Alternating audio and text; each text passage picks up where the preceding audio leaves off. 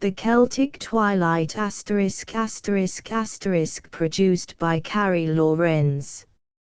Special thanks to John B. Hare, redactor for this text and significant contributor to its preparation for PG. The Celtic Twilight by W. B. Yeats. Time drops in decay like a candle burnt out. And the mountains and woods have their day, but, kindly old rout of the fire-born moods, you pass not away. The hosting of the sea, the host is riding from Knocknarea, and over the grave of Cloothnabear, Cowlt tossing his burning hair, and Neve calling, away, come away, empty your heart of its mortal dream. The winds awaken, the leaves whirl round, our cheeks are pale, our hair is unbound, our breasts are heaving, our eyes are agleam, our arms are waving, our lips are apart, and if any gaze on our rushing band, we come between him and the deed of his hand, we come between him and the hope of his heart. The host is rushing twixt night and day, and where is there hope or deed as fair? Cowlt tossing his burning hair, and Neve calling, away, come away. This book I have desired, like every artist, to create a little world out of the beautiful, pleasant, and significant things of this marred and clumsy world, and to show in a vision something of the face of Ireland to any of my own people who would look where I bid them. I have therefore written down accurately and candidly much that I have heard and seen, and, except by way of commentary, nothing that I have merely imagined. I have, however, been at no pains to separate my own beliefs from those of the peasantry, but have rather let my men and women, trolls and fairies, go their way unoffended or defended by any argument of mine. The things a man has heard and seen are threads of life, and if he pull them carefully from the confused distaff of memory, any who will can weave them into whatever garments of belief please them best. I too have woven my garment like another, but I shall try to keep warm in it, and shall be well content if it do not unbecome me.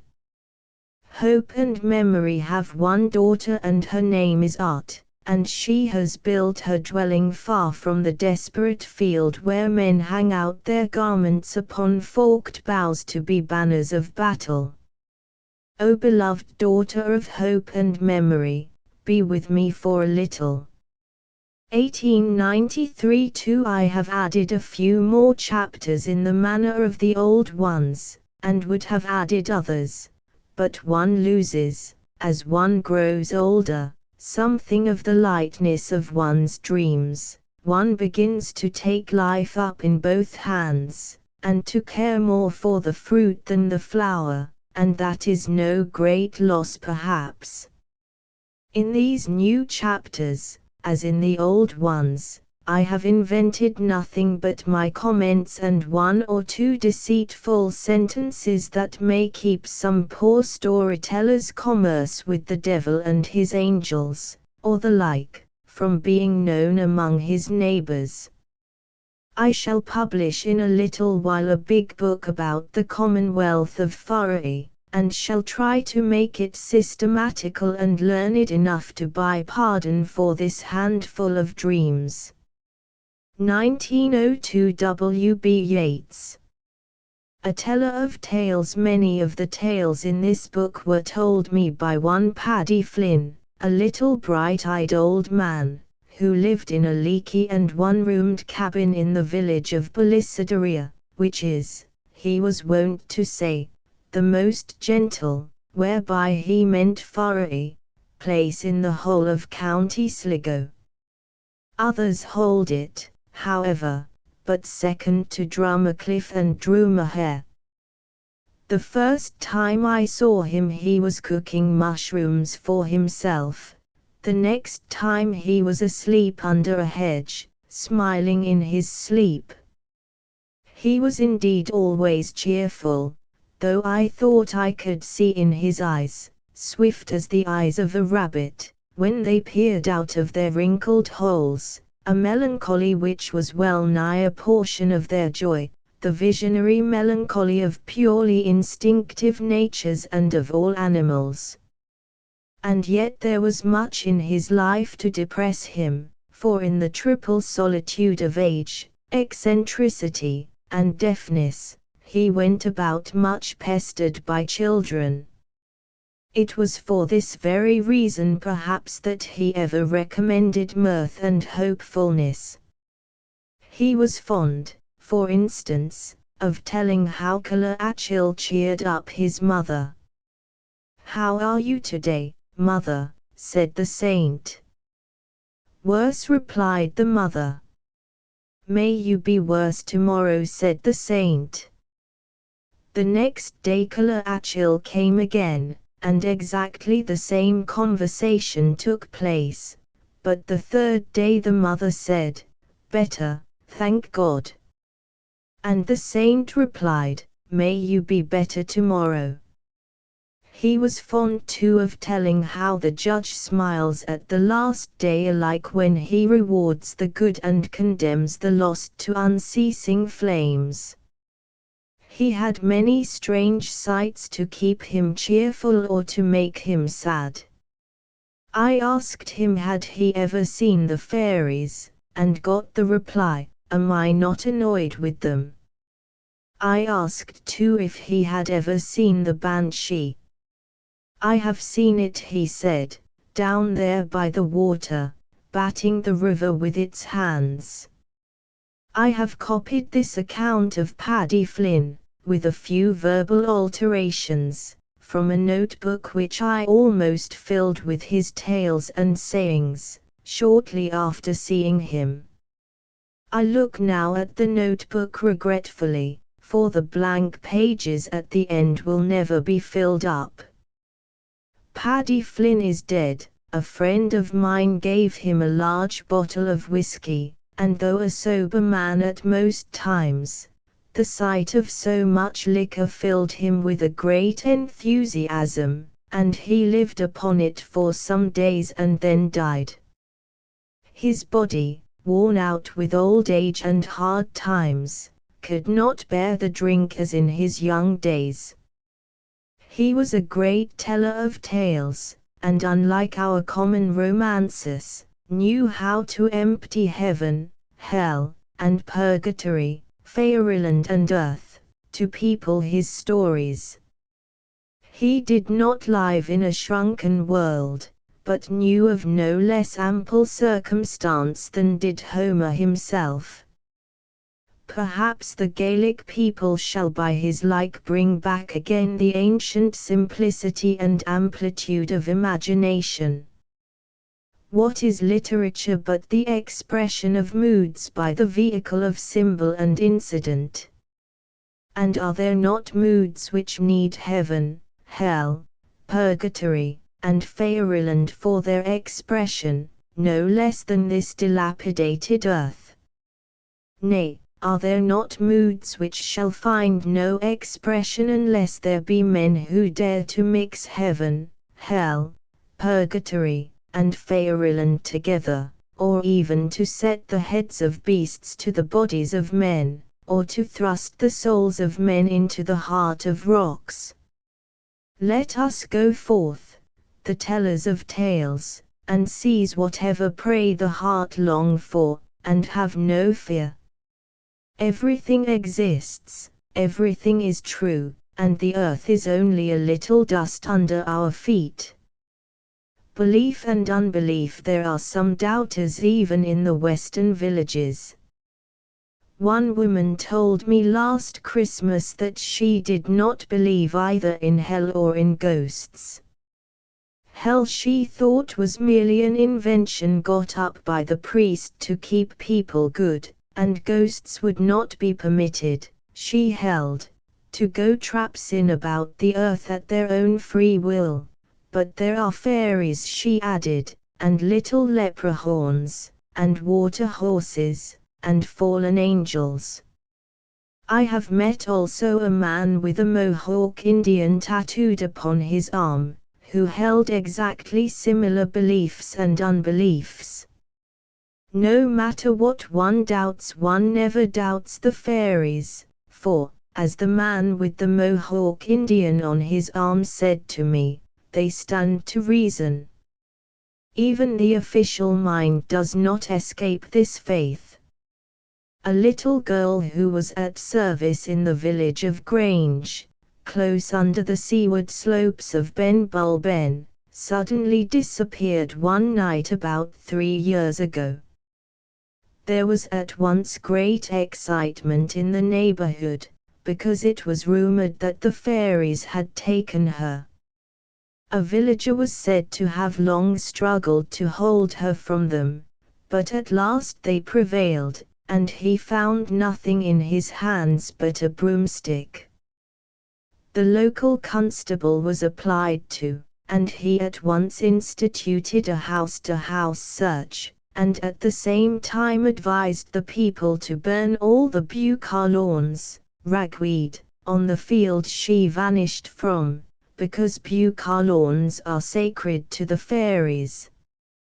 They spent the whole night burning them, the constable repeating spells the while. In the morning the little girl was found, the story goes, wandering in the field. She said the fairies had taken her away a great distance, riding on a furry horse. At last she saw a big river, and the man who had tried to keep her from being carried off was drifting down it. Such are the topsy-turvydom of furry glamour, in a cockle shell. On the way her companions had mentioned the names of several people who were about to die shortly in the village. Perhaps the constable was right. It is better doubtless to believe much unreason and a little truth than to deny, for denials sake truth and unreason alike, for when we do this we have not even a rush candle to guide our steps, not even a poor south to dance before us on the marsh, and must needs fumble our way into the great emptiness where dwell the misshapen holes.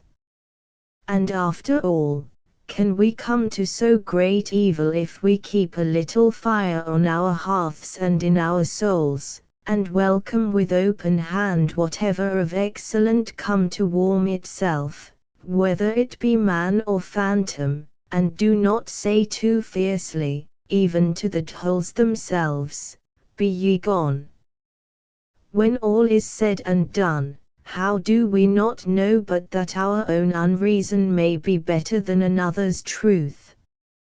For it has been warmed on our hearths and in our souls, and is ready for the wild bees of truth to hive in it, and make their sweet honey. Come into the world again, wild bees, wild bees. Mortal help one hears in the old poems of men taken away to help the gods in a battle, and Cuchulainn won the goddess fanned for a while, by helping her married sister and her sister's husband to overthrow another nation of the land of promise. I have been told, too, that the people of Furry cannot even play at hurley unless they have on either side some mortal, whose body, or whatever has been put in its place, as the storyteller would say, is asleep at home. Without mortal help they are shadowy and cannot even strike the balls. One day I was walking over some marshy land in Galway with a friend when we found an old, hard-featured man digging a ditch. My friend had heard that this man had seen a wonderful sight of some kind, and at last we got the story out of him. When he was a boy he was working one day with about 30 men and women and boys. They were beyond Tuam and not far from Knocknugger. Presently they saw, all 30 of them, and at a distance of about half a mile, some 150 of the people of Faroe. There were 2 of them, he said, in dark clothes like people of our own time, who stood about 100 yards from one another, but the others wore clothes of all colors, bracket or checkered, and some with red waistcoats. He could not see what they were doing, but all might have been playing hurley, for they looked as if it was that. Sometimes they would vanish, and then he would almost swear they came back out of the bodies of the 2 men in dark clothes. These 2 men were of the size of living men, but the others were small. He saw them for about half an hour, and then the old man he and those about him were working for took up a whip and said, get on, or we will have no work done." I asked if he saw the fairies too. "Oh, yes, but he did not want work he was paying wages for to be neglected. He made everybody work so hard that nobody saw what happened to the fairies." 1902 A visionary, a young man, came to see me at my lodgings the other night, and began to talk of the making of the earth and the heavens and much else. I questioned him about his life and his doings. He had written many poems and painted many mystical designs since we met last, but latterly had neither written nor painted, for his whole heart was set upon making his mind strong, vigorous, and calm, and the emotional life of the artist was bad for him, he feared. He recited his poems readily, however. He had them all in his memory. Some indeed had never been written down. They, with their wild music as of winds blowing in the reeds, FN-1, seemed to me the very inmost voice of Celtic sadness, and of Celtic longing for infinite things the world has never seen. Suddenly it seemed to me that he was peering about him a little eagerly. "Do you see anything, X-?" I said. "A shining, winged woman, covered by her long hair, is standing near the doorway," he answered, or some such words. "Is it the influence of some living person who thinks of us, and whose thoughts appear to us in that symbolic form?" I said, for I am well instructed in the ways of the visionaries and in the fashion of their speech.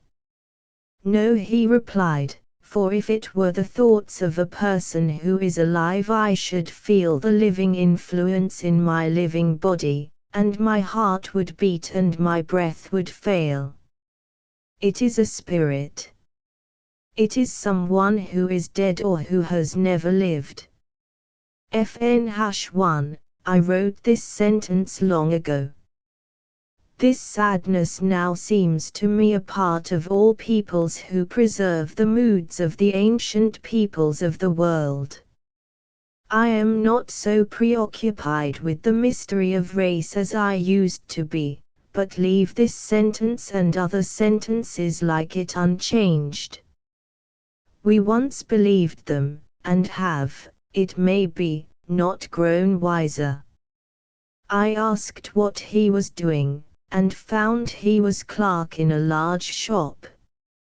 His pleasure, however, was to wander about upon the hills, talking to half-mad and visionary peasants, or to persuade queer and conscience-stricken persons to deliver up the keeping of their troubles into his care. Another night, when I was with him in his own lodging, more than one turned up to talk over their beliefs and disbeliefs, and sun them as it were in the subtle light of his mind.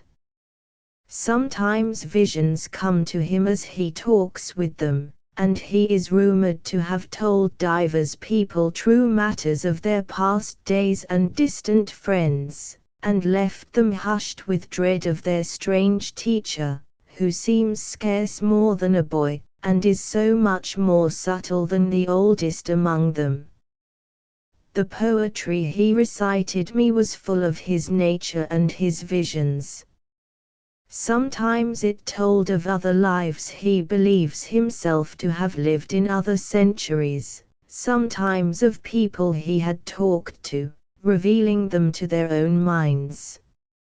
I told him I would write an article upon him and was told in turn that I might do so if I did not mention his name, for he wished to be always unknown, obscure, impersonal. Next day a bundle of his poems arrived, and with them a note in these words: "Here are copies of verses you said you liked. I do not think I could ever write or paint any more.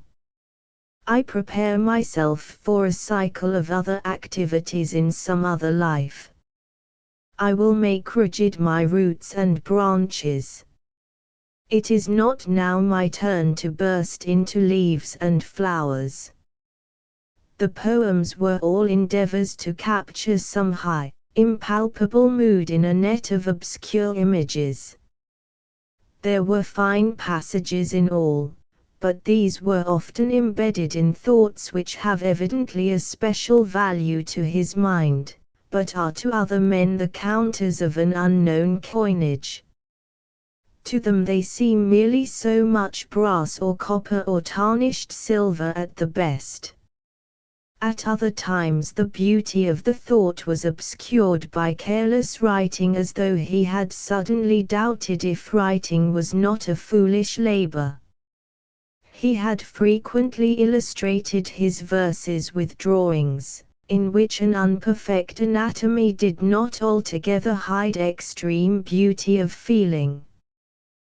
The fairies in whom he believes have given him many subjects, notably Thomas of Ercildown sitting motionless in the twilight while a young and beautiful creature leans softly out of the shadow and whispers in his ear.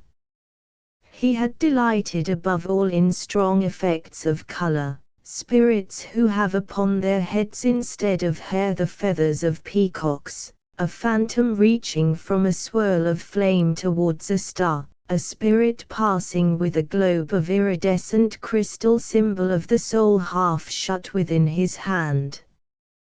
But always under this largesse of color lay some tender homily addressed to man's fragile hopes. This spiritual eagerness draws to him all those who, like himself, seek for illumination or else mourn for a joy that has gone.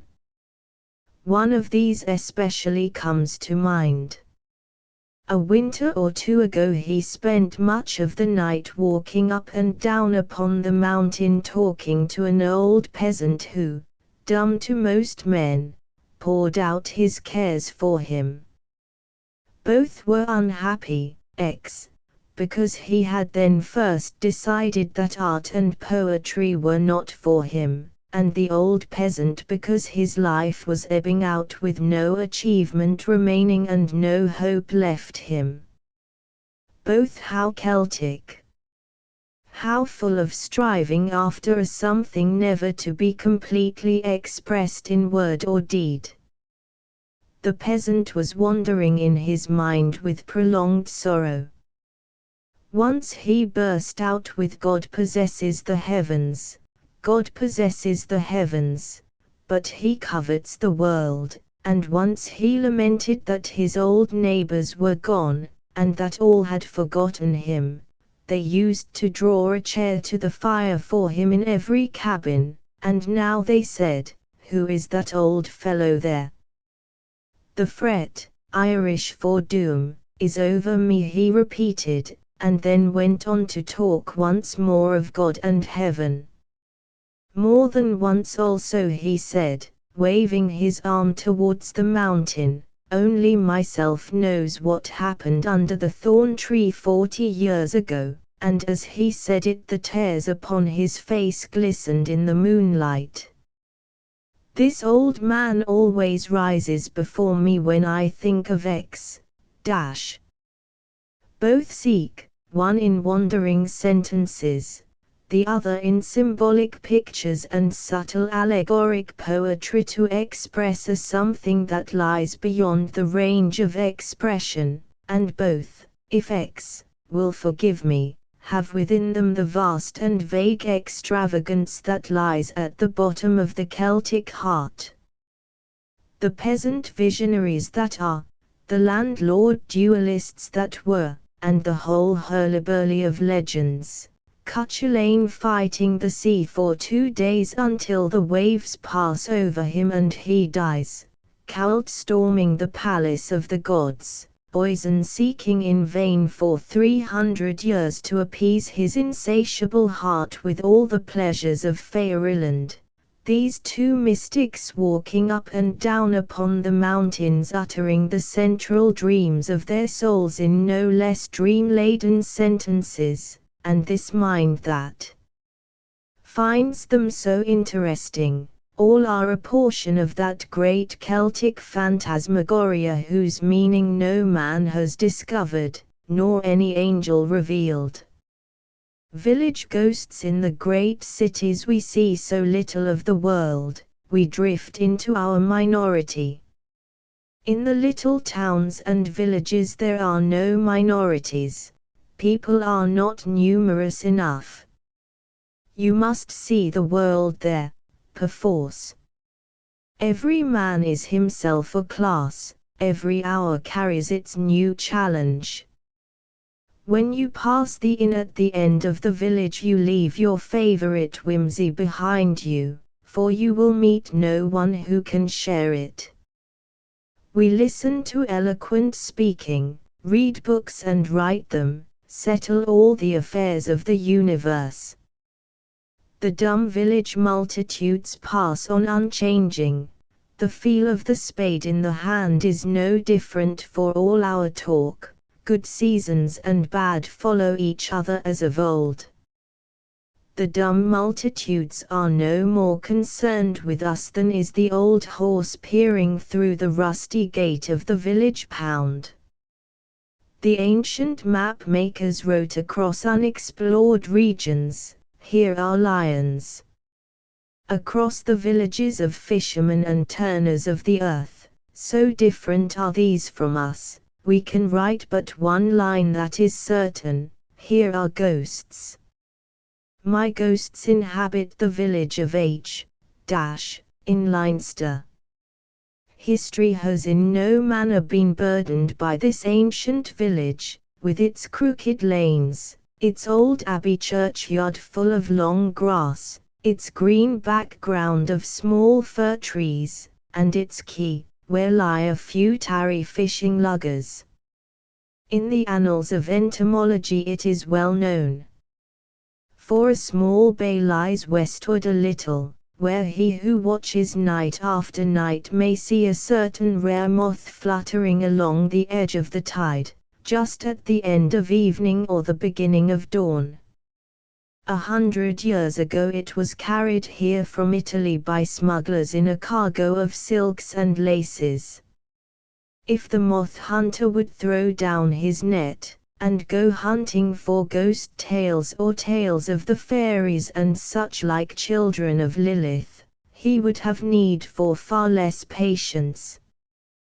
To approach the village at night a timid man requires great strategy. A man was once heard complaining, by the cross of Jesus. How shall I go? If I pass by the hill of Dunboy old Captain Burney may look out on me. If I go round by the water, and up by the steps, there is the headless one and another on the quays, and a new one under the old churchyard wall. If I go right round the other way, Mrs. Stewart is appearing at Hillside Gate, and the devil himself is in the hospital lane. I never heard which spirit he braved, but feel sure it was not the one in the hospital lane. In cholera times a shed had been there set up to receive patients. When the need had gone by, it was pulled down, but ever since the ground where it stood has broken out in ghosts and demons and fairies. There is a farmer at H. Paddy B, by name, a man of great strength, and a teetotaler. His wife and sister-in-law, musing on his great strength, often wonder what he would do if he drank.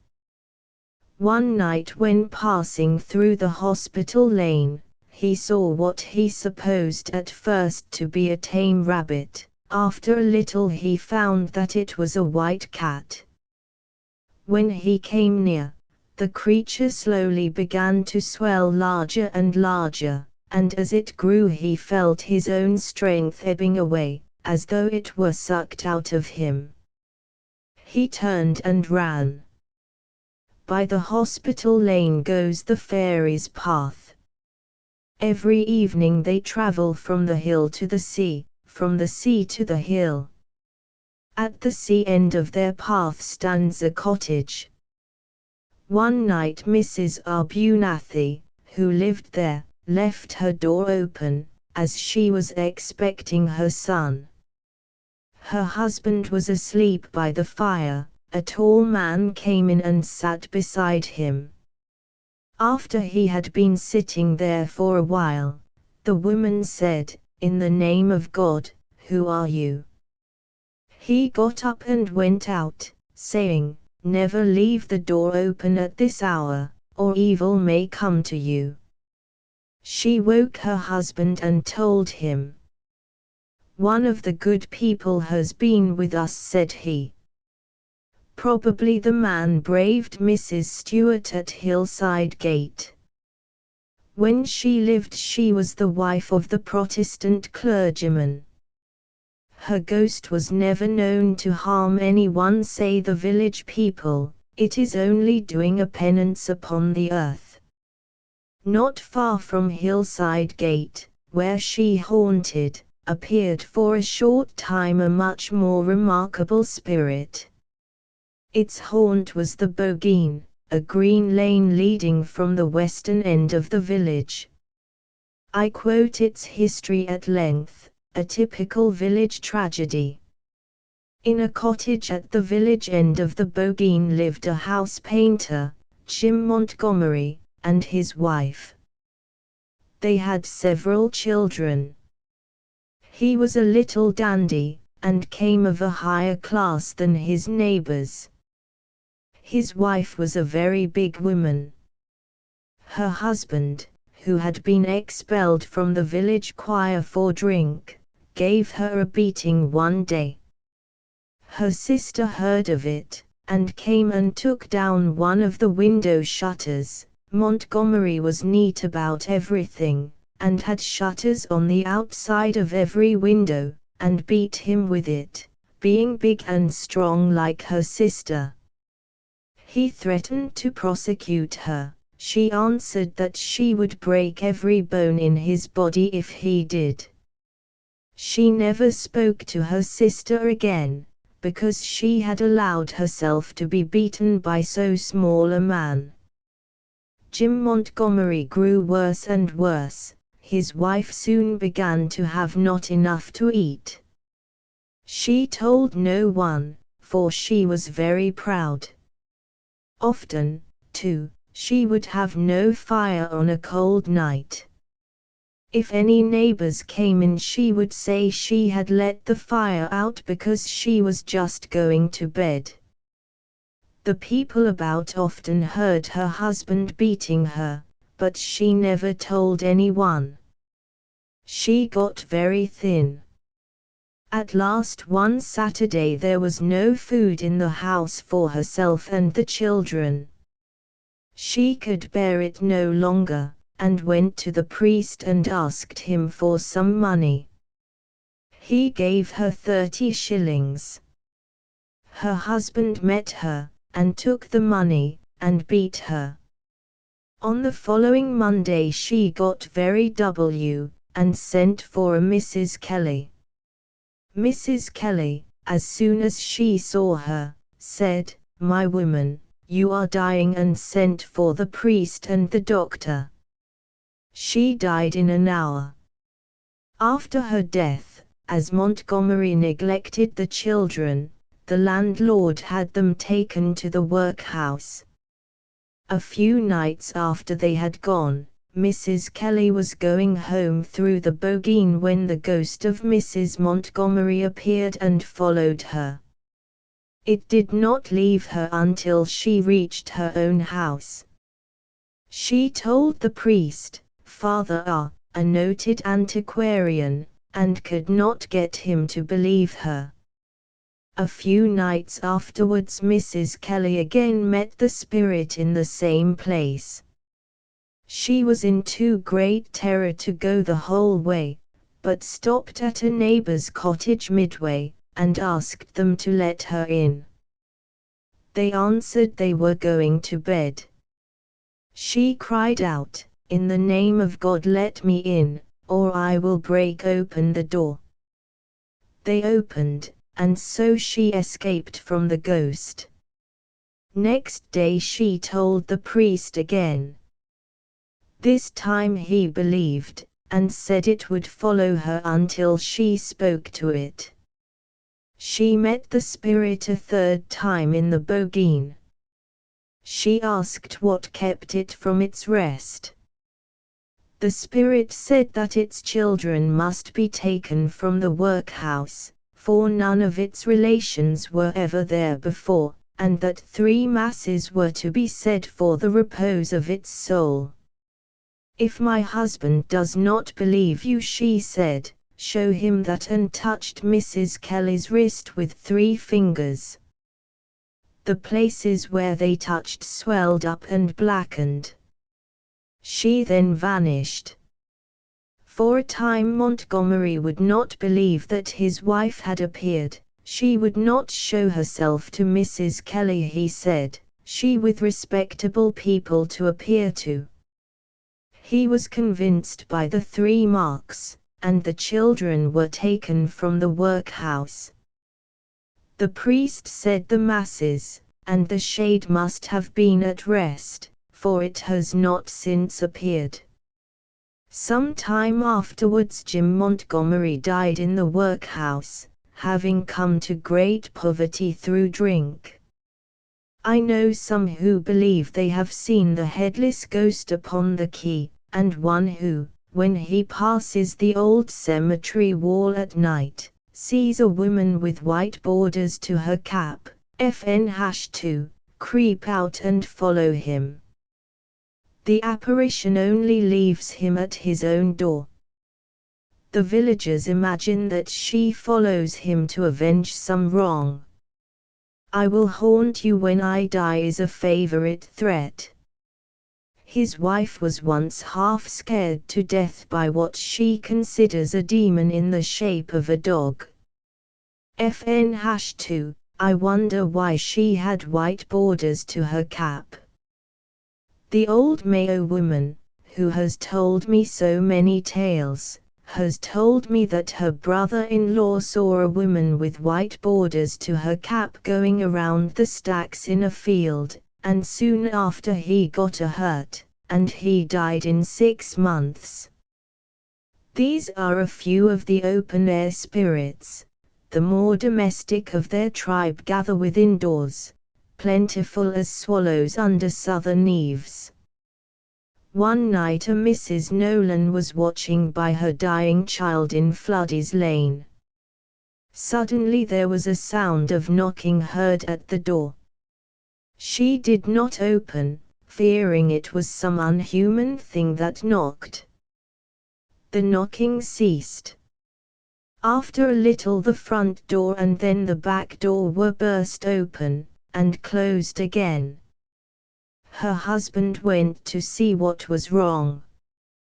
He found both doors bolted. The child died. The doors were again opened and closed as before.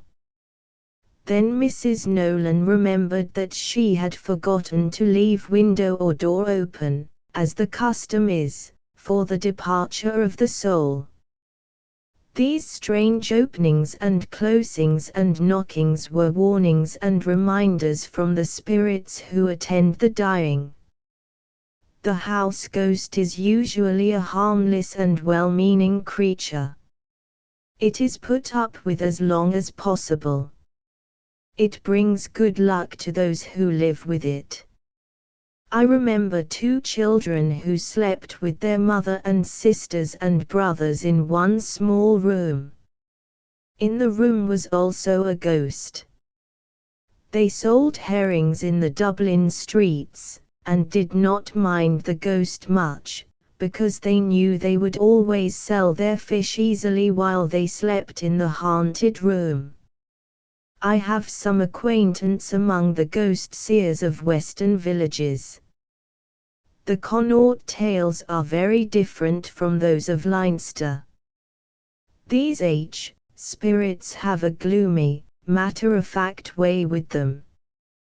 They come to announce a death, to fulfill some obligation, to revenge a wrong, to pay their bills even, as did a fisherman's daughter the other day, and then hasten to their rest. All things they do decently and in order. It is demons, and not ghosts, that transform themselves into white cats or black dogs. The people who tell the tales are poor, serious-minded fishing people, who find in the doings of the ghosts the fascination of fear. In the Western tales is a whimsical grace, a curious extravagance. The people who recount them live in the most wild and beautiful scenery, under a sky ever loaded and fantastic with flying clouds. They are farmers and laborers, who do a little fishing now and then. They do not fear the spirits too much to feel an artistic and humorous pleasure in their doings. The ghosts themselves share in their quaint hilarity. In one western town, on whose deserted wharf the grass grows, these spirits have so much vigor that, when a misbeliever ventured to sleep in a haunted house, I have been told they flung him through the window, and his bed after him. In the surrounding villages the creatures use the most strange disguises. A dead old gentleman robs the cabbages of his own garden in the shape of a large rabbit. A wicked sea captain stayed for years inside the plaster of a cottage wall, in the shape of a snipe, making the most horrible noises. He was only dislodged when the wall was broken down, then out of the solid plaster the snipe rushed away whistling. Dusteth closed Helen's eye. I have been lately to a little group of houses, not many enough to be called a village, in the barony of Kiltartan in County Galway, whose name, Ballally, is known through all the west of Ireland. There is the old square castle, Ballally, inhabited by a farmer and his wife, and a cottage where their daughter and their son-in-law live, and a little mill with an old miller, and old ash trees throwing green shadows upon a little river and great stepping stones. I went there 2 or 3 times last year to talk to the miller about Biddy Early, a wise woman that lived in Clare some years ago, and about her saying, "There is a cure for all evil between the 2 mill wheels of Ballally," and to find out from him or another whether she meant the moss between the running waters or some other herb. I have been there this summer, and I shall be there again before it is autumn, because Mary Hines, a beautiful woman whose name is still a wonder by turf fires, died there 60 years ago. For our feet would linger where beauty has lived its life of sorrow to make us understand that it is not of the world. An old man brought me a little way from the mill and the castle, and down a long, narrow boreen that was nearly lost in brambles and sloe bushes, and he said, "That is the little old foundation of the house, but the most of it is taken for building walls, and the goats have ate those bushes that are growing over it till they've got cranky, and they won't grow any more." They say she was the handsomest girl in Ireland. Her skin was like dribbled snow, he meant driven snow, perhaps, and she had blushes in her cheeks. She had 5 handsome brothers, but all are gone now. I talked to him about a poem in Irish, Raftery, a famous poet, made about her, and how it said, "There is a strong cellar in Ballylee." He said the strong cellar was the great hole where the river sank underground, and he brought me to a deep pool, where an otter hurried away under a grey boulder, and told me that many fish came up out of the dark water at early morning to taste the fresh water coming down from the hills. I first heard of the poem from an old woman who lives about 2 miles further up the river, and who remembers Raftery and Mary Hines. She says, "I never saw anybody so handsome as she was, and I never will till I die, and that he was nearly blind, and had no way of living but to go round and to mark some house to go to, and then all the neighbors would gather to hear. If you treated him well he'd praise you, but if you did not, he'd fault you in Irish. He was the greatest poet in Ireland, and he'd make a song about that bush if he chanced to stand under it.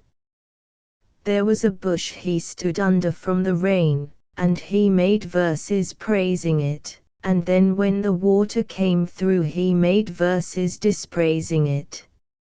She sang the poem to a friend and to myself in Irish, and every word was audible and expressive, as the words in a song were always, as I think, before music grew too proud to be the garment of words, flowing and changing with the flowing and changing of their energies.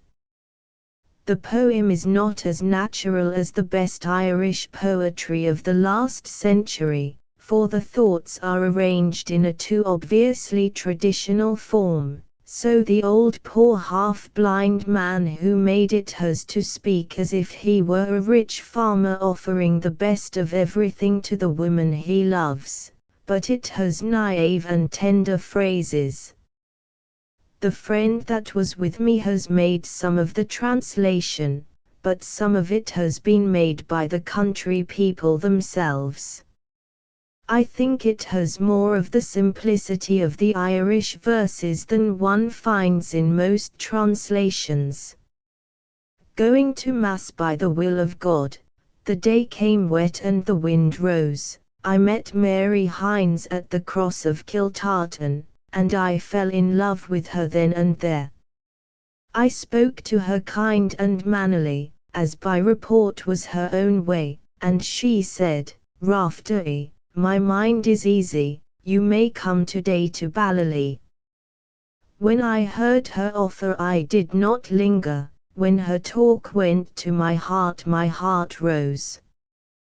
We had only to go across the 3 fields, we had daylight with us to Ballylee. The table was laid with glasses and a quart measure, she had fair hair, and she sitting beside me, and she said, "Drink, Raftery, and 100 welcomes, there is a strong cellar in Ballylee. O star of light and O sun in harvest, O amber hair, O my share of the world, will you come with me upon Sunday till we agree together before all the people? I would not grudge you a song every Sunday evening, punch on the table, or wine if you would drink it, but, O King of Glory, dry the roads before me, till I find the way to Ballylee." There is sweet air on the side of the hill when you are looking down upon Ballally, when you are walking in the valley picking nuts and blackberries, there is music of the birds in it and music of the sea. What is the worth of greatness till you have the light of the flower of the branch that is by your side? There is no God to deny it or to try and hide it. She is the sun in the heavens who wounded my heart.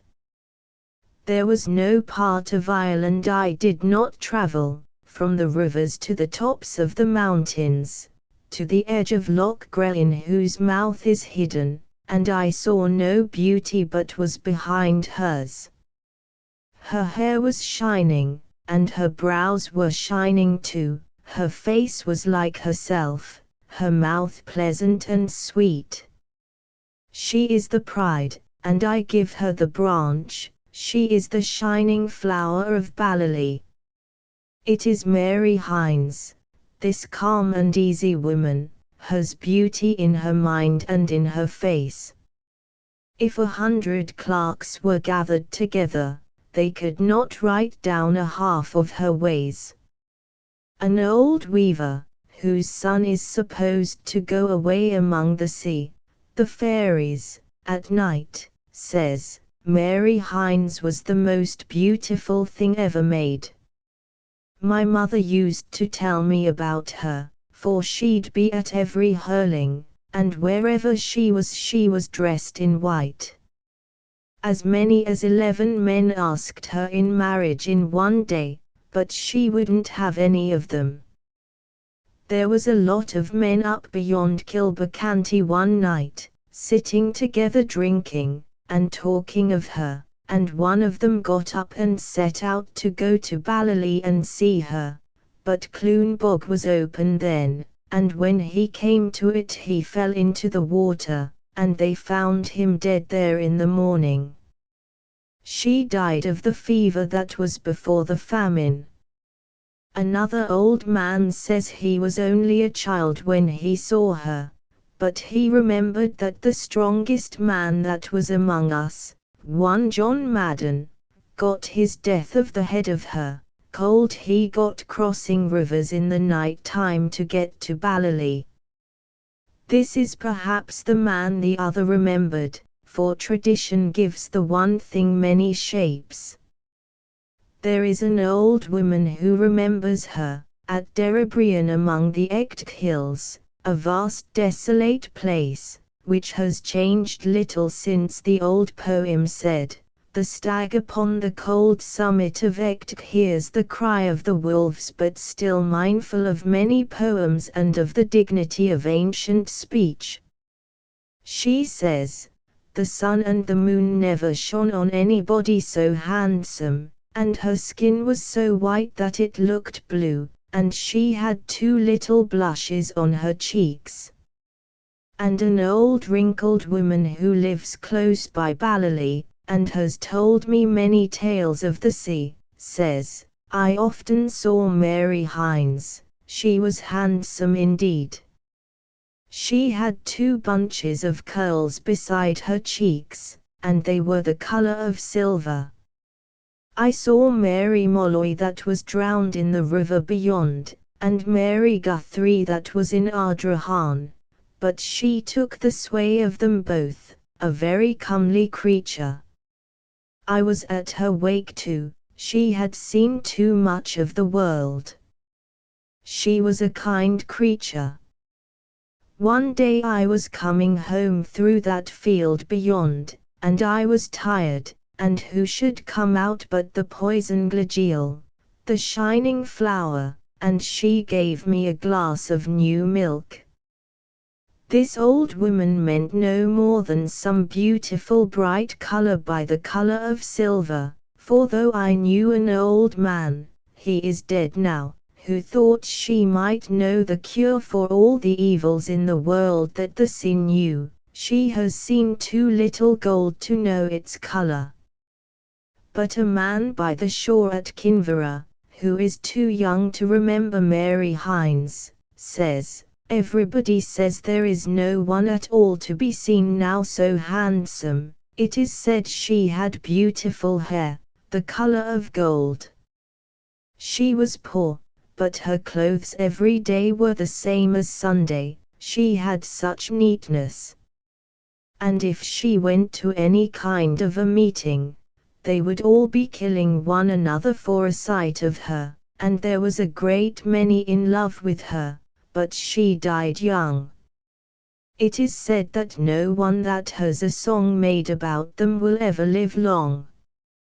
Those who are much admired are, it is held, taken by the sea, who can use ungoverned feeling for their own ends, so that a father, as an old herb doctor told me once, may give his child into their hands, or a husband his wife. The admired and desired are only safe if one says God bless them when one's eyes are upon them. The old woman that sang the song thinks, too, that Mary Hines was taken as the phrase is, for they have taken many that are not handsome, and why would they not take her? And people came from all parts to look at her, and maybe there were some that did not say God bless her.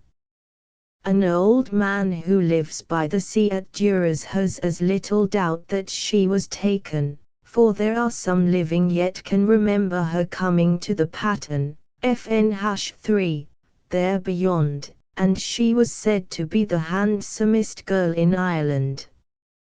She died young because the gods loved her, for the sea are the gods. And it may be that the old saying, which we forget to understand literally, meant her manner of death in old times. These poor countrymen and countrywomen in their beliefs, and in their emotions, are many years nearer to that old Greek world, that set beauty beside the fountain of things, than are our men of learning. She had seen too much of the world. But these old men and women, when they tell of her, blame another and not her, and though they can be hard, they grow gentle as the old men of Troy grew gentle when Helen passed by on the walls.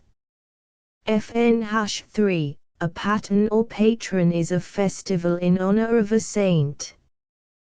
The poet who helped her to so much fame has himself a great fame throughout the west of Ireland. Some think that Raftery was half blind, and say, I saw Raftery, a dark man, but he had sight enough to see her or the like, but some think he was wholly blind, as he may have been at the end of his life. Fable makes all things perfect in their kind, and her blind people must never look on the world and the sun. I asked a man I met one day, when I was looking for a pool na sea where women of Furry have been seen, but Raftery could have admired Mary Hines so much if he had been altogether blind. He said, I think Raftery was altogether blind. But those that are blind have a way of seeing things, and have the power to know more, and to feel more, and to do more, and to guess more than those that have their sight, and a certain wit and a certain wisdom is given to them. Everybody, indeed, will tell you that he was very wise, for was he not only blind but a poet? The weaver whose words about Mary Hines I have already given, says, his poetry was the gift of the Almighty, for there are three things that are the gift of the Almighty, poetry and dancing and principles. That is why in the old times an ignorant man coming down from the hillside would be better behaved and have better learning than a man with education you'd meet now. For they got it from God, and a man at school says, when he put his finger to one part of his head, everything would come to him as if it was written in a book, and an old pensioner at Kiltartan says, he was standing under a bush one time, and he talked to it, and it answered him back in Irish, Some say it was the bush that spoke, but it must have been an enchanted voice in it, and it gave him the knowledge of all the things of the world. The bush withered up afterwards, and it is to be seen on the roadside now between this and Rahasine. There is a poem of his about a bush, which I have never seen, and it may have come out of the cauldron of fable in this shape. A friend of mine met a man once who had been with him when he died, but the people say that he died alone, and one Mortine Gillane told Dr. Hyde that all night long a light was seen streaming up to heaven from the roof of the house where he lay, and that was the angels who were with him, and all night long there was a great light in the hovel, and that was the angels who were waking him. They gave that honor to him because he was so good a poet, and sang such religious songs. It may be that in a few years Fable, who changes mortalities to immortalities in her cauldron, will have changed Mary Hines and Raftery to perfect symbols of the sorrow of beauty and of the magnificence and penury of dreams. 1902. When I was in a northern town a while ago, I had a long talk with a man who had lived in a neighboring country district when he was a boy. He told me that when a very beautiful girl was born in a family that had not been noted for good looks, her beauty was thought to have come from the sea, and to bring misfortune with it. He went over the names of several beautiful girls that he had known, and said that beauty had never brought happiness to anybody. It was a thing, he said, to be proud of and afraid of. I wish I had written out his words at the time, for they were more picturesque than my memory of them. 1902. A Knight of the Sheep. Away to the north of Ben Bulben and Cope's Mountain lives a strong farmer, a Knight of the Sheep they would have called him in the Gaelic days. Proud of his descent from one of the most fighting clans of the Middle Ages, he is a man of force alike in his words and in his deeds. There is but one man that swears like him, and this man lives far away upon the mountain.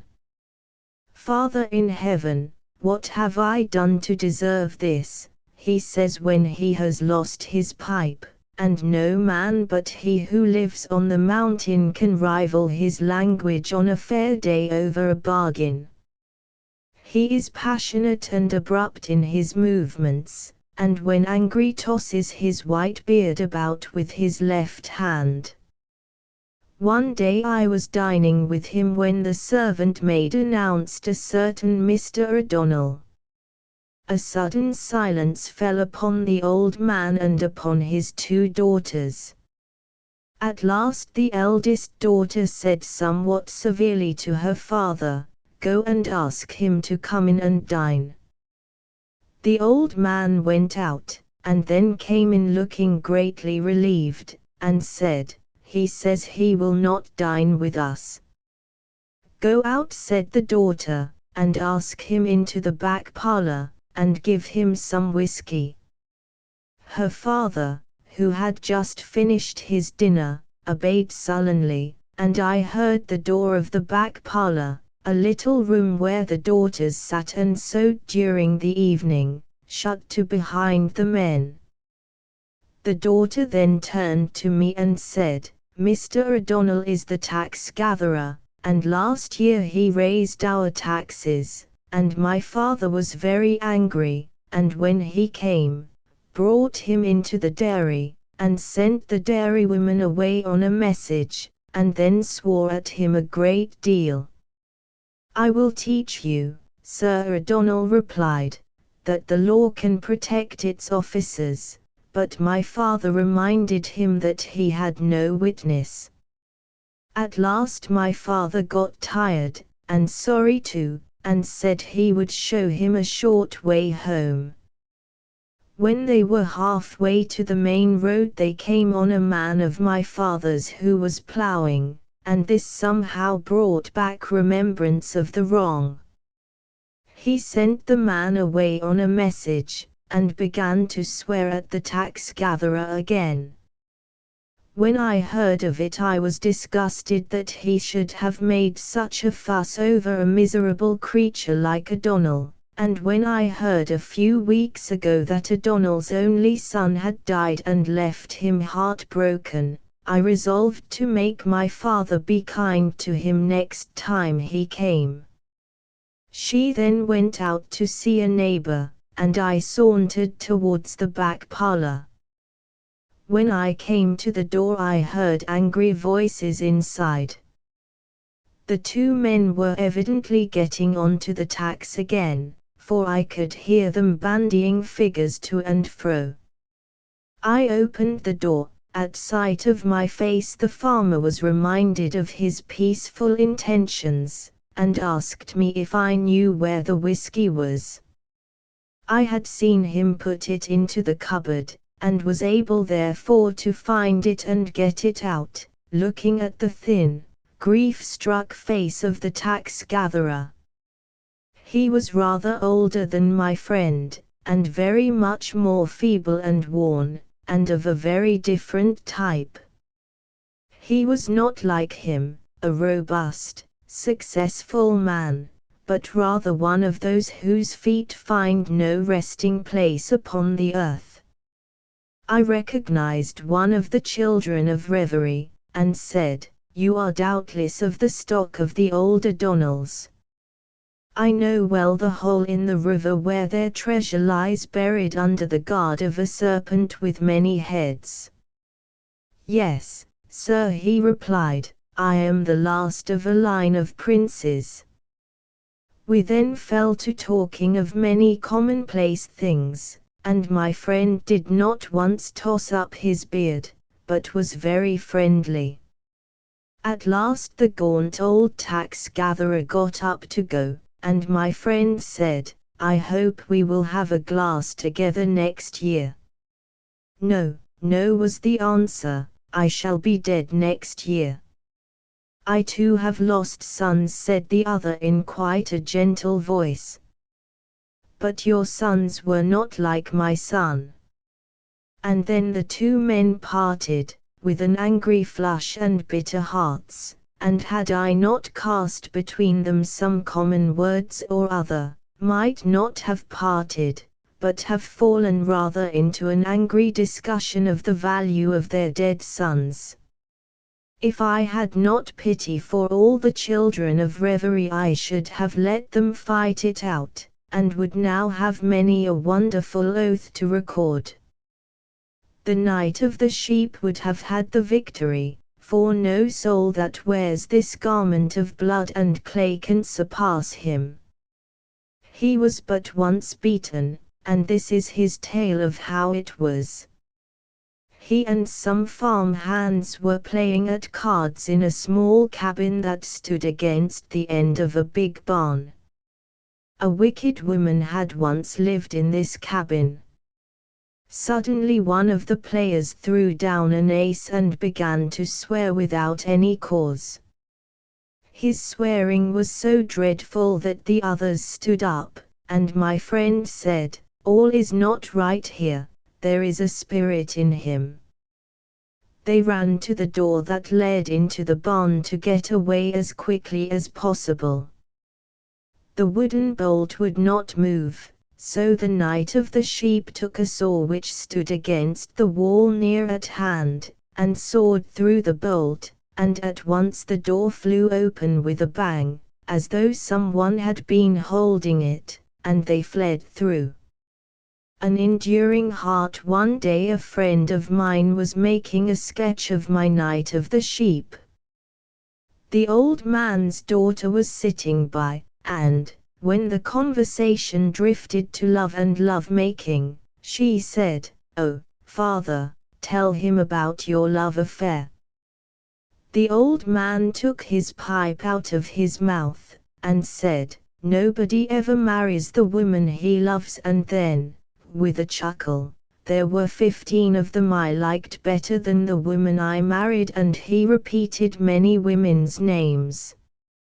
He went on to tell how when he was a lad he had worked for his grandfather, his mother's father, and was called, my friend has forgotten why, by his grandfather's name, which we will say was Doran.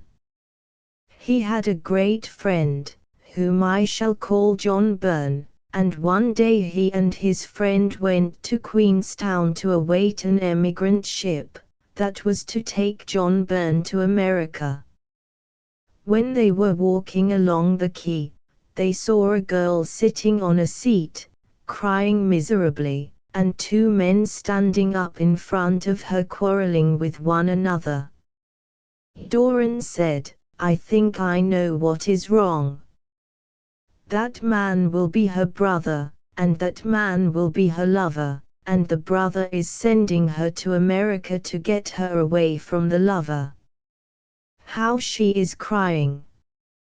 But I think I could console her myself. Presently the lover and brother went away, and Doran began to walk up and down before her, saying, mild weather, miss, or the like. She answered him in a little while, and the 3 began to talk together. The emigrant ship did not arrive for some days, and the 3 drove about on outside cars very innocently and happily, seeing everything that was to be seen. When at last the ship came, and Doran had to break it to her that he was not going to America, she cried more after him than after the first lover. Doran whispered to Burn as he went aboard ship, now, Burn, I don't grudge her to you, but don't marry young.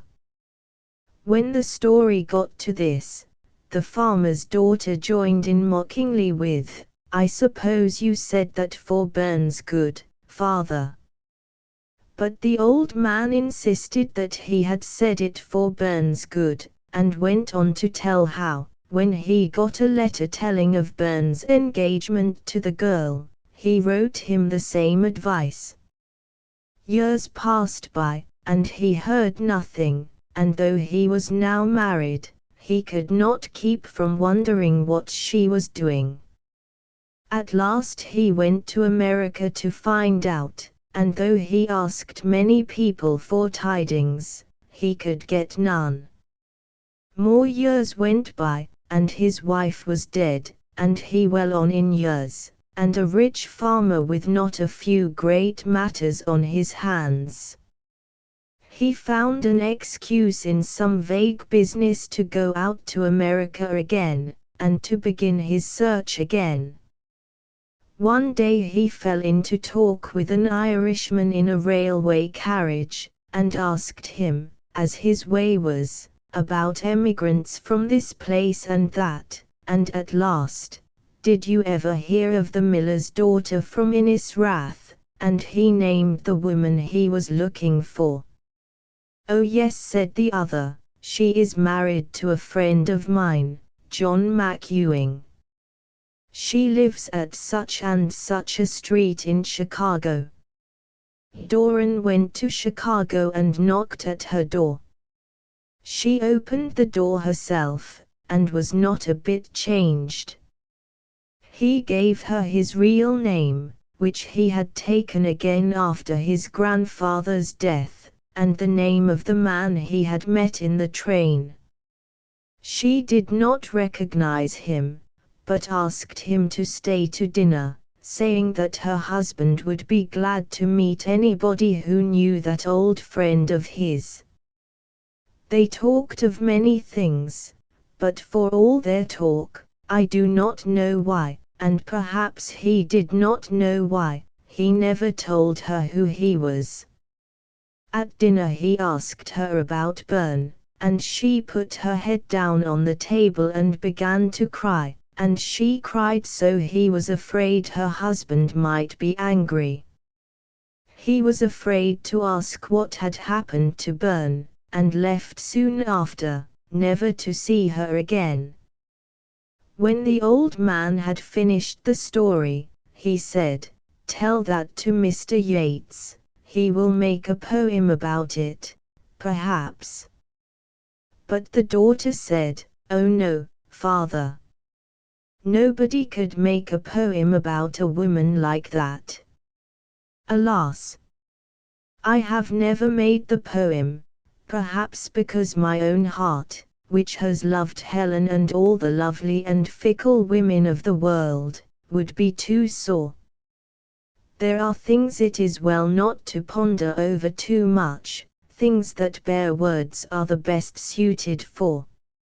1902 The sorcerers in Ireland. We hear but little of the darker powers, FN-4, and come across any who have seen them even more rarely, for the imagination of the people dwells rather upon the fantastic and capricious, and fantasy and caprice would lose the freedom which is their breath of life, were they to unite them either with evil or with good.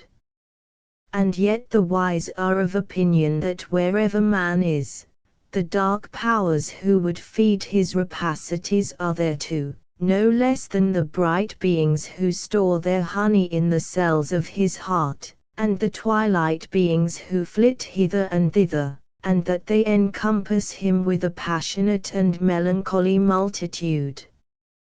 They hold, too, that he who by long desire or through accident of birth possesses the power of piercing into their hidden abode can see them there, those who were once men or women full of a terrible vehemence, and those who have never lived upon the earth, moving slowly and with a subtler malice.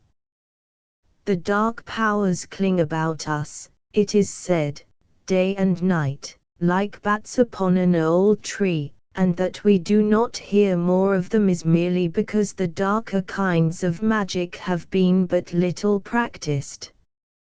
I have indeed come across very few persons in Ireland who try to communicate with evil powers, and the few I have met keep their purpose and practice wholly hidden from those among whom they live. They are mainly small clerks and the like, and meet for the purpose of their art in a room hung with black hangings. They would not admit me into this room, but finding me not altogether ignorant of the arcane science, showed gladly elsewhere what they would do. "Come to us," said their leader, a clerk in a large flour mill, "and we will show you spirits who will talk to you face to face, and in shapes as solid and heavy as our own." FN-4, I know better now. We have the dark powers much more than I thought, but not as much as the Scottish, and yet I think the imagination of the people does dwell chiefly upon the fantastic and capricious. I had been talking of the power of communicating in states of trance with the angelical and fairy beings, the children of the day and of the twilight, and he had been contending that we should only believe in what we can see and feel when in our ordinary everyday state of mind.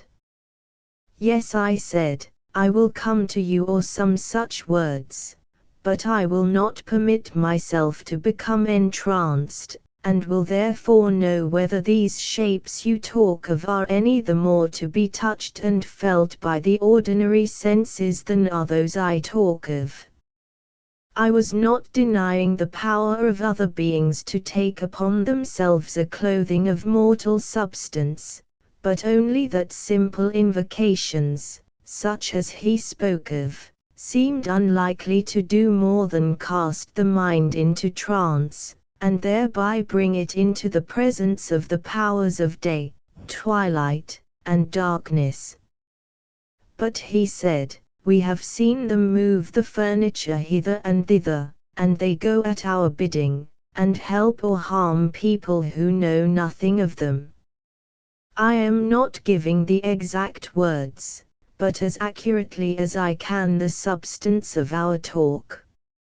On the night arranged I turned up about 8, and found the leader sitting alone in almost total darkness in a small back room. He was dressed in a black gown, like an inquisitor's dress in an old drawing, that left nothing of him visible, except his eyes, which peered out through two small round holes. Upon the table in front of him was a brass dish of burning herbs, a large bowl, a skull covered with painted symbols, two crossed daggers, and certain implements shaped like quern stones, which were used to control the elemental powers in some fashion I did not discover. I also put on a black gown, and remember that it did not fit perfectly, and that it interfered with my movements considerably. The sorcerer then took a black cock out of a basket, and cut its throat with one of the daggers, letting the blood fall into the large bowl. He opened a book and began an invocation, which was certainly not English, and had a deep guttural sound. Before he had finished, another of the sorcerers, a man of about 25, came in, and having put on a black gown also, seated himself at my left band. I had the invoker directly in front of me, and soon began to find his eyes, which glittered through the small holes in his hood, affecting me in a curious way. I struggled hard against their influence, and my head began to ache. The invocation continued, and nothing happened for the first few minutes. Then the invoker got up and extinguished the light in the hall, so that no glimmer might come through the slit under the door. There was now no light except from the herbs on the brass dish, and no sound except from the deep guttural murmur of the invocation. Presently the man at my left swayed himself about, and cried out, "O God! O God!" I asked him what ailed him, but he did not know he had spoken. A moment after he said he could see a great serpent moving about the room, and became considerably excited. I saw nothing with any definite shape, but thought that black clouds were forming about me. I felt I must fall into a trance if I did not struggle against it, and that the influence which was causing this trance was out of harmony with itself, in other words, evil. After a struggle I got rid of the black clouds, and was able to observe with my ordinary senses again. The two sorcerers now began to see black and white columns moving about the room, and finally a man in a monk's habit, and they became greatly puzzled because I did not see these things also, for to them they were as solid as the table before them. The invoker appeared to be gradually increasing in power, and I began to feel as if a tide of darkness was pouring from him and concentrating itself about me, and now too I noticed that the man on my left hand had passed into a death-like trance. With a last great effort I drove off the black clouds, but feeling them to be the only shapes I should see without passing into a trance, and having no great love for them, I asked for lights, and after the needful exorcism returned to the ordinary world. I said to the more powerful of the two sorcerers, "What would happen if one of your spirits had overpowered me?" "You would go out of this room," he answered, "with his character added to your own." I asked about the origin of his sorcery, but got little of importance, except that he had learned it from his father. He would not tell me more, for he had, it appeared, taken a vow of secrecy. For some days I could not get over the feeling of having a number of deformed and grotesque figures lingering about me. The bright powers are always beautiful and desirable, and the dim powers are now beautiful, now quaintly grotesque, but the dark powers express their unbalanced natures in shapes of ugliness and horror. The devil, my old Mayo woman told me one day that something very bad had come down the road and gone into the house opposite, and though she would not say what it was, I knew quite well. Another day she told me of two friends of hers who had been made love to by one whom they believed to be the devil. One of them was standing by the roadside when he came by on horseback, and asked her to mount up behind him, and go riding. When she would not, he vanished. The other was out on the road late at night waiting for her young man, when something came flapping and rolling along the road up to her feet. It had the likeness of a newspaper, and presently it flapped up into her face, and she knew by the size of it that it was the Irish Times. All of a sudden it changed into a young man, who asked her to go walking with him. She would not, and he vanished. I know of an old man too, on the slopes of Ben Bulben, who found the devil ringing a bell under his bed, and he went off and stole the chapel bell and rang him out. It may be that this, like the others, was not the devil at all, but some poor wood spirit whose cloven feet had got him into trouble. Happy and unhappy theologians. A Mayo woman once said to me, I knew a servant girl who hung herself for the love of God. She was lonely for the priest and her society, FN-5, and hung herself to the banisters with a scarf. She was no sooner dead than she became white as a lily, and if it had been murder or suicide she would have become black as black. They gave her Christian burial, and the priest said she was no sooner dead than she was with the Lord. So nothing matters that you do for the love of God. I do not wonder at the pleasure she has in telling this story, for she herself loves all holy things with an ardor that brings them quickly to her lips. She told me once that she never hears anything described in a sermon that she does not afterwards see with her eyes. She has described to me the gates of purgatory as they showed themselves to her eyes, but I remember nothing of the description except that she could not see the souls in trouble but only the gates. Her mind continually dwells on what is pleasant and beautiful. One day she asked me what month and what flower were the most beautiful. When I answered that I did not know, she said, the month of May, because of the Virgin, and the lily of the valley, because it never sinned, but came pure out of the rocks. And then she asked, what is the cause of the 3 cold months of winter? I did not know even that, and so she said, the sin of man and the vengeance of God.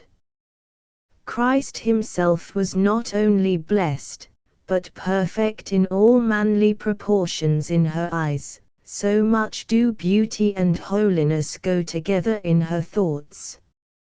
He alone of all men was exactly 6 feet high, all others are a little more or a little less.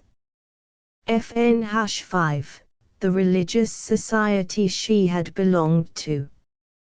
Her thoughts and her sights of the people of Furry are pleasant and beautiful too, and I have never heard her call them the fallen angels. They are people like ourselves, only better looking, and many a time she has gone to the window to watch them drive their wagons through the sky, wagon behind wagon in long line, or to the door to hear them singing and dancing in the fourth. They sing chiefly, it seems, a song called The Distant Waterfall, and though they once knocked her down she never thinks badly of them.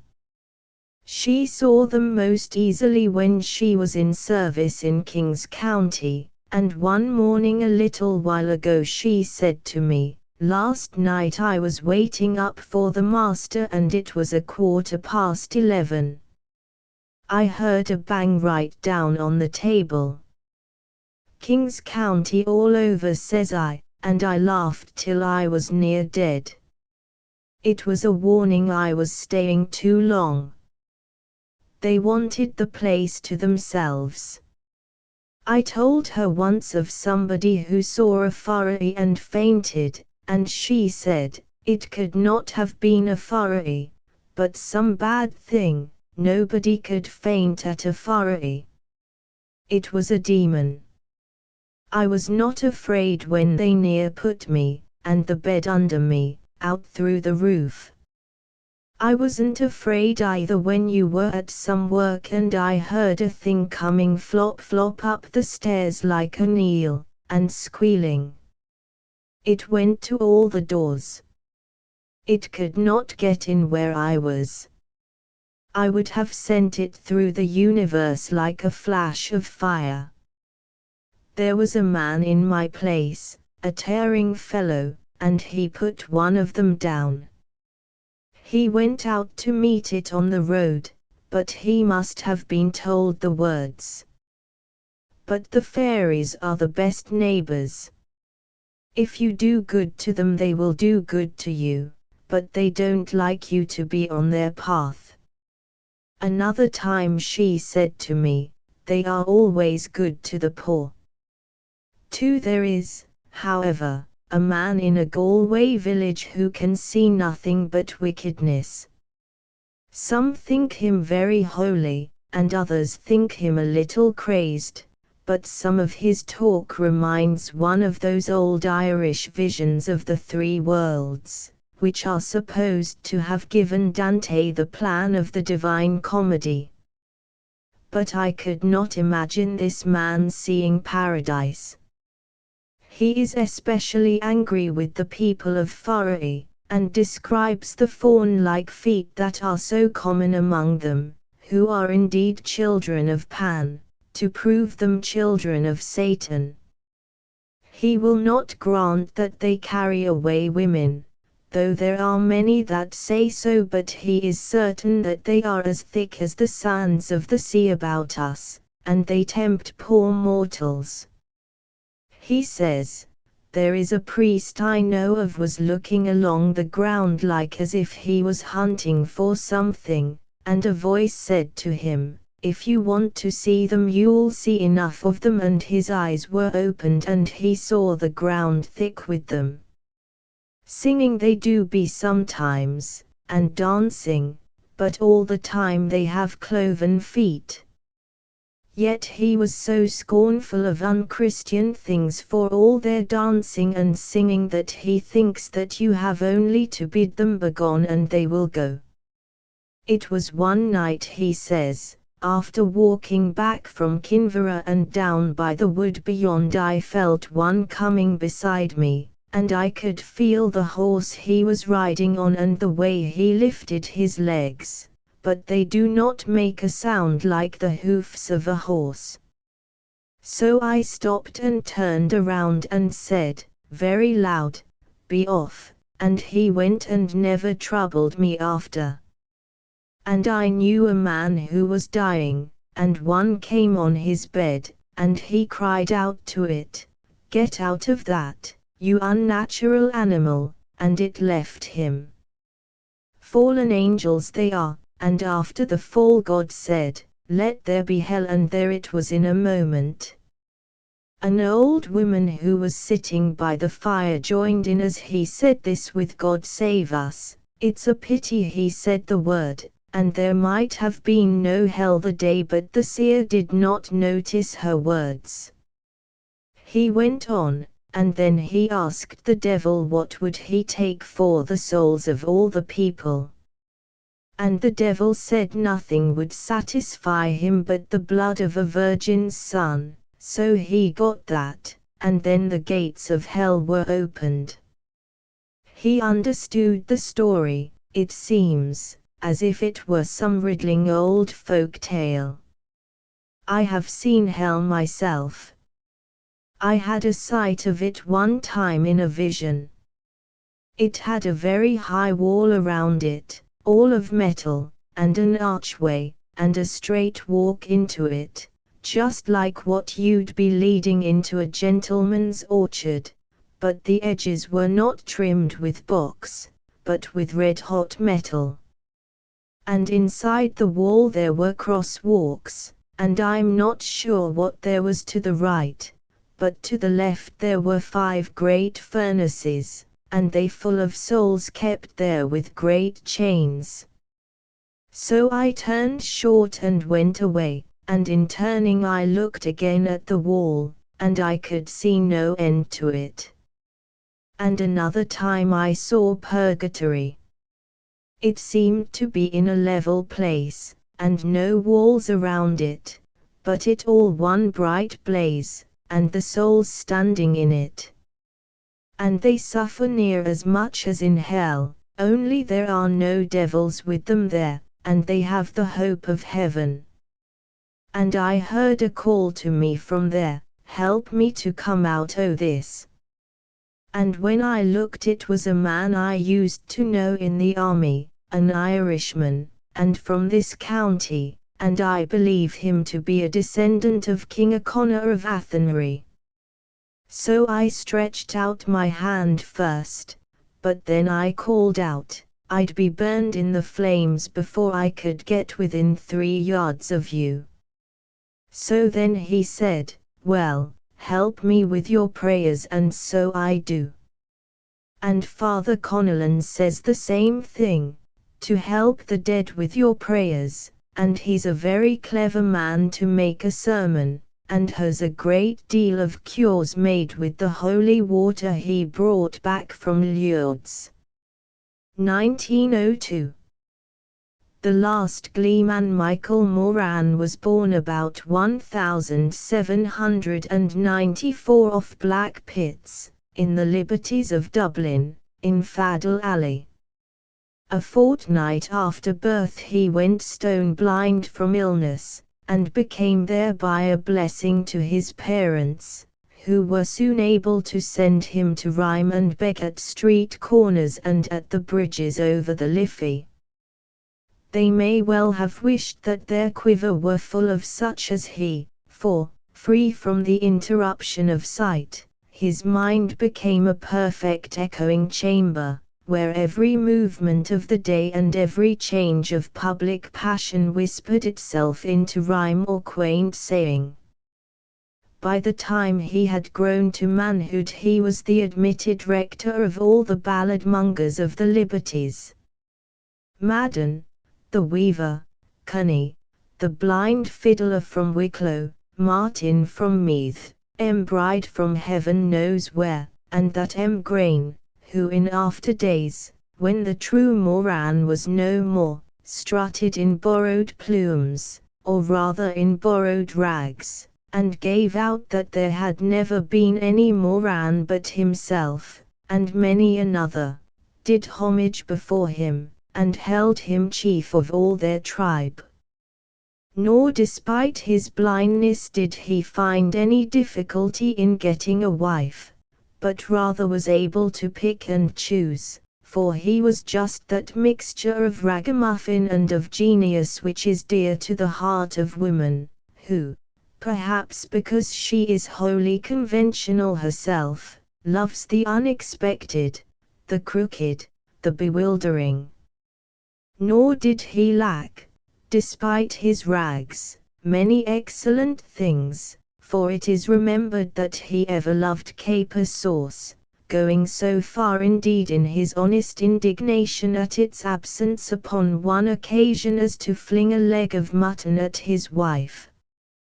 He was not, however, much to look at, with his coarse frieze coat with its cape and scalloped edge, his old corduroy trousers and great brogues, and his stout stick made fast to his wrist by a thong of leather, and he would have been a woeful shock to the gleeman Mac Conglin, could that friend of kings have beheld him in prophetic vision from the pillar stone at Cork.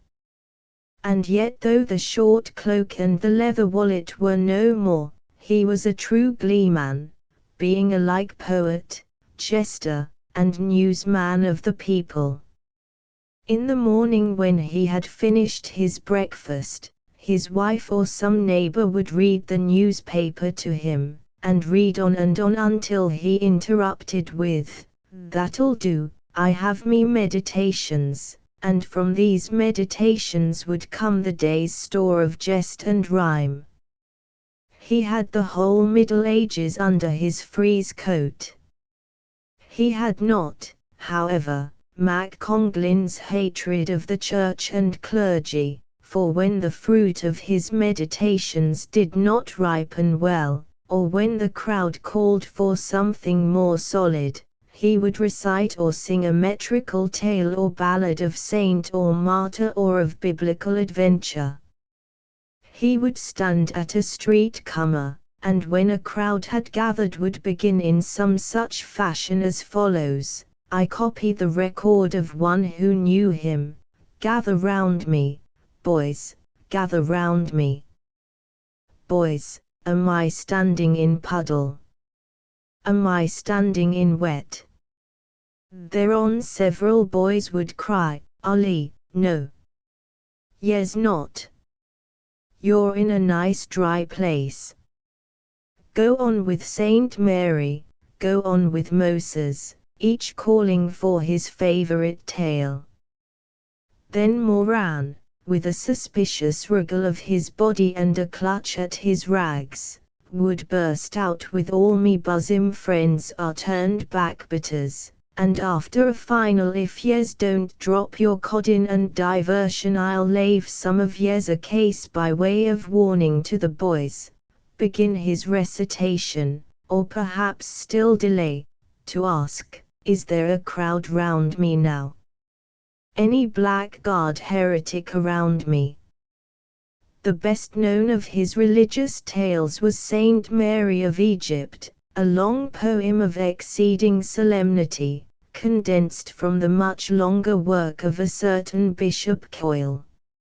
It told how a fast woman of Egypt, Mary by name, followed pilgrims to Jerusalem for no good purpose, and then, turning penitent on finding herself withheld from entering the temple by supernatural interference, fled to the desert and spent the remainder of her life in solitary penance. When at last she was at the point of death, God sent Bishop Zosimus to hear her confession, give her the last sacrament, and with the help of a lion, whom he sent also, dig her grave.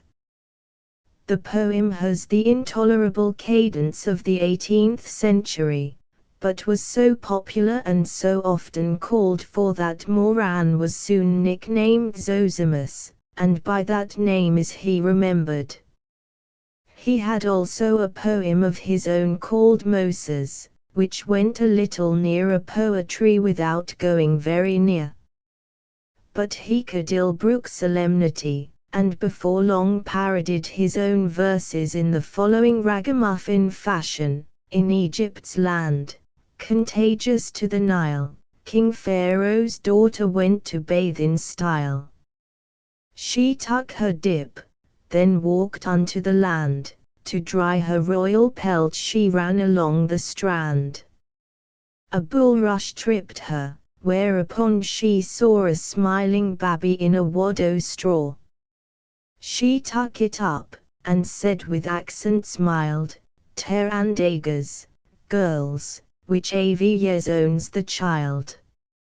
His humorous rhymes were, however, more often quips and cranks at the expense of his contemporaries. It was his delight, for instance, to remind a certain shoemaker, noted alike for display of wealth and for personal uncleanness, of his inconsiderable origin in a song of which but the first stanza has come down to us. At the dirty end of Dirty Lane, lived a dirty cobbler, Dick Macklin. His wife was in the old king's reign a stout brave orange woman. On Essex Bridge she strained her throat, and 6 a-penny was her note. But Dicky wore a brand new coat, he got among the yeomen. He was a bigot, like his clan, and in the streets he wildly sang, "O Rolly, Tully, Tully Raid," with his old jade. He had troubles of divers kinds, and numerous interlopers to face and put down. Once an officious peeler arrested him as a vagabond, but was triumphantly routed amid the laughter of the court, when Moran reminded his worship of the precedent set by Homer, who was also, he declared, a poet, and a blind man, and a beggarman. He had to face a more serious difficulty as his fame grew. Various imitators started up upon all sides. A certain actor, for instance, made as many guineas as Moran did shillings by mimicking his sayings and his songs and his get-up upon the stage. One night this actor was at supper with some friends, when dispute arose as to whether his mimicry was overdone or not. It was agreed to settle it by an appeal to the mob. A 40-shilling supper at a famous coffee house was to be the wager. The actor took up his station at Essex Bridge, a great haunt of Moran's, and soon gathered a small crowd.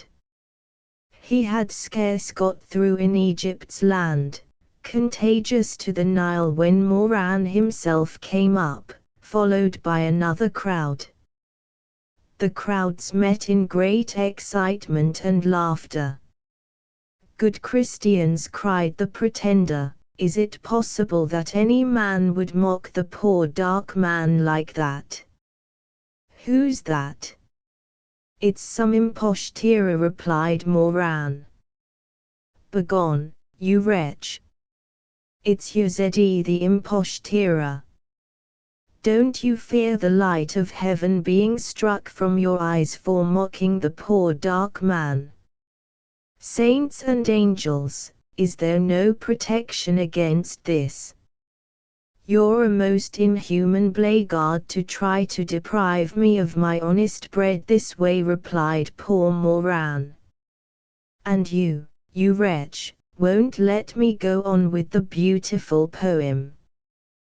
Christian people, in your charity won't you beat this man away? He's taking advantage of my darkness." The pretender, seeing that he was having the best of it, thanked the people for their sympathy and protection, and went on with the poem, Moran listening for a time in bewildered silence. After a while Moran protested again with, "Is it possible that none of yez can know me? Don't yez see it's myself, and that's someone else?" "Before I can proceed any further in this lovely story," interrupted the pretender, "I call on yez to contribute your charitable donations to help me to go on. Have you no soul to be saved, you mocker of heaven?" cried Moran, put completely beside himself by this last injury. "Would you rob the poor as well as deceive the world? Oh, was ever such wickedness known?" "I leave it to yourselves, my friends," said the pretender, "to give to the real dark man, that you all know so well, and save me from that schemer." And with that he collected some pennies and halfpence. While he was doing so, Moran started his Mary of Egypt, but the indignant crowd seizing his stick were about to palaver him, when they fell back bewildered anew by his close resemblance to himself. The pretender now called to them to just give him a grip of that villain, and he'd soon let him know who the impostura was. They led him over to Moran, but instead of closing with him he thrust a few shillings into his hand, and turning to the crowd explained to them he was indeed but an actor, and that he had just gained a wager, and so departed amid much enthusiasm, to eat the supper he had won. In April 1846 word was sent to the priest that Michael Moran was dying. He found him at 15, now 14 and a half, Patrick Street on a straw bed, in a room full of ragged ballad singers come to cheer his last moments. After his death the ballad singers, with many fiddles and the like, came again and gave him a fine wake, each adding to the merriment whatever he knew in the way of ran, tale, old saw, or quaint rhyme.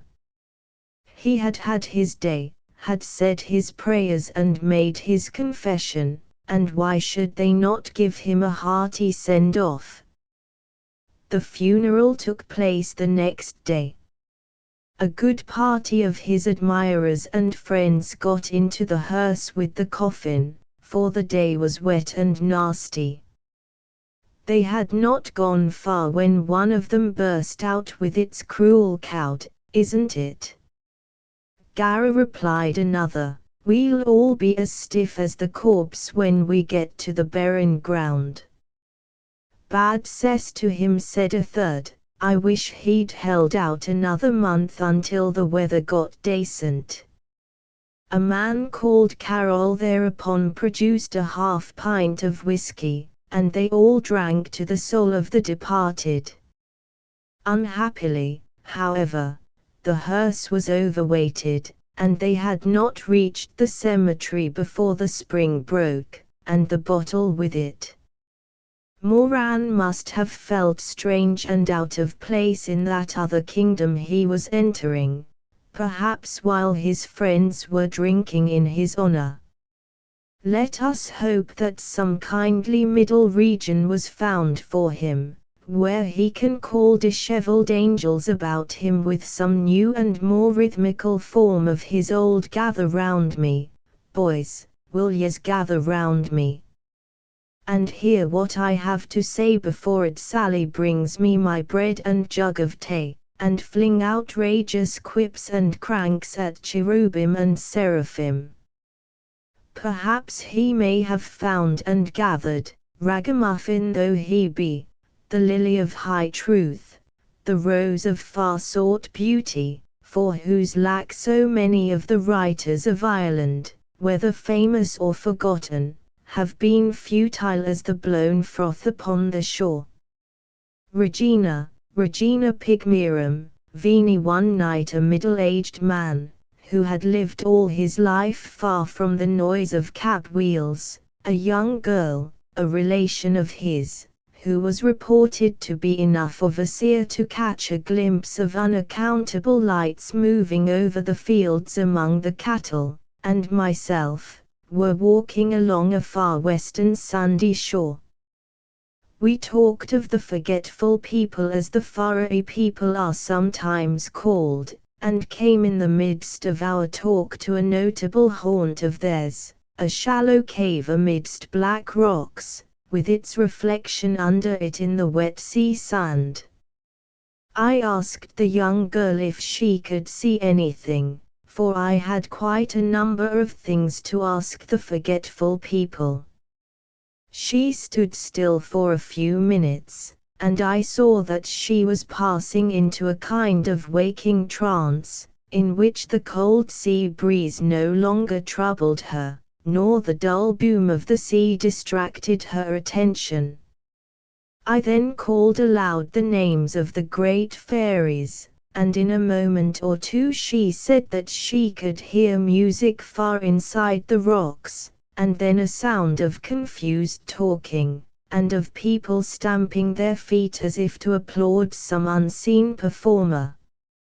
Up to this my other friend had been walking to and fro some yards off, but now he passed close to us, and as he did so said suddenly that we were going to be interrupted, for he heard the laughter of children somewhere beyond the rocks.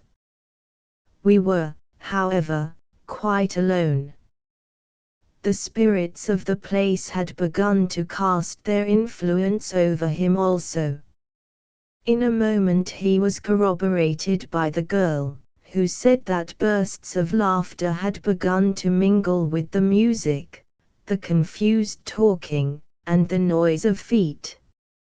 She next saw a bright light streaming out of the cave, which seemed to have grown much deeper, and a quantity of little people, FN-6, in various colored dresses, red predominating, dancing to a tune which she did not recognize.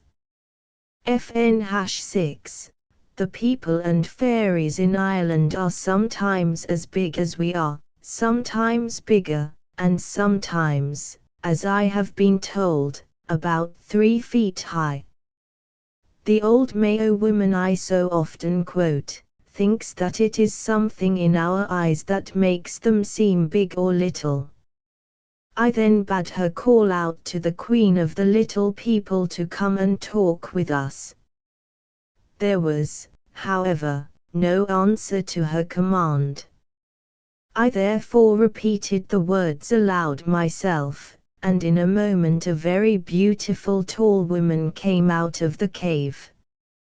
I too had by this time fallen into a kind of trance, in which what we call the unreal had begun to take upon itself a masterful reality, and was able to see the faint gleam of golden ornaments, the shadowy blossom of dim hair.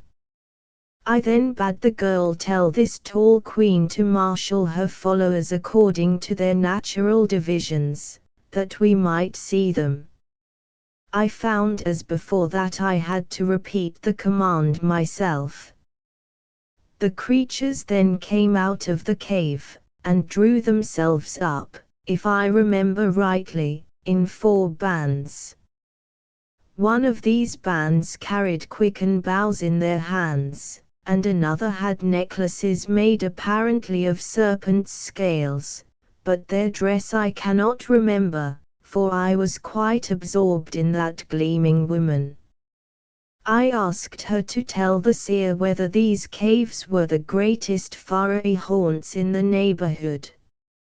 Her lips moved, but the answer was inaudible. I bade the seer lay her hand upon the breast of the queen, and after that she heard every word quite distinctly. No, this was not the greatest fairy haunt, for there was a greater one a little further ahead. I then asked her whether it was true that she and her people carried away mortals, and if so, whether they put another soul in the place of the one they had taken. We change the bodies was her answer. Are any of you ever born into mortal life? Yes. Do I know any who were among your people before birth? You do. Who are they? It would not be lawful for you to know. I then asked whether she and her people were not dramatizations of our moods. She does not understand, said my friend, but says that her people are much like human beings, and do most of the things human beings do. I asked her other questions, as to her nature, and her purpose in the universe, but only seemed to puzzle her. At last she appeared to lose patience, for she wrote this message for me upon the sands of vision, not the grating sands under our feet. Be careful, and do not seek to know too much about us. Seeing that I had offended her, I thanked her for what she had shown and told, and let her depart again into her cave.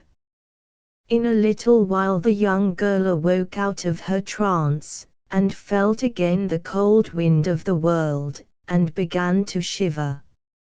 I tell these things as accurately as I can, and with no theories to blur the history.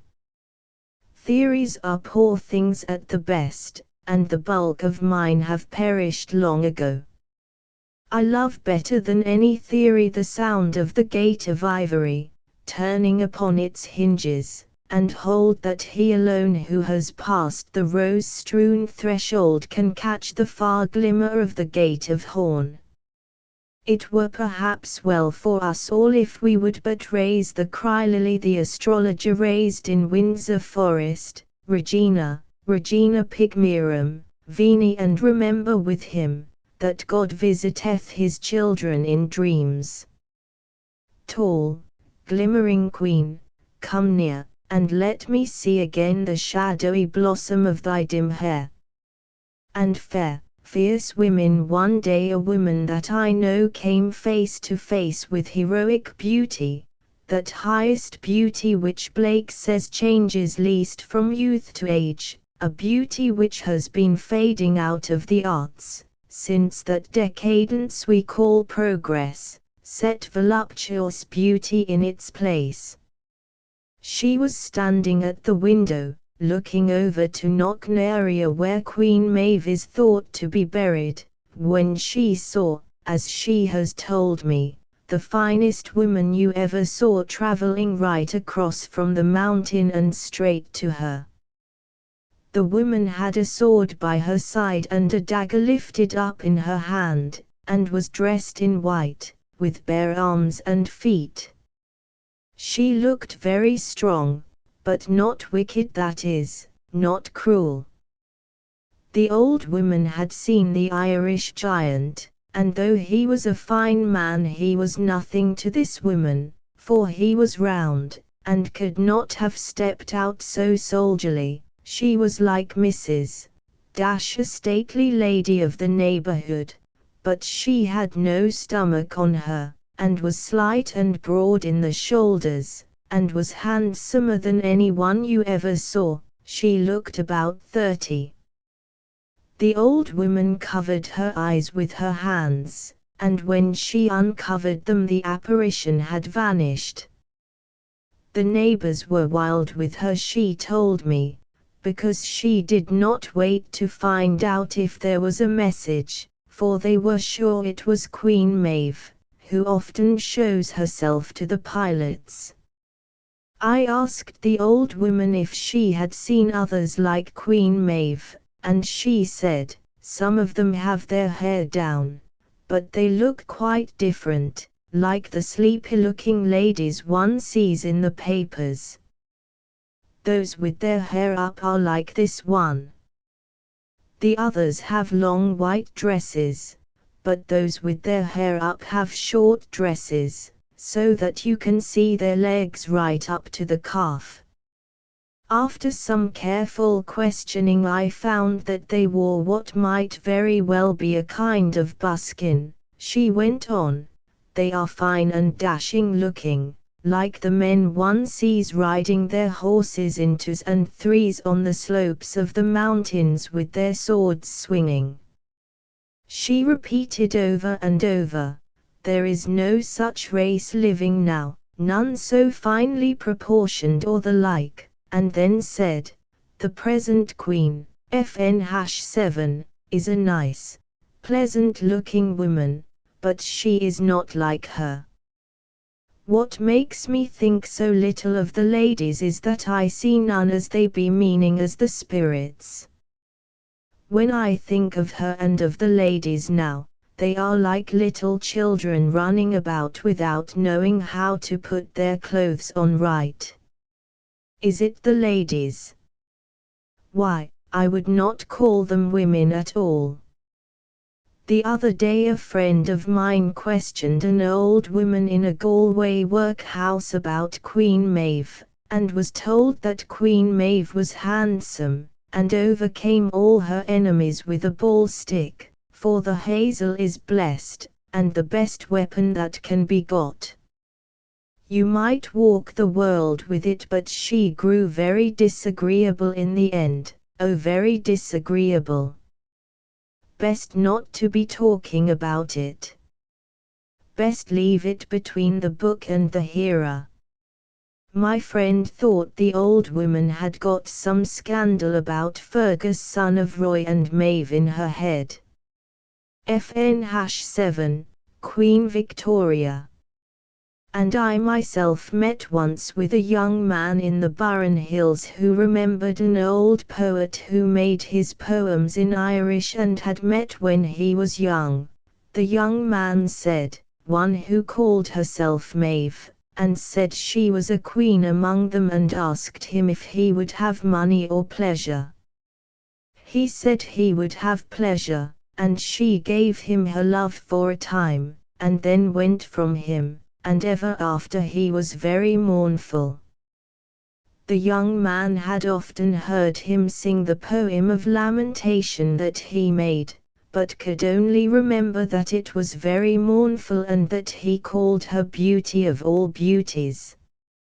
1902 Enchanted Woods. Last summer, whenever I had finished my day's work, I used to go wandering in certain roomy woods, and there I would often meet an old countryman, and talk to him about his work and about the woods. And once or twice a friend came with me to whom he would open his heart more readily than to me. He had spent all his life lopping away the wych elm and the hazel and the privet and the hornbeam from the paths, and had thought much about the natural and supernatural creatures of the wood. He has heard the hedgehog, grain oak he calls him, grunting like a Christian, and is certain that he steals apples by rolling about under an apple tree until there is an apple sticking to every quill. He is certain too that the cats, of whom there are many in the woods, have a language of their own, some kind of old Irish. He says, cats were serpents, and they were made into cats at the time of some great change in the world. That is why they are hard to kill, and why it is dangerous to meddle with them. If you annoy a cat, it might claw or bite you in a way that would put poison in you, and that would be the serpent's tooth. Sometimes he thinks they change into wild cats, and then a nail grows on the end of their tails. But these wild cats are not the same as the martin cats, who have been always in the woods. The foxes were once tame, as the cats are now, but they ran away and became wild. He talks of all wild creatures except squirrels, whom he hates, with what seems an affectionate interest, though at times his eyes will twinkle with pleasure as he remembers how he made hedgehogs unroll themselves when he was a boy, by putting a wisp of burning straw under them. I am not certain that he distinguishes between the natural and supernatural very clearly. He told me the other day that foxes and cats like, above all, to be in the forths and lisses after nightfall, and he will certainly pass from some story about a fox to a story about a spirit with less change of voice than when he is going to speak about a martin cat, a rare beast nowadays. Many years ago he used to work in the garden, and once they put him to sleep in a garden house where there was a loft full of apples, and all night he could hear people rattling plates and knives and forks over his head in the loft. Once, at any rate, B has seen an unearthly sight in the woods. He says, one time I was out cutting timber over in Inchy, and about 8 o'clock one morning when I got there I saw a girl picking nuts, with her hair hanging down over her shoulders, brown hair, and she had a good, clean face, and she was tall and nothing on her head, and her dress no way gaudy but simple, and when she felt me coming she gathered herself up and was gone as if the earth had swallowed her up. And I followed her and looked for her, but I never could see her again from that day to this, never again. He used the word clean as we would use words like fresh or comely. Others too have seen spirits in the enchanted woods. A laborer told us of what a friend of his had seen in a part of the woods that is called Shanwala, from some old village that was before the weed. He said, "One evening I parted from Lawrence Mangan in the yard, and he went away through the path in Shanwala, and bid me good night. And 2 hours after, there he was back again in the yard, and bid me light a candle that was in the stable. And he told me that when he got into Shanwala, a little fellow about as high as his knee, but having a head as big as a man's body, came beside him and led him out of the path and round about, and at last it brought him to the lime kiln, and then it vanished and left him." A woman told me of a sight that she and others had seen by a certain deep pool in the river. She said, "I came over the stile from the chapel, and others along with me, and a great blast of wind came and 2 trees were bent and broken and fell into the river, and the splash of water out of it went up to the skies. And those that were with me saw many figures, but myself I only saw one, sitting there by the bank where the trees fell. Dark clothes he had on, and he was headless." A man told me that one day, when he was a boy, he and another boy went to catch a horse in a certain field, full of boulders and bushes of hazel and creeping juniper and rock roses. That is where the lakeside is for a little clear of the woods. He said to the boy that was with him, "I bet a button that if I fling a pebble onto that bush it will stay on it," meaning that the bush was so matted the pebble would not be able to go through it. So he took up a pebble of cow dung, and as soon as it hit the bush there came out of it the most beautiful music that ever was heard. They ran away, and when they had gone about 200 yards they looked back and saw a woman dressed in white, walking round and round the bush. First it had the form of a woman, and then of a man, and it was going round the bush. I often entangle myself in argument more complicated than even those paths of Vinci as to what is the true nature of apparitions. But at other times I say as Socrates said when they told him a learned opinion about a nymph of the Ilissus, "The common opinion is enough for me." I believe when I am in the mood that all nature is full of people whom we cannot see, and that some of these are ugly or grotesque, and some wicked or foolish, but very many beautiful beyond any one we have ever seen, and that these are not far away when we are walking in pleasant and quiet places. Even when I was a boy I could never walk in a wood without feeling that at any moment I might find before me somebody or something I had long looked for without knowing what I looked for. And now I will at times explore every little nook of some poor coppice with almost anxious footsteps, so deep a hold has this imagination upon me. You too meet with a like imagination, doubtless, somewhere, wherever your ruling stars will have it, Saturn driving you to the woods, or the moon, it may be, to the edges of the sea. I will not of a certainty believe that there is nothing in the sunset, where our forefathers imagined the dead following their shepherd the sun, or nothing but some vague presence as little moving as nothing.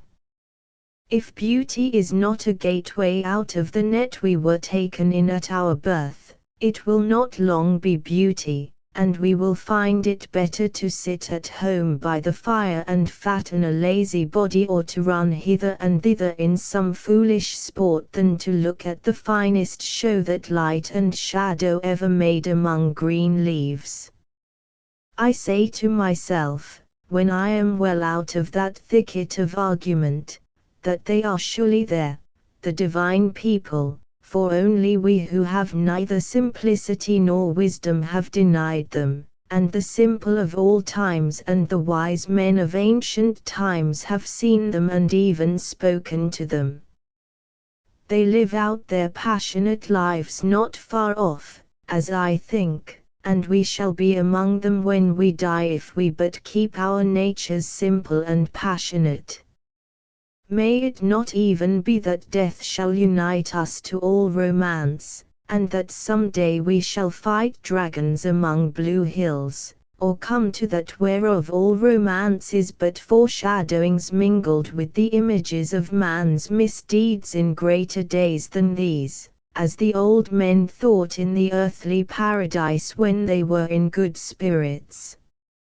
1902 Miraculous creatures there are martin cats and badgers and foxes in the enchanted woods, but there are of a certainty mightier creatures, and the lake hides what neither net nor fine can take. These creatures are of the race of the white stag that flits in and out of the tales of Arthur, and of the evil pig that slew Diarmuid where Ben Bulben mixes with the sea wind. They are the wizard creatures of hope and fear, they are of them that fly and of them that follow among the thickets that are about the gates of death. A man I know remembers that his father was one night in the wood of Inchy, where the lads of Gort used to be stealing rods.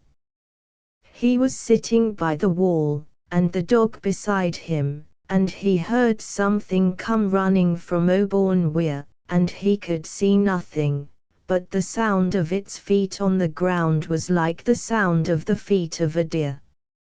And when it passed him, the dog got between him and the wall and scratched at it there as if it was afraid, but still he could see nothing but only hear the sound of hoofs. So when it was past he turned and came away home. Another time the man says, my father told me he was in a boat out on the lake with 2 or 3 men from Gort, and one of them had an eel spear, and he thrust it into the water, and it hit something, and the man fainted and they had to carry him out of the boat to land. And when he came to himself he said that what he struck was like a calf, but whatever it was not fish. A friend of mine is convinced that these terrible creatures, so common in lakes, were set there in old times by subtle enchanters to watch over the gates of wisdom. He thinks that if we sent our spirits down into the water we would make them of one substance with strange moods of ecstasy and power, and go out it may be to the conquest of the world. We would, however, he believes, have first to outfish and perhaps overthrow strange images full of a more powerful life than if they were really alive.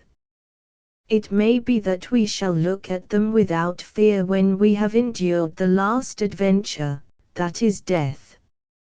1902 Aristotle of the books The friend who can get the woodcutter to talk more readily than he will to anybody else went lately to see his old wife. She lives in a cottage not far from the edge of the woods, and is as full of old talk as her husband. This time she began to talk of Goban, the legendary mason, and his wisdom, but said presently, Aristotle of the books, too, was very wise, and he had a great deal of experience, but did not the bees get the better of him in the end?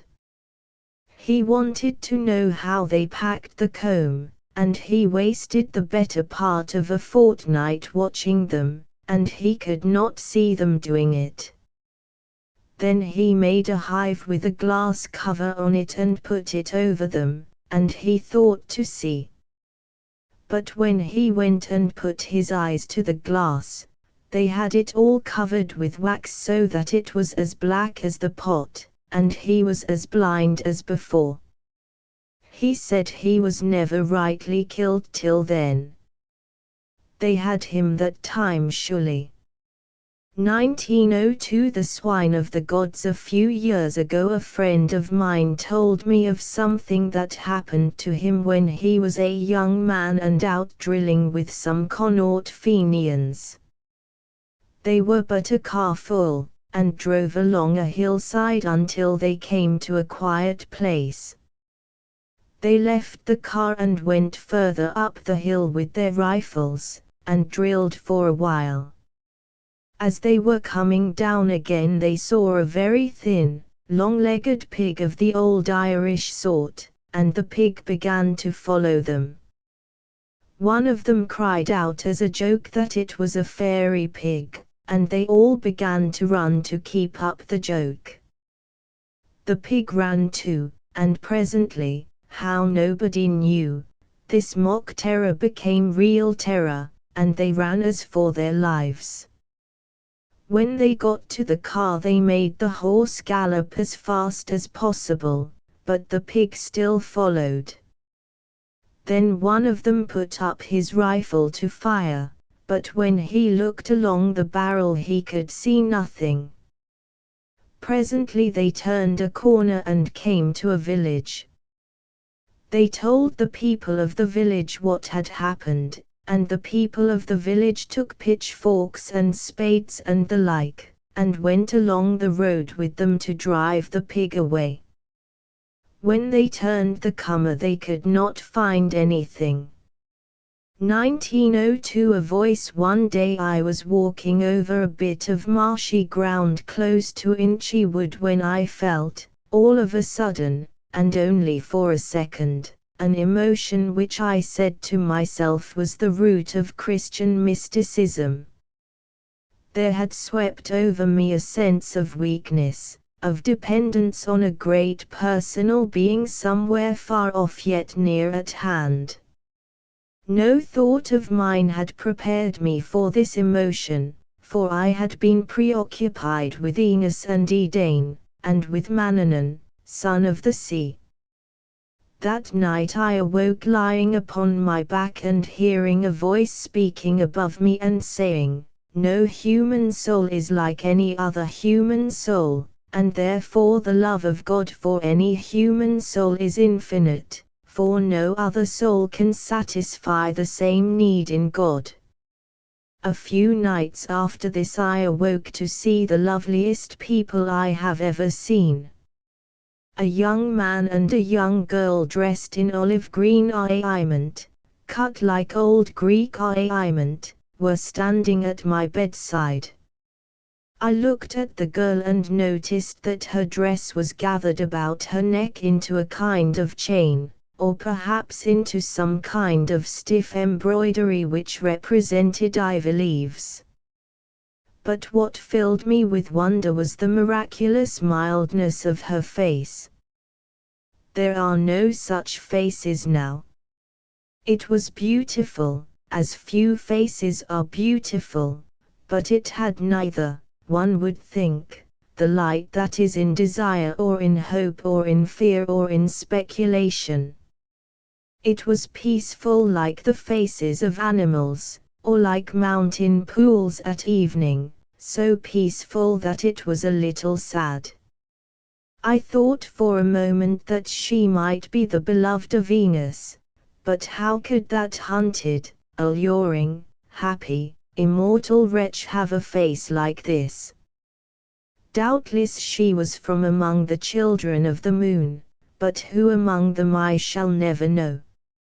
1902 Kidnappers a little north of the town of Sligo, on the southern side of Ben Bulben, some hundreds of feet above the plain, is a small white square in the limestone. No mortal has ever touched it with his hand, no sheep or goat has ever browsed grass beside it. There is no more inaccessible place upon the earth, and few more encircled by or to the deep considering. It is the door of Faroe land. In the middle of night it swings open, and the unearthly troop rushes out. All night the gay rabble sweep to and fro across the land, invisible to all, unless perhaps where, in some more than commonly gentle place, Drumacliff or Drumahair, the night-capped heads of Faroe doctors may be thrust from their doors to see what mischief the gentry are doing. To their trained eyes and ears the fields are covered by red-hatted riders, and the air is full of shrill voices, a sound like whistling, as an ancient Scottish seer has recorded, and wholly different from the talk of the angels, who speak much in the throat, like the Irish as Lily, the astrologer, has wisely said. If there be a newborn baby or new-wed bride in the neighborhood, the night-capped doctors will peer with more than common care, for the unearthly troop do not always return empty-handed. Sometimes a new-wed bride or a newborn baby goes with them into their mountains. The door swings to behind, and the newborn or the new-wed moves henceforth in the bloodless land of Faroe, happy enough, but doomed to melt out at the last judgment like bright vapor, for the soul cannot live without sorrow.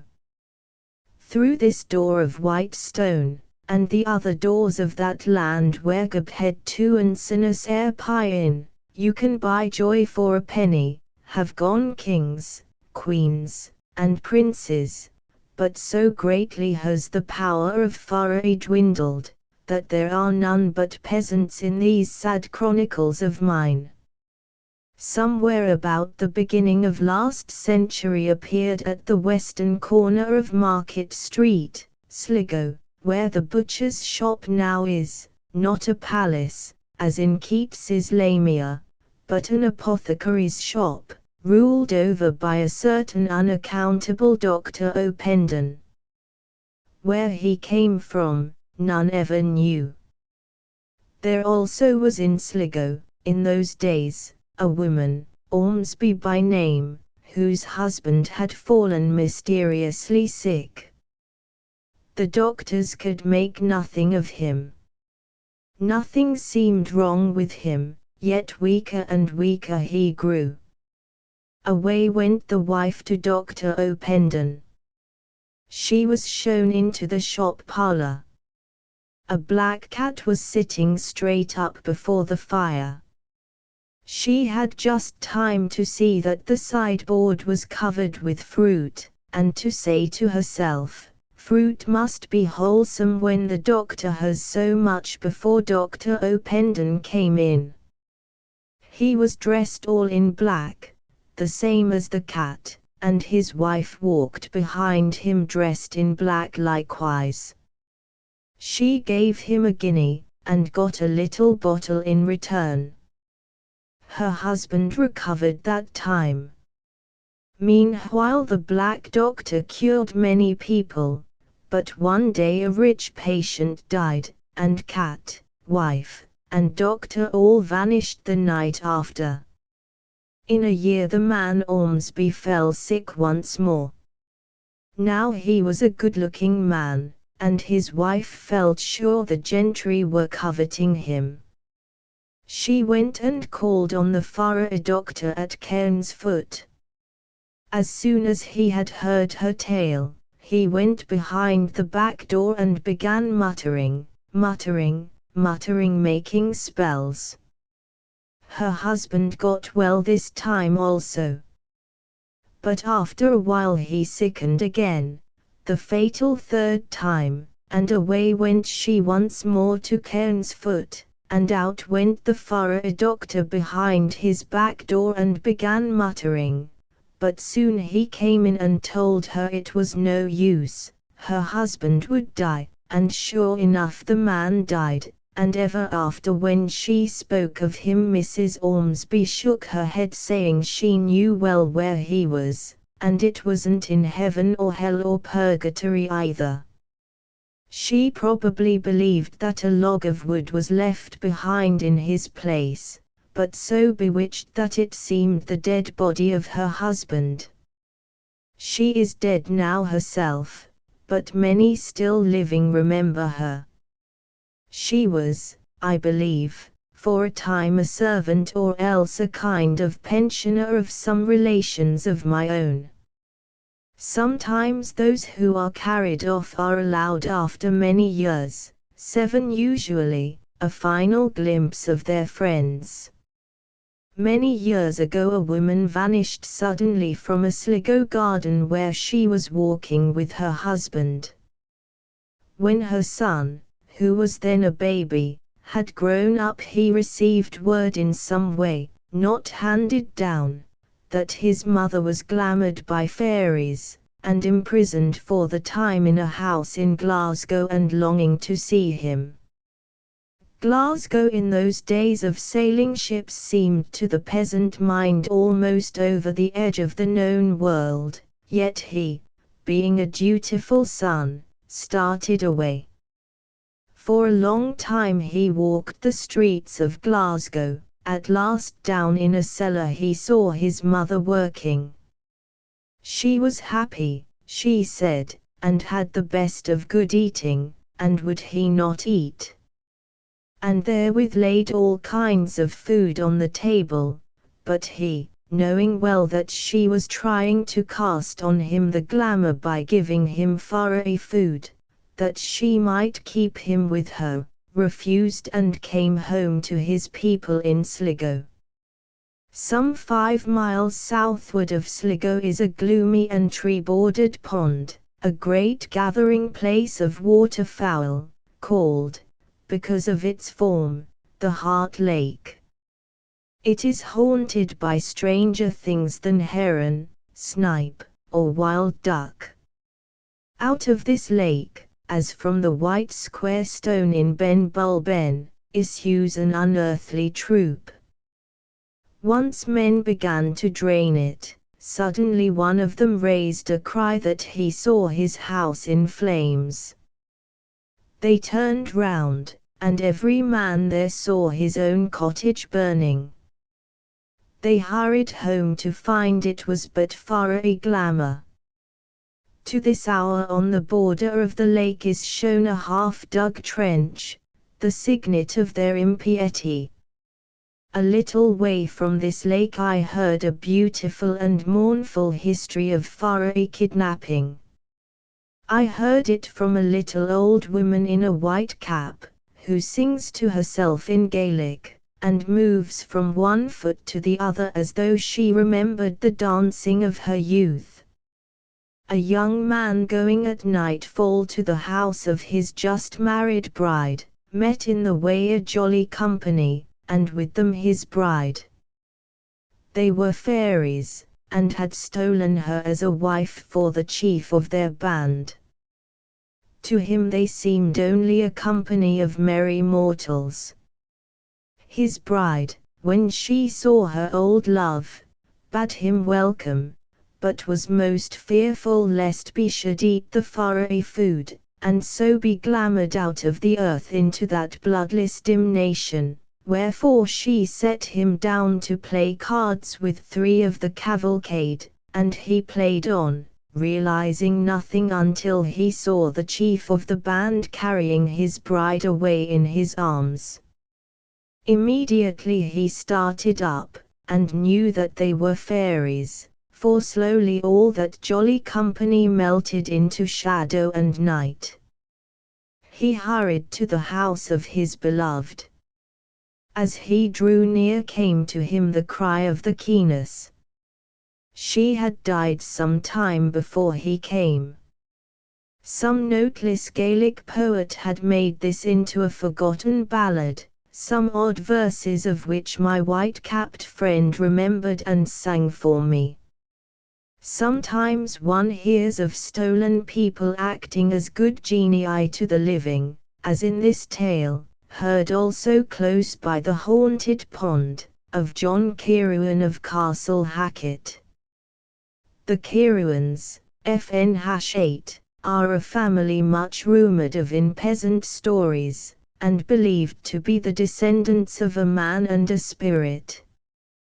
They have ever been famous for beauty, and I have read that the mother of the present Lord Cloncurry was of their tribe. FN-8, I have since heard that it was not the Kieruans, but their predecessors at Castle Hacket, the Hackets themselves, I think, who were descended from a man and a spirit, and were notable for beauty. I imagine that the mother of Lord Cloncurry was descended from the Hackets. It may well be that all through these stories the name of Kieran has taken the place of the older name. Legend mixes everything together in her cauldron. John Kieran was a great horse-racing man, and once landed in Liverpool with a fine horse, going racing somewhere in Middle England. That evening, as he walked by the docks, a slip of a boy came up and asked where he was stabling his horse. In such and such a place, he answered. Don't put him there, said the slip of a boy, that stable will be burnt tonight. He took his horse elsewhere, and sure enough the stable was burnt down. Next day the boy came and asked as reward to ride as his jockey in the coming race, and then was gone. The race time came round. At the last moment the boy ran forward and mounted, saying, "If I strike him with the whip in my left hand I will lose, but if in my right hand bet all you are worth." "For," said Paddy Flynn, who told me the tale, "the left arm is good for nothing. I might go on making the sign of the cross with it, and all that, come Christmas, and a banshee, or such like, would no more mind than if it was that broom." Well, the slip of a boy struck the horse with his right hand, and John Kieran cleared the field out. When the race was over, "What can I do for you now?" said he. "Nothing but this," said the boy, "my mother has a cottage on your land they stole me from the cradle. Be good to her, John Kieran, and wherever your horses go I will watch that no ill follows them, but you will never see me more." With that he made himself air, and vanished. Sometimes animals are carried off, apparently drowned animals more than others. In Claremorries, Galway, Paddy Flynn told me, lived a poor widow with one cow and its calf. The cow fell into the river, and was washed away. There was a man thereabouts who went to a red-haired woman, for such are supposed to be wise in these things, and she told him to take the calf down to the edge of the river, and hide himself and watch. He did as she had told him, and as evening came on the calf began to low, and after a while the cow came along the edge of the river and commenced suckling it. Then, as he had been told, he caught the cow's tail. Away they went at a great pace across hedges and ditches, till they came to a royalty, a name for the little circular ditches, commonly called raths or forts, that Ireland is covered with since pagan times. Therein he saw walking or sitting all the people who had died out of his village in his time. A woman was sitting on the edge with a child on her knees, and she called out to him to mind what the red-haired woman had told him, and he remembered she had said, "Bleed the cow." So he stuck his knife into the cow and drew blood. That broke the spell, and he was able to turn her homeward. "Do not forget the spancel," said the woman with the child on her knees, "take the inside one." There were 3 spancels on a bush, he took one, and the cow was driven safely home to the widow. There is hardly a valley or mountainside where folk cannot tell you of someone pillaged from amongst them. 2 or 3 miles from the Heart Lake lives an old woman who was stolen away in her youth. After 7 years she was brought home again for some reason or other, but she had no toes left. She had danced them off. Many near the white stone door in Ben Bulben have been stolen away. It is far easier to be sensible in cities than in many country places I could tell you of. When one walks on those grey roads at evening by the scented elder bushes of the white cottages, watching the faint mountains gathering the clouds upon their heads, one all too readily discovers, beyond the thin cobweb veil of the senses, those creatures, the goblins, hurrying from the white square stone door to the north, or from the Heart Lake in the south. The untiring ones. It is one of the great troubles of life that we cannot have any unmixed emotions. There is always something in our enemy that we like, and something in our sweetheart that we dislike. It is this entanglement of moods which makes us old, and puckers our brows and deepens the furrows about our eyes. If we could love and hate with as good heart as the fairies do, we might grow to be long-lived like them.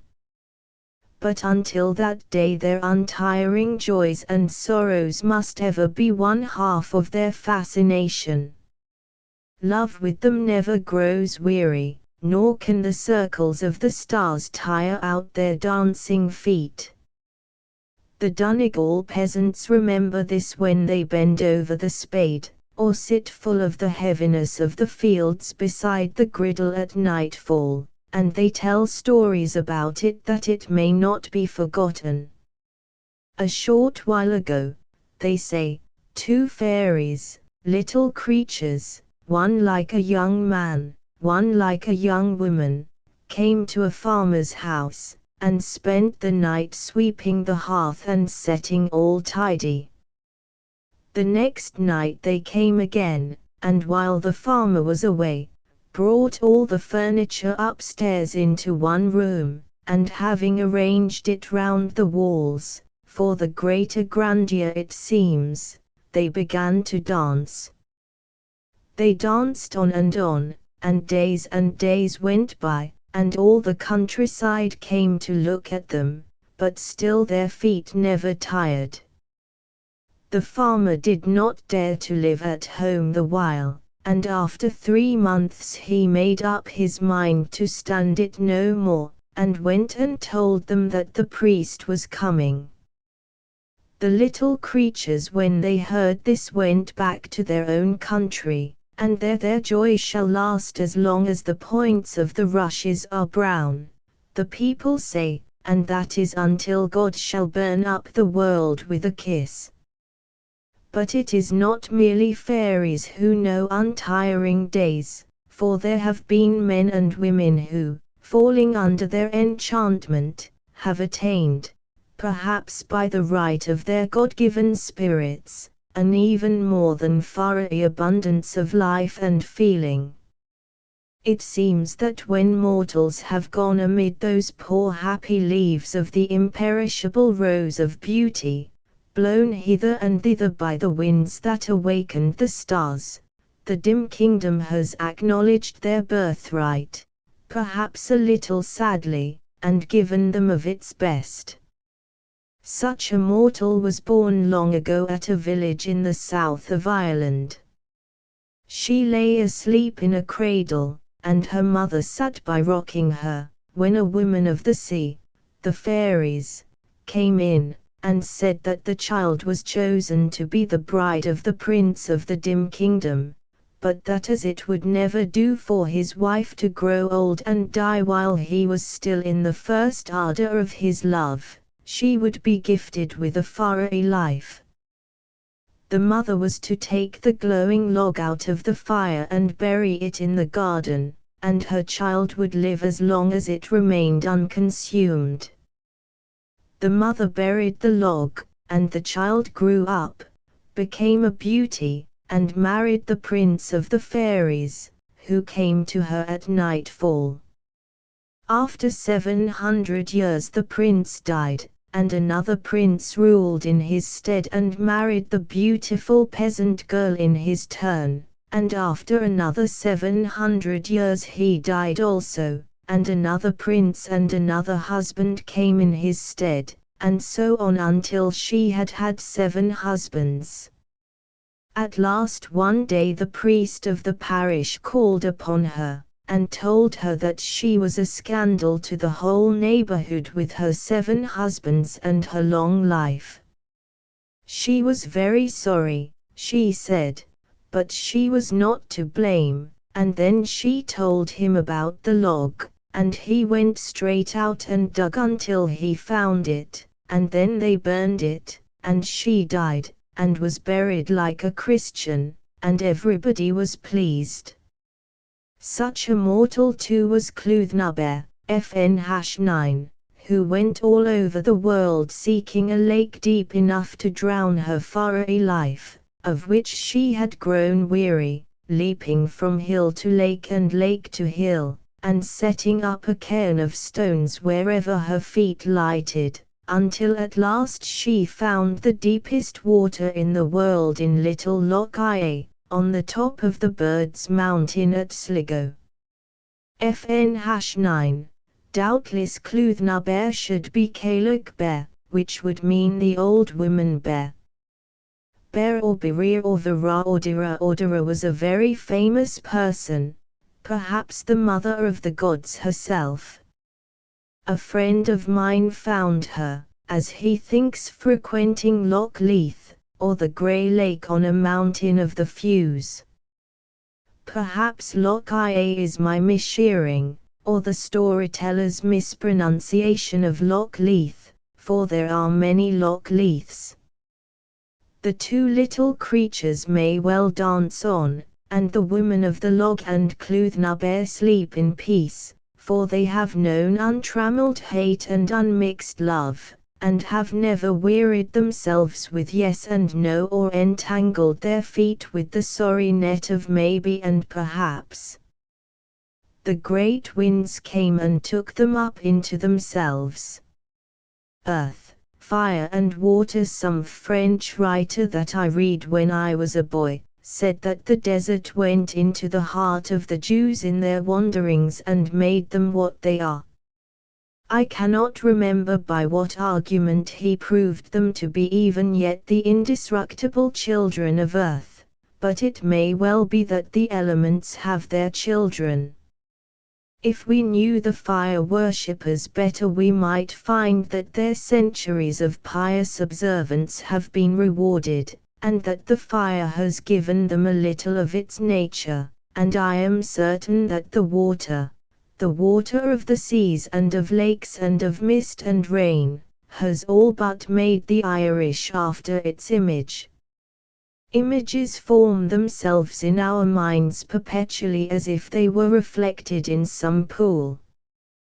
We gave ourselves up in old times to mythology, and saw the gods everywhere.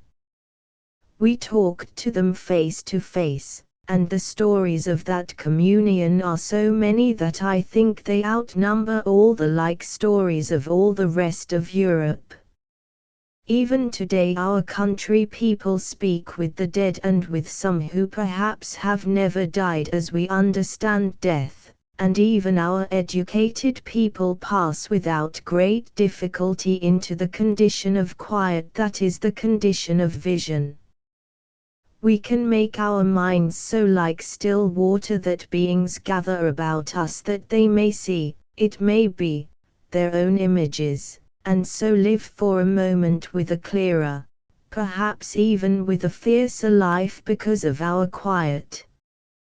Did not the wise Porphyry think that all souls come to be born because of water, and that even the generation of images in the mind is from water? 1902 The old town I fell, one night some 15 years ago, into what seemed the power of fury. I had gone with a young man and his sister, friends and relations of my own, to pick stories out of an old countryman, and we were coming home talking over what he had told us. It was dark, and our imaginations were excited by his stories of apparitions, and this may have brought us, unknown to us, to the threshold, between sleeping and waking, where sphinxes and chimeras sit open-eyed and where there are always murmurings and whisperings. I cannot think that what we saw was an imagination of the waking mind. We had come under some trees that made the road very dark, when the girl saw a bright light moving slowly across the road. Her brother and myself saw nothing, and did not see anything until we had walked for about half an hour along the edge of the river and down a narrow lane to some fields where there was a ruined church covered with ivy, and the foundations of what was called the old town which had been burned down, it was said, in Cromwell's day. We had stood for some few minutes, so far as I can recollect, looking over the fields full of stones and brambles and elder bushes, when I saw a small bright light on the horizon, as it seemed, mounting up slowly towards the sky.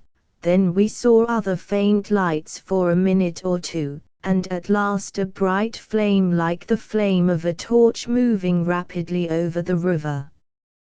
We saw it all in such a dream, and it seems all so unreal, that I have never written of it until now, and hardly ever spoken of it, and even when thinking, because of some unreasoning impulse, I have avoided giving it weight in the argument. Perhaps I have felt that my recollections of things seen when the sense of reality was weakened must be untrustworthy. A few months ago, however, I talked it over with my two friends, and compared their somewhat meager recollections with my own.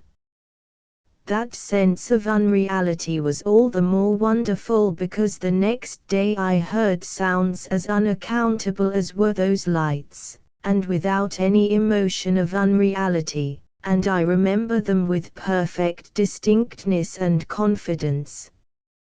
The girl was sitting reading under a large old-fashioned mirror, and I was reading and writing a couple of yards away, when I heard a sound as if a shower of peas had been thrown against the mirror, and while I was looking at it I heard the sound again, and presently, while I was alone in the room, I heard a sound as if something much bigger than a pea had struck the wainscoting beside my head.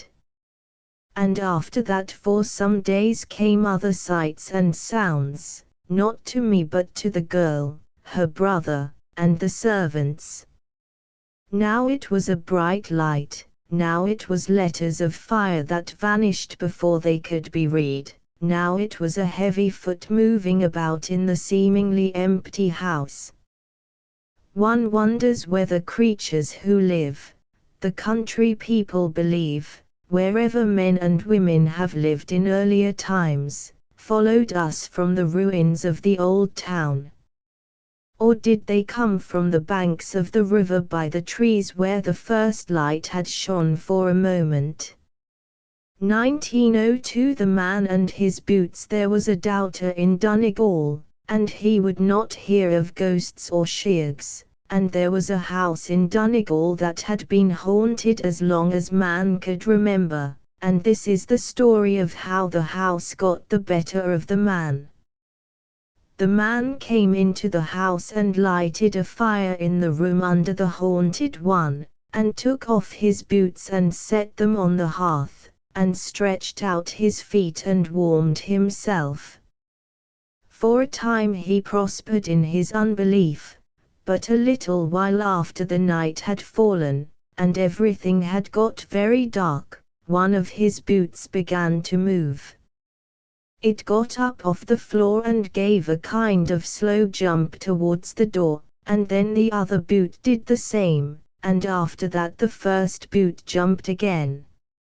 And thereupon it struck the man that an invisible being had got into his boots, and was now going away in them.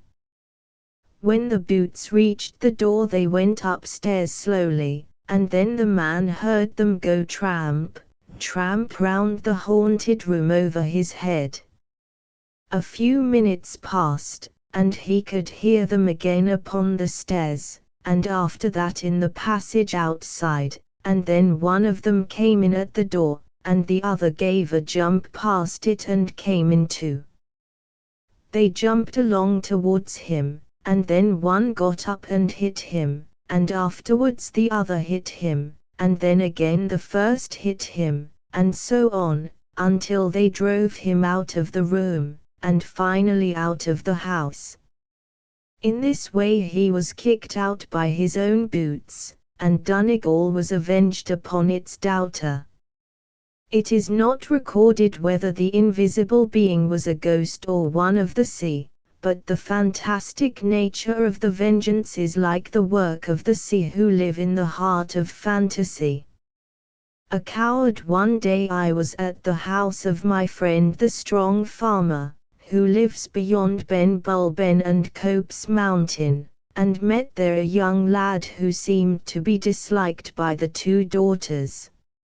I asked why they disliked him, and was told he was a coward.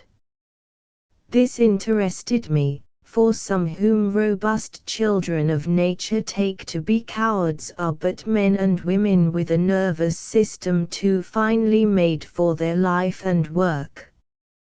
I looked at the lad, but no, that pink and white face and strong body had nothing of undue sensibility. After a little he told me his story. He had lived a wild and reckless life, until one day, 2 years before, he was coming home late at night, and suddenly felt himself sinking in, as it were, upon the ghostly world. For a moment he saw the face of a dead brother rise up before him, and then he turned and ran. He did not stop till he came to a cottage nearly a mile down the road. He flung himself against the door with so much of violence that he broke the thick wooden bolt and fell upon the floor. From that day he gave up his wild life, but was a hopeless coward. Nothing could ever bring him to look, either by day or night, upon the spot where he had seen the face, and he often went 2 miles round to avoid it, nor could, he said, the prettiest girl in the country persuade him to see her home after a party if he were alone. He feared everything, for he had looked at the face no man can see unchanged, the imponderable face of a spirit. The 3 Aberns and the evil fairies. In the dim kingdom there is a great abundance of all excellent things. There is more love there than upon the earth, there is more dancing there than upon the earth, and there is more treasure there than upon the earth. In the beginning the earth was perhaps made to fulfill the desire of man, but now it has got old and fallen into decay. What wonder if we try and pilfer the treasures of that other kingdom? A friend was once at a village near Sliveleague. One day he was straying about a rath called Cashel. A man with a haggard face and unkempt hair, and clothes falling in pieces, came into the rath and began digging. My friend turned to a peasant who was working near and asked who the man was. "That is the third Abern," was the answer. A few days after he learned this story, a great quantity of treasure had been buried in the rath in pagan times, and a number of evil fairies set to guard it, but some day it was to be found and belonged to the family of the Aberns. Before that day 3 Aberns must find it and die. 2 had already done so. The first had dug and dug until at last he had got a glimpse of the stone coffin that contained it, but immediately a thing like a huge hairy dog came down the mountain and tore him to pieces. The next morning the treasure had again vanished deep into the earth. The second Abern came and dug until he found the coffer, and lifted the lid and saw the gold shining within. He saw some horrible sight the next moment, and went raving mad and soon died. The treasure again sank out of sight. The third Abern is now digging. He believes that he will die in some terrible way the moment he finds the treasure, but that the spell will be broken, and the Abern family made rich forever, as they were of old. A peasant of the neighborhood once saw the treasure. He found the shin bone of a hare lying on the grass. He took it up. There was a hole in it. He looked through the hole, and saw the gold heaped up under the ground. He hurried home to bring a spade, but when he got to the rath again he could not find the spot where he had seen it. Drumacliff and Rosses were, are, and ever shall be, please heaven, places of unearthly resort. I have lived near by them and in them, time after time, and have gathered thus many a crumb of Faroe lore. Drumacliff is a wide green valley, lying at the foot of Ben Bulben, the mountain in whose side the square white door swings open at nightfall to loose the Faroe riders on the world. The great Saint Columba himself, the builder of many of the old ruins in the valley, climbed the mountains on one notable day to get near heaven with his prayers.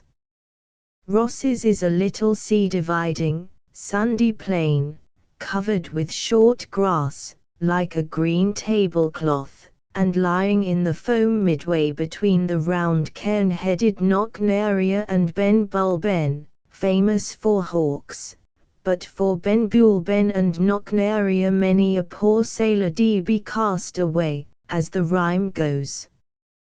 At the northern corner of Rosses is a little promontory of sand and rocks and grass, a mournful, haunted place. No wise peasant would fall asleep under its low cliff, for he who sleeps here may wake silly, the good people having carried off his soul. There is no more ready short cut to the dim kingdom than this Plovery headland, for, covered and smothered now from sight by mounds of sand, a long cave goes thither full of gold and silver, and the most beautiful parlors and drawing rooms. Once, before the sand covered it, a dog strayed in, and was heard yelping helplessly deep underground in a fort far inland. These forts or raths, made before modern history had begun, cover all Rosses and all Columkill. The one where the dog yelped has, like most others, an underground beehive chamber in the midst. Once when I was poking about there, an unusually intelligent and reading peasant who had come with me, and waited outside, knelt down by the opening, and whispered in a timid voice, "Are you all right, sir?" I had been some little while underground, and he feared I had been carried off like the dog. No wonder he was afraid, for the fort has long been circled by ill-boding rumors. It is on the ridge of a small hill, on whose northern slope lie a few stray cottages. One night a farmer's young son came from one of them and saw the fort all flaming, and ran towards it, but the glamour fell on him, and he sprang onto a fence, cross-legged, and commenced beating it with a stick, for he imagined the fence was a horse, and that all night long he went on the most wonderful ride through the country. In the morning he was still beating his fence, and they carried him home, where he remained a simpleton for 3 years before he came to himself again. A little later a farmer tried to level the fort. His cows and horses died, and all manner of trouble overtook him, and finally he himself was led home, and left useless with his head on his knees by the fire to the day of his death. A few hundred yards southwards of the northern angle of Ross's is another angle having also its cave, though this one is not covered with sand. About 20 years ago a brig was wrecked nearby, and 3 or 4 fishermen were put to watch the deserted hulk through the darkness. At midnight they saw sitting on a stone at the cave's mouth 2 red-capped fiddlers fiddling with all their might. The men fled.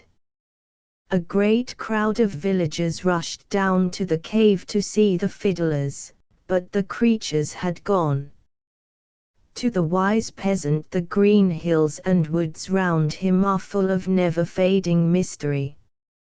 When the aged countrywoman stands at her door in the evening, and, in her own words, looks at the mountains and thinks of the goodness of God, God is all the nearer, because the pagan powers are not far, because northward in Ben Bulben, famous for hawks, the white square door swings open at sundown, and those wild unchristian riders rush forth upon the fields, while southward the White Lady, who is doubtless Maeve herself, wanders under the broad cloud nightcap of Knocknaria. How may she doubt these things, even though the priest shakes his head at her? Did not a herd boy, no long while since, see the White Lady? She passed so close that the skirt of her dress touched him.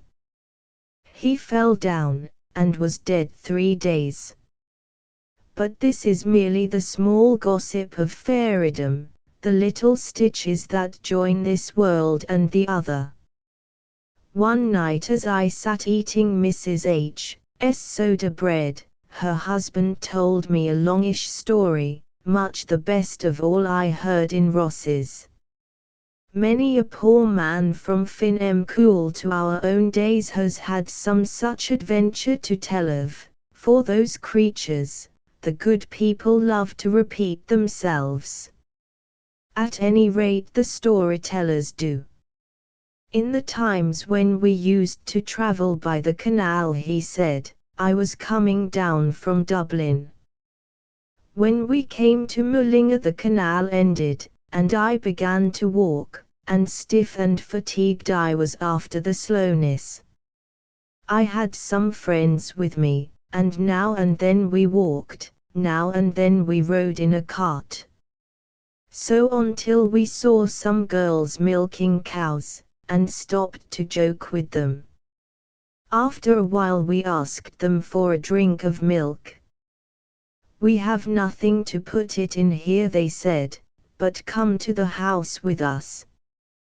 We went home with them, and sat round the fire talking.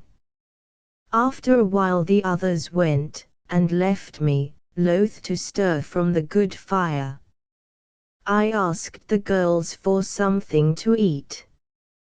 There was a pot on the fire, and they took the meat out and put it on a plate, and told me to eat only the meat that came off the head. When I had eaten, the girls went out, and I did not see them again. It grew darker and darker, and there I still sat, loath as ever to leave the good fire, and after a while 2 men came in, carrying between them a corpse. When I saw them coming, I hid behind the door. Says one to the other, putting the corpse on the spit, "Who'll turn the spit?" Says the other, "Michael H. Come out of that and turn the meat." I came out all of a tremble, and began turning the spit. Michael H. says the one who spoke first, "If you let it burn we'll have to put you on the spit instead," and on that they went out. I sat there trembling and turning the corpse till towards midnight. The men came again, and the one said it was burnt, and the other said it was done right. But having fallen out over it, they both said they would do me no harm that time, and, sitting by the fire, one of them cried out, "Michael H. Can you tell me a story?" "Devilla one," said I. On which he caught me by the shoulder, and put me out like a shot. It was a wild blowing night. Never in all my born days did I see such a night, the darkest night that ever came out of the heavens. I did not know where I was for the life of me. So when one of the men came after me and touched me on the shoulder, with a "Michael H., can you tell a story now?" "I can," says I. In he brought me, and putting me by the fire, says, "Begin." "I have no story but the one," says I, "that I was sitting here, and you 2 men brought in a corpse and put it on the spit, and set me turning it." "That will do," says he, "ye may go in there and lie down on the bed." And I went, nothing loath, and in the morning where was I but in the middle of a green field. Drummercliff is a great place for omens. Before a prosperous fishing season a herring barrel appears in the midst of a storm cloud, and at a place called Columkill's Strand, a place of marsh and mire, an ancient boat, with Saint Columba himself, comes floating in from sea on a moonlight night, a portent of a brave harvesting. They have their dread portents too. Some few seasons ago a fisherman saw, far on the horizon, renowned Hy Brazel, where he who touches shall find no more labor or care, nor cynic laughter, but shall go walking about under shadiest boscage, and enjoy the conversation of Cuchullin and his heroes. A vision of Hy Brazel forebodes national troubles. Drummercliff and Rosses are choke-full of ghosts. By bog, road, rath, hillside, sea border they gather in all shapes, headless women, men in armor, shadow hares, fire-tongued hounds, whistling seals, and so on. A whistling seal sank a ship the other day. At Drummercliff there is a very ancient graveyard. The annals of the Four Masters have this verse about a soldier named Dinardic, who died in 871, a pious soldier of the race of Conn lies under hazel crosses at Drummercliff. Not very long ago an old woman, turning to go into the churchyard at night to pray, saw standing before her a man in armor, who asked her where she was going. It was the pious soldier of the race of Con, says local wisdom, still keeping watch, with his ancient piety, over the graveyard. Again, the custom is still common hereabouts of sprinkling the doorstep with the blood of a chicken on the death of a very young child, thus, as belief is, drawing into the blood the evil spirits from the too weak soul. Blood is a great gatherer of evil spirits. To cut your hand on a stone on going into a fort is said to be very dangerous. There is no more curious ghost in Drummercliff or Ross's than the snipe ghost.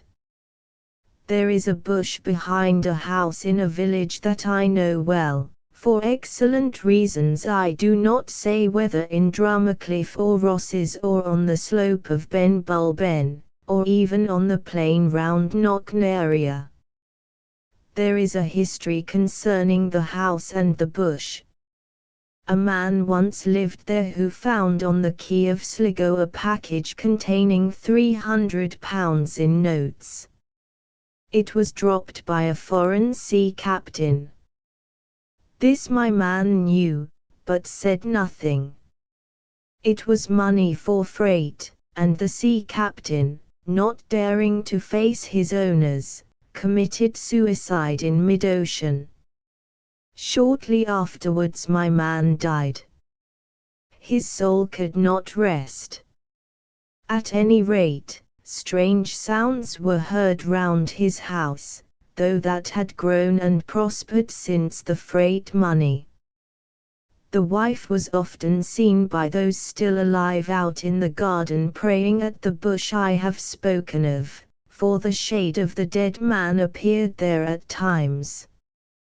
The bush remains to this day, once portion of a hedge. It now stands by itself, for no one dare put spade or pruning knife about it. As to the strange sounds and voices, they did not cease till a few years ago, when, during some repairs, a snipe flew out of the solid plaster and away. The troubled ghost, say the neighbors, of the note finder was at last dislodged. My forebears and relations have lived near Ross's and Drummercliff these many years. A few miles northward I am wholly a stranger, and can find nothing. When I ask for stories of the fairies, my answer is some such as was given me by a woman who lives near a white stone fort, one of the few stone ones in Ireland, under the seaward angle of Ben Bulben. They always mind their own affairs and I always mind mine, for it is dangerous to talk of the creatures. Only friendship for yourself or knowledge of your forebears will loosen these cautious tongues. My friend, the sweet harp string, I give no more than his Irish name for fear of gauges, has the science of unpacking the stubbornest heart, but then he supplies the potheen makers with grain from his own fields. Besides, he is descended from a noted Gaelic magician who raised the Dhu in Great Eliza's century, and he has a kind of prescriptive right to hear tell of all kind of otherworld creatures. They are almost relations of his, if all people say concerning the parentage of magicians be true. The thick skull of the fortunate I once a number of Icelandic peasantry found a very thick skull in the cemetery where the poet Egil was buried. Its great thickness made them feel certain it was the skull of a great man, doubtless of Egil himself. To be doubly sure they put it on a wall and hit it hard blows with a hammer. It got white where the blows fell but did not break, and they were convinced that it was in truth the skull of the poet, and worthy of every honor. In Ireland we have much kinship with the Icelanders, or Danes as we call them, and all other dwellers in the Scandinavian countries, In some of our mountainous and barren places, and in our seaboard villages, we still test each other in much the same way the Icelanders tested the head of a gill. We may have acquired the custom from those ancient Danish pirates, whose descendants the people of Rosses tell me still remember every field and hillock in Ireland which once belonged to their forebears, and are able to describe Rosses itself as well as any native. There is one seaboard district known as Ruffley, where the men are never known to shave or trim their wild red beards, and where there is a fight ever on foot. I have seen them at a boat race fall foul of each other, and after much loud Gaelic, strike each other with oars. The first boat had gone aground, and by dint of hitting out with the long oars kept the second boat from passing, only to give the victory to the third. One day the Sligo people say a man from Ruffley was tried in Sligo for breaking a skull in a row, and made the defence not unknown in Ireland, that some heads are so thin you cannot be responsible for them. Having turned with a look of passionate contempt towards the solicitor who was prosecuting, and cried, "That little fellow's skull if ye were to hit it would go like an eggshell," he beamed upon the judge, and said in a wheedling voice, "But a man might wallop away at your lordships for a fortnight." 2. I wrote all this years ago, out of what were even then old memories. I was in Ruffley the other day, and found it much like other desolate places. I may have been thinking of Malfaro, a much wilder place, for the memories of one's childhood are brittle things to lean upon. 1902. The religion of a sailor, a sea captain, when he stands upon the bridge, or looks out from his deck house, thinks much about God and about the world. Away in the valley yonder among the corn and the poppies men may well forget all things except the warmth of the sun upon the face, and the kind shadow under the hedge, but he who journeys through storm and darkness must needs think and think. One July a couple of years ago I took my supper with a Captain Moran on board the SS Margaret, that had put into a western river from I know not where. I found him a man of many notions, all flavored with his personality, as is the way with sailors. He talked in his queer sea manner of God and the world, and up through all his words broke the hard energy of his calling. "Sir," said he, "did you ever hear tell of the sea captain's prayer?" "No," said I. "What is it?" "It is," he replied, "O Lord, give me a stiff upper lip." "And what does that mean?" "It means," he said, "that when they come to me some night and wake me up, and say, 'Captain, we're going down,' that I won't make a fool o' meself." Why, sir, we war in mid-Atlantic, and I standing on the bridge, when the third mate comes up to me looking mortial bad. Says he, "Captain, all's up with us." Says I, "Didn't you know when you joined that a certain percentage go down every year?" "Yes, sir," says he, and says I, "Aren't you paid to go down?" "Yes, sir," says he, and says I, "Then go down like a man, and be damned to you." Concerning the nearness together of heaven, earth, and purgatory in Ireland, this world and the world we go to after death are not far apart.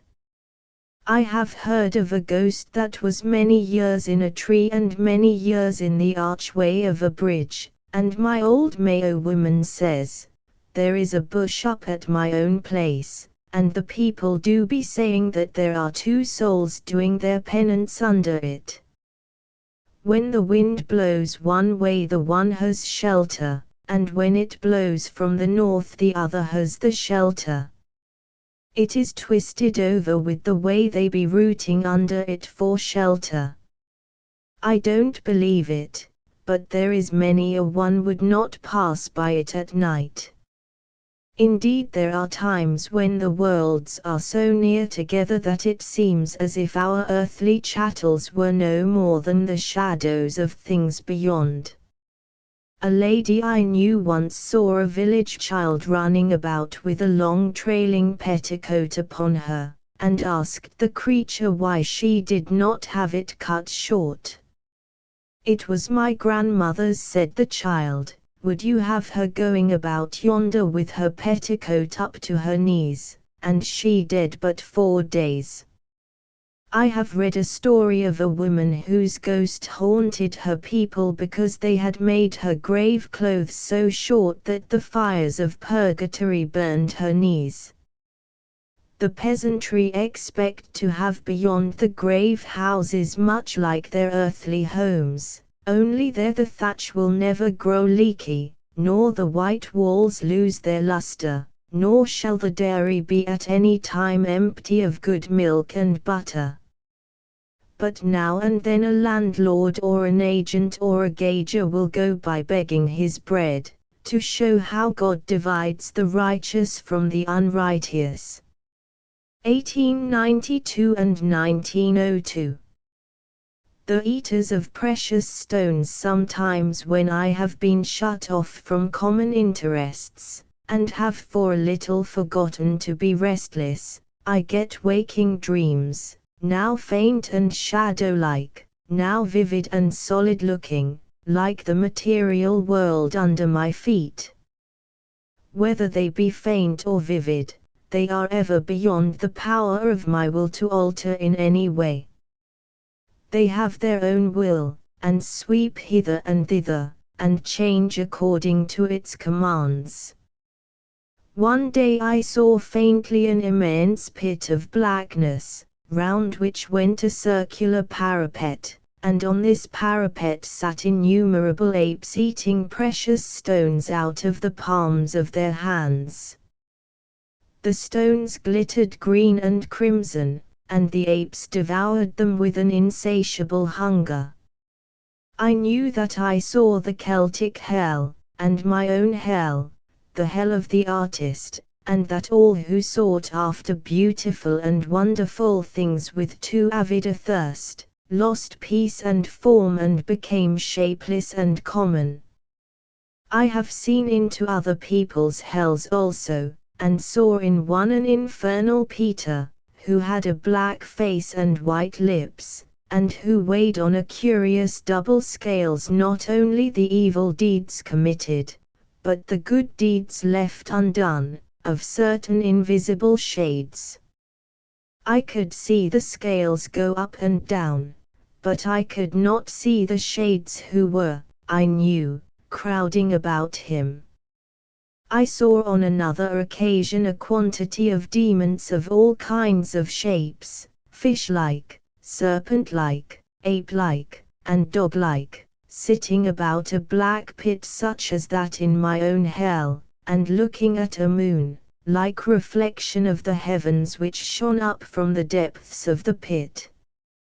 Our Lady of the Hills. When we were children we did not say at such a distance from the post office, or so far from the butcher's or the grocer's, but measured things by the covered well in the wood, or by the burrow of the fox in the hill. We belonged then to God and to His works, and to things come down from the ancient days. We would not have been greatly surprised had we met the shining feet of an angel among the white mushrooms upon the mountains, for we knew in those days immense despair, unfathomed love, every eternal mood, but now the draw net is about our feet.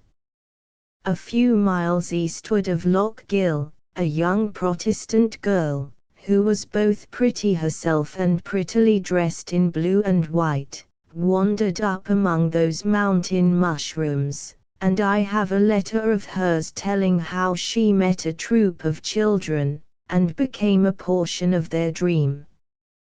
When they first saw her they threw themselves face down in a bed of rushes, as if in a great fear, but after a little other children came about them, and they got up and followed her almost bravely. She noticed their fear, and presently stood still and held out her arms. A little girl threw herself into them with the cry, "Ah, you are the Virgin out o' the picture." "No," said another, coming near also, "she is a sky fairy, for she has the color of the sky."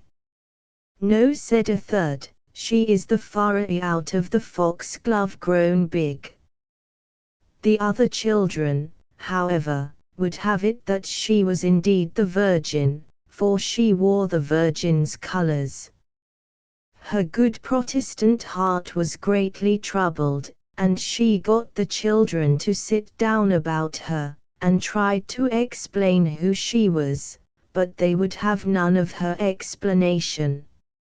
Finding explanation of no avail, she asked had they ever heard of Christ. "Yes," said one, "but we do not like him, for he would kill us if it were not for the Virgin." "Tell him to be good to me," whispered another into her ear. "We would not let me near him, for Dad says I am a devil," burst out a third. She talked to them a long time about Christ and the apostles, but was finally interrupted by an elderly woman with a stick, who, taking her to be some adventurous hunter for converts, drove the children away, despite their explanation that here was the great Queen of Heaven come to walk upon the mountain and be kind to them. When the children had gone she went on her way, and had walked about half a mile, when the child who was called a devil jumped down from the high ditch by the lane, and said she would believe her an ordinary lady if she had 2 skirts, for ladies always had 2 skirts. The 2 skirts were shown, and the child went away crestfallen, but a few minutes later jumped down again from the ditch, and cried angrily, "Dad's a devil, Mom's a devil, and I'm a devil, and you are only an ordinary lady," and having flung a handful of mud and pebbles ran away sobbing. When my pretty Protestant had come to her own home she found that she had dropped the tassels of her parasol. A year later she was by chance upon the mountain, but wearing now a plain black dress, and met the child who had first called her the Virgin out o' the picture, and saw the tassels hanging about the child's neck, and said, "I am the lady you met last year, who told you about Christ." "No, you are not." "No, you are not." "No, you are not," was the passionate reply. And after all, it was not my pretty Protestant, but Mary, Star of the Sea, still walking in sadness and in beauty upon many a mountain and by many a shore, who cast those tassels at the feet of the child. It is indeed fitting that man pray to her who is the mother of peace, the mother of dreams, and the mother of purity, to leave them yet a little hour to do good and evil in, and to watch old time telling the rosary of the stars. The golden age. A while ago I was in the train, and getting near Sligo. The last time I had been there something was troubling me, and I had longed for a message from those beings or bodiless moods, or whatever they be, who inhabit the world of spirits. The message came, for one night I saw with blinding distinctness a black animal, half weasel, half dog, moving along the top of a stone wall, and presently the black animal vanished, and from the other side came a white weasel-like dog, his pink flesh shining through his white hair and all in a blaze of light, and I remembered a pleasant belief about two furry dogs who go about representing day and night, good and evil, and was comforted by the excellent omen. But now I longed for a message of another kind, and chance, if chance there is, brought it. For a man got into the carriage and began to play on a fiddle made apparently of an old blacking box, and though I am quite unmusical, the sounds filled me with the strangest emotions. I seemed to hear a voice of lamentation out of the golden age. It told me that we are imperfect, incomplete, and no more like a beautiful woven web, but like a bundle of cords knotted together and flung into a comber. It said that the world was once all perfect and kindly, and that still the kindly and perfect world existed, but buried like a mass of roses under many spadefuls of earth. The fairies and the more innocent of the spirits dwelt within it, and lamented over our fallen world in the lamentation of the wind-tossed reeds, in the song of the birds, in the moan of the waves, and in the sweet cry of the fiddle. It said that with us the beautiful are not clever and the clever are not beautiful, and that the best of our moments are marred by a little vulgarity, or by a pinprick out of sad recollection, and that the fiddle must ever lament about it all. It said that if only they who live in the golden age could die we might be happy, for the sad voices would be still, but alas! Alas! They must sing and we must weep until the eternal gates swing open. We were now getting into the big glass-roofed terminus, and the fiddler put away his old blacking box and held out his hat for a copper, and then opened the door and was gone. A remonstrance with Scotsmen for having soured the disposition of their ghosts and fairies not only in Ireland is far a belief still extant. It was only the other day I heard of a Scottish farmer who believed that the lake in front of his house was haunted by a water horse. He was afraid of it, and dragged the lake with nets, and then tried to pump it empty. It would have been a bad thing for the water horse had he found him. An Irish peasant would have long since come to terms with the creature. For in Ireland there is something of timid affection between men and spirits. They only ill-treat each other in reason. Each admits the other side to have feelings. There are points beyond which neither will go. No Irish peasant would treat a captured furry as did the man Campbell tells of. He caught a kelpie, and tied her behind him on his horse. She was fierce, but he kept her quiet by driving an awl and a needle into her. They came to a river, and she grew very restless, fearing to cross the water. Again he drove the awl and needle into her. She cried out, "Pierce me with the awl, but keep that slender, hair-like slave, the needle, out of me." They came to an inn. He turned the light of a lantern on her. Immediately she dropped down like a falling star, and changed into a lump of jelly. She was dead. Nor would they treat the fairies as one is treated in an old Highland poem. A furry loved a little child who used to cut turf at the side of a furry hill. Every day the furry put out his hand from the hill with an enchanted knife. The child used to cut the turf with the knife. It did not take long, the knife being charmed.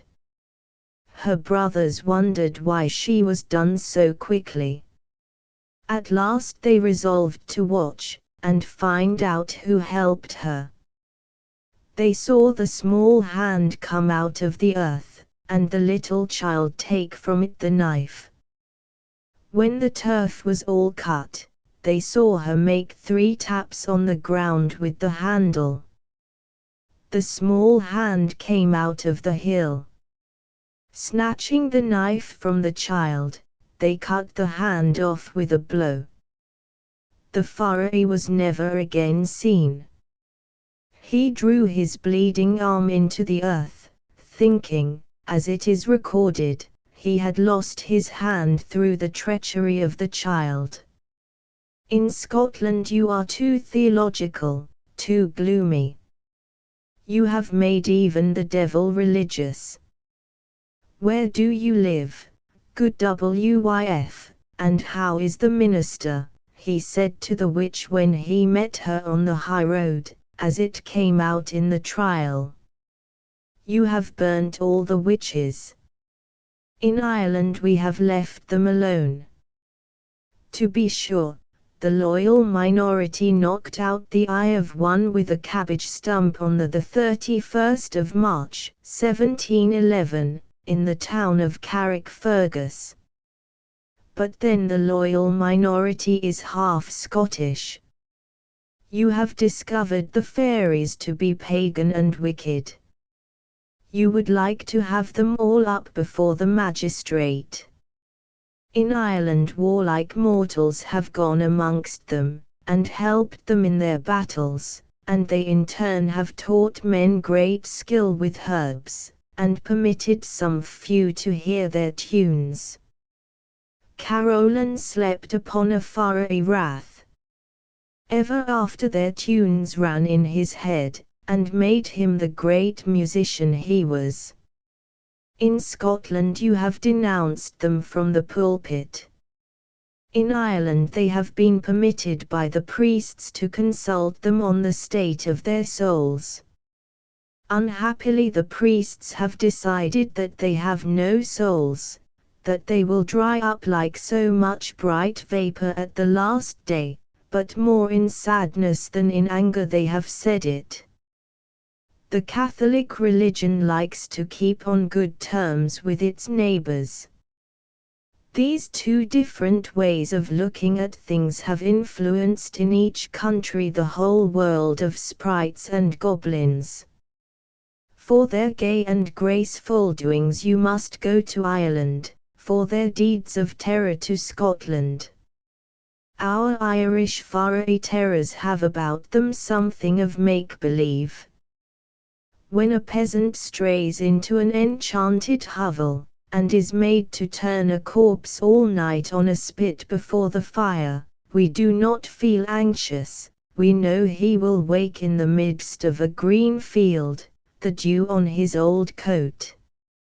In Scotland it is altogether different.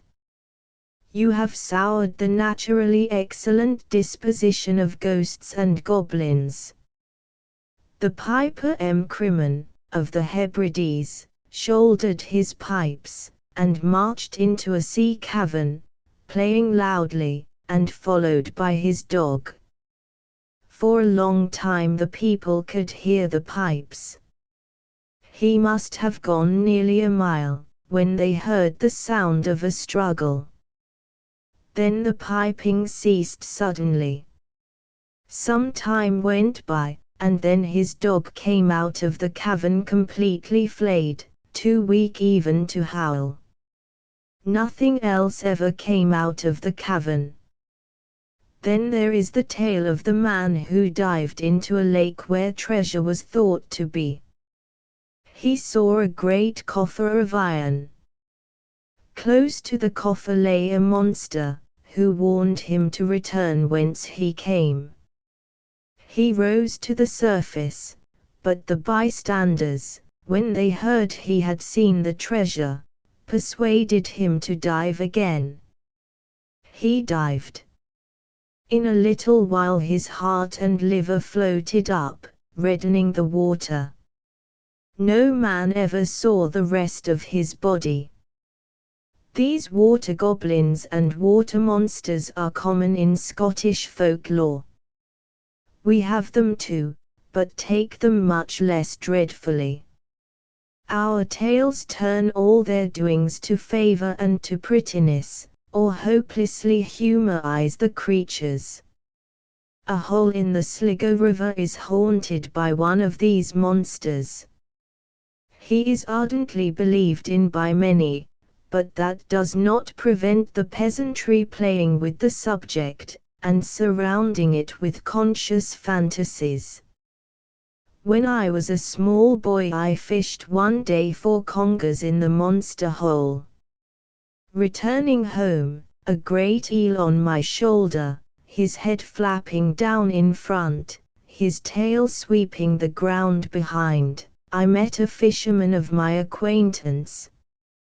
I began a tale of an immense conger, 3 times larger than the one I carried, that had broken my line and escaped. That was him, said the fisherman. Did you ever hear how he made my brother emigrate? My brother was a diver, you know, and grubbed stones for the harbour board. One day the beast comes up to him, and says, "What are you after?" "Stones, sir," says he. "Don't you think you had better be going?" "Yes, sir," says he. "And that's why my brother emigrated." The people said it was because he got poor, but that's not true. You will make no terms with the spirits of fire and earth and air and water. You have made the darkness your enemy. We exchange civilities with the world beyond. War. When there was a rumor of war with France a while ago, I met a poor Sligo woman, a soldier's widow, that I know, and I read her a sentence out of a letter I had just had from London. The people here are mad for war, but France seems inclined to take things peacefully, or some like sentence. Her mind ran a good deal on war, which she imagined partly from what she had heard from soldiers, and partly from tradition of the rebellion of '98. But the word London doubled her interest, for she knew there were a great many people in London, and she herself had once lived in a congested district. There are too many over one another in London. They are getting tired of the world. It is killed they want to be. It will be no matter, but sure the French want nothing but peace and quietness. The people here don't mind the war coming. They could not be worse than they are. They may as well die soldierly before God. Sure they will get quarters in heaven. Then she began to say that it would be a hard thing to see children tossed about on bayonets, and I knew her mind was running on traditions of the Great Rebellion. She said presently, "I never knew a man that was in a battle that liked to speak of it after. They'd sooner be throwing hay down from a hayrick." She told me how she and her neighbors used to be sitting over the fire when she was a girl, talking of the war that was coming, and now she was afraid it was coming again, for she had dreamed that all the bay was stranded and covered with seaweed. I asked her if it was in the Fenian times that she had been so much afraid of war coming. But she cried out, "Never had I such fun and pleasure as in the Fenian times. I was in a house where some of the officers used to be staying, and in the daytime I would be walking after the soldiers' band, and at night I'd be going down to the end of the garden watching a soldier, with his red coat on him, drilling the Fenians in the field behind the house. One night the boys tied the liver of an old horse, that had been dead 3 weeks, to the knocker, and I found it when I opened the door in the morning. And presently our talk of war shifted, as it had a way of doing, to the Battle of the Black Pig, which seems to her a battle between Ireland and England, but to me an Armageddon which shall quench all things in the ancestral darkness again, and from this to sayings about war and vengeance. Do you know, she said, what the curse of the forefathers is? They put the man-child on the spear, and somebody said to them, you will be cursed in the 4th generation after you, and that is why disease or anything always comes in the 4th generation. 1902 The Queen and the Fool. I have heard one Hearn, a witch doctor, who is on the border of Clare and Galway, say that in every household of Furry there is a queen and a fool, and that if you are touched by either you never recover, though you may from the touch of any other in Furry. He said of the fool that he was maybe the wisest of all, and spoke of him as dressed like one of the mummers that used to be going about the country. Since then a friend has gathered me some few stories of him, and I have heard that he is known, too, in the Highlands. I remember seeing a long, lank, ragged man sitting by the hearth in the cottage of an old miller not far from where I am now writing, and being told that he was a fool, and I find from the stories that my friend has gathered that he is believed to go to Furry in his sleep, but whether he becomes an Amadan Nubrina, a fool of the 4th, and is attached to a household there, I cannot tell. It was an old woman that I know well, and who has been in Furry herself, that spoke of him. She said, there are fools amongst them, and the fools we see, like that Amadan of Ballally, go away with them at night, and so do the women fools that we call oinseachs, apes. A woman who is related to the witch doctor on the border of Clare, and who can cure people and cattle by spells, said, there are some cures I can't do. I can't help anyone that has got a stroke from the Queen or the Fool of the 4th.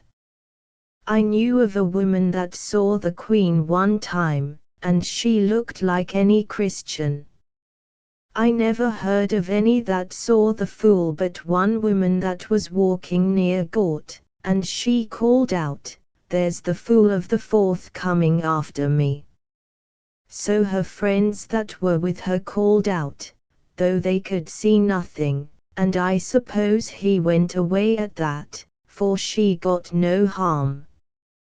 He was like a big strong man, she said, and half naked, and that is all she said about him. I have never seen any myself, but I am a cousin of Hearn, and my uncle was away 21 years.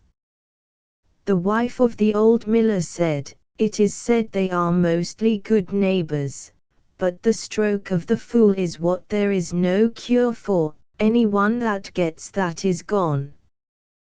The Amadan Nubrina we call him. And an old woman who lives in the bog of Kiltartan, and is very poor, said, it is true enough, there is no cure for the stroke of the Amadan Nubrina. There was an old man I knew long ago, he had a tape, and he could tell what diseases you had with measuring you, and he knew many things. And he said to me one time, what month of the year is the worst? And I said, the month of May, of course. It is not, he said, but the month of June, for that's the month that the Amadan gives his stroke. They say he looks like any other man, but he's leathern, wide, and not smart. I knew a boy one time got a great fright, for a lamb looked over the wall at him with a beard on it, and he knew it was the Amadan, for it was the month of June. And they brought him to that man I was telling about, that had the tape, and when he saw him he said, "Send for the priest, and get a mass said over him." And so they did, and what would you say but he's living yet and has a family. A certain Regan said, they, the other sort of people, might be passing you close here and they might touch you. But any that gets the touch of the Amadan Nabrina is done for. It's true enough that it's in the month of June he's most likely to give the touch. I knew one that got it, and he told me about it himself. He was a boy I knew well, and he told me that one night a gentleman came to him, that had been his landlord, and that was dead. And he told him to come along with him, for he wanted him to fight another man. And when he went he found two great troops of them, and the other troop had a living man with them too, and he was put to fight him. And they had a great fight, and he got the better of the other man, and then the troop on his side gave a great shout, and he was left home again. But about 3 years after that he was cutting bushes in a wood and he saw the Amadan coming at him. He had a big vessel in his arms, and it was shining, so that the boy could see nothing else, but he put it behind his back then and came running, and the boy said he looked wild and wide, like the side of the hill. And the boy ran, and he threw the vessel after him, and it broke with a great noise, and whatever came out of it, his head was gone there and then. He lived for a while after, and used to tell us many things, but his wits were gone. He thought they mightn't have liked him to beat the other man, and he used to be afraid something would come on him. And an old woman in a Galway workhouse, who had some little knowledge of Queen Maeve, said the other day, the Amadan Nabrina changes his shape every 2 days. Sometimes he comes like a youngster, and then he'll come like the worst of beasts, trying to give the touch he used to be.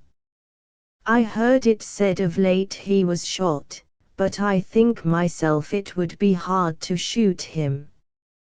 I knew a man who was trying to bring before his mind's eye an image of Venus, the old Irish god of love and poetry and ecstasy, who changed 4 of his kisses into birds, and suddenly the image of a man with a cap and bells rushed before his mind's eye, and grew vivid and spoke and called itself Venus' messenger. And I knew another man, a truly great seer, who saw a white fool in a visionary garden, where there was a tree with peacock's feathers instead of leaves, and flowers that opened to show little human faces when the white fool had touched them with his cockscomb, and he saw at another time a white fool sitting by a pool and smiling and watching the images of many fair women floating up from the pool. What else can death be but the beginning of wisdom and power and beauty? And foolishness may be a kind of death. I cannot think it wonderful that many should see a fool with a shining vessel of some enchantment or wisdom or dream too powerful for mortal brains in every household of them.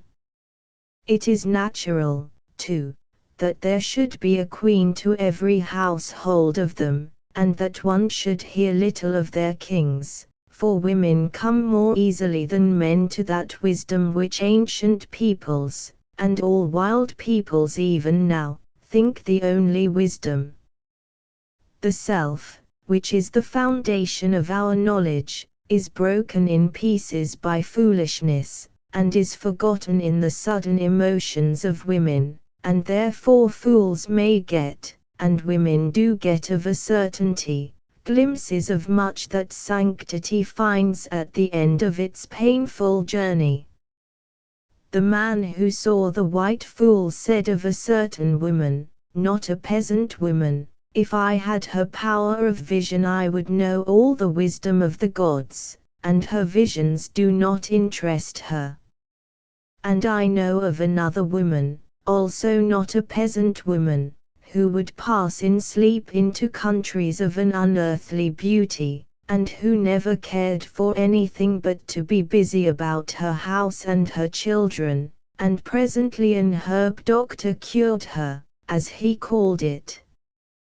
Wisdom and beauty and power may sometimes, as I think, come to those who die every day they live, though their dying may not be like the dying Shakespeare spoke of. There is a war between the living and the dead, and the Irish stories keep harping upon it.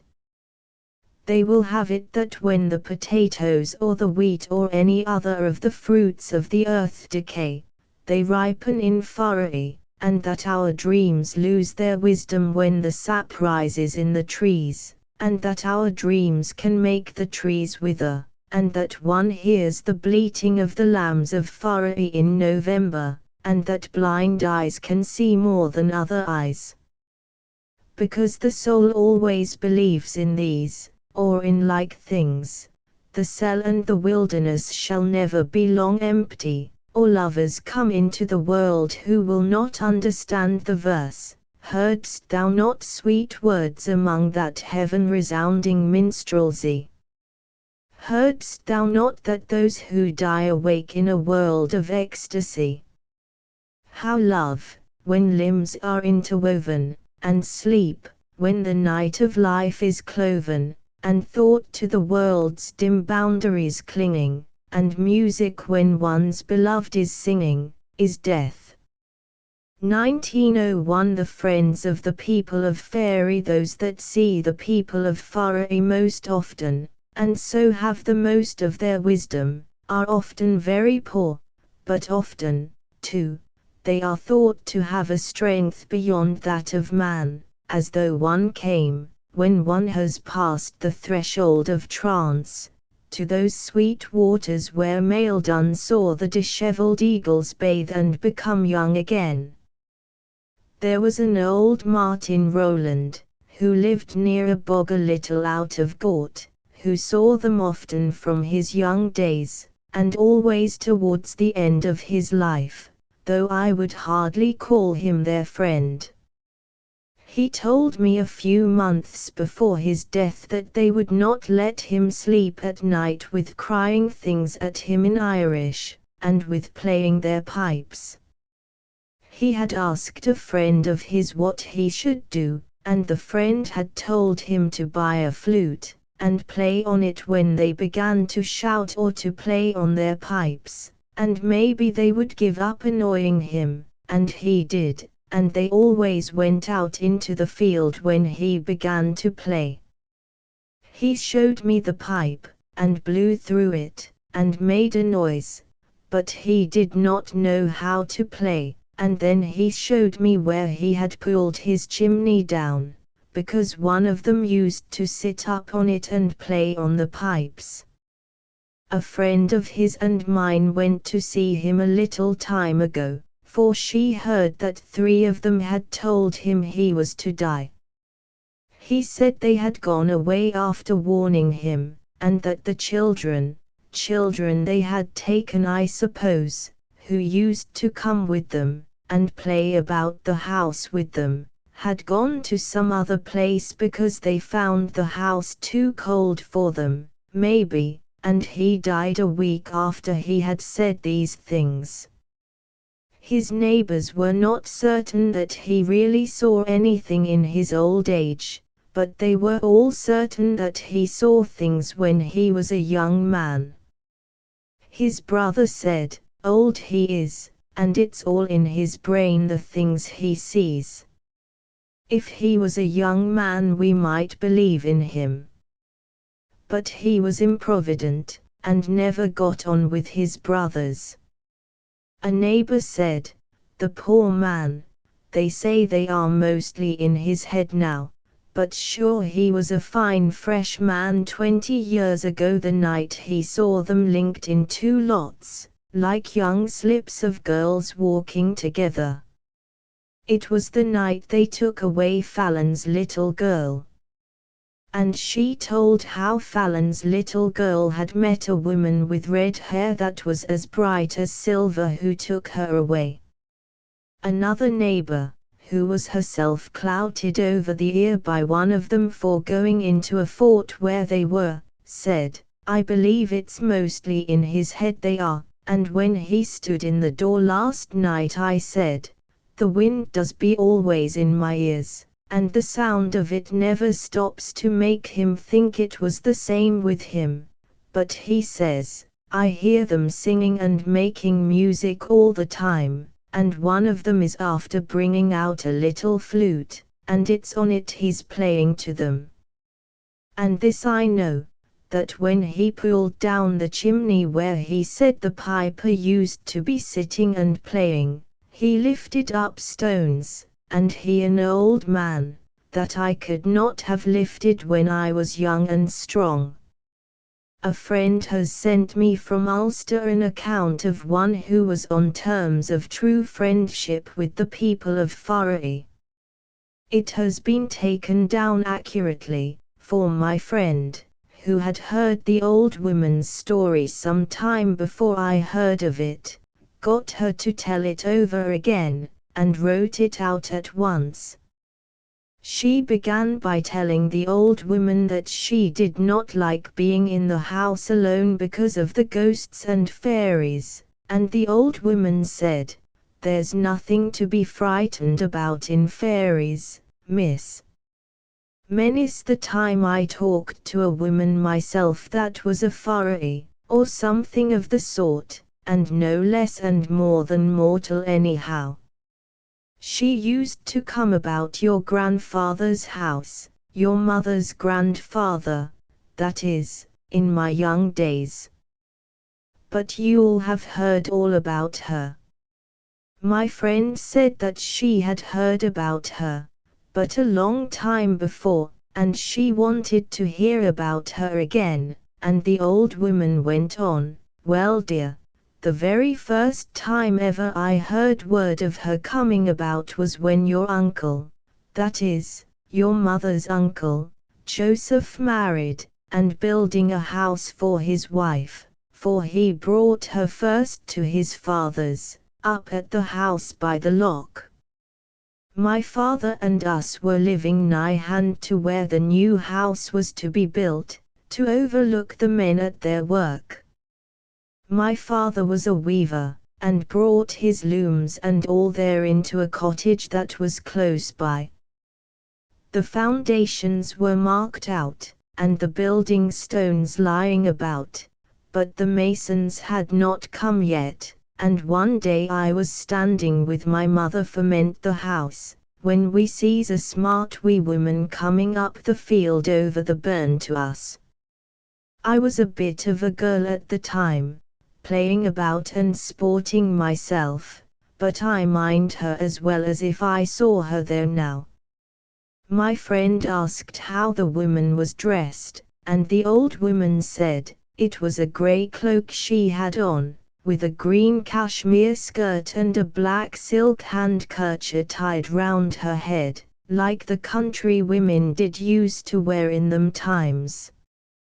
My friend asked, how wee was she? And the old woman said, well now, she wasn't wee at all when I think of it, for all we called her the wee woman. She was bigger than many a one, and yet not tall as you would say. She was like a woman about 30, brown-haired and round in the face. She was like Miss Betty, your grandmother's sister, and Betty was like none of the rest, not like your grandmother, nor any of them.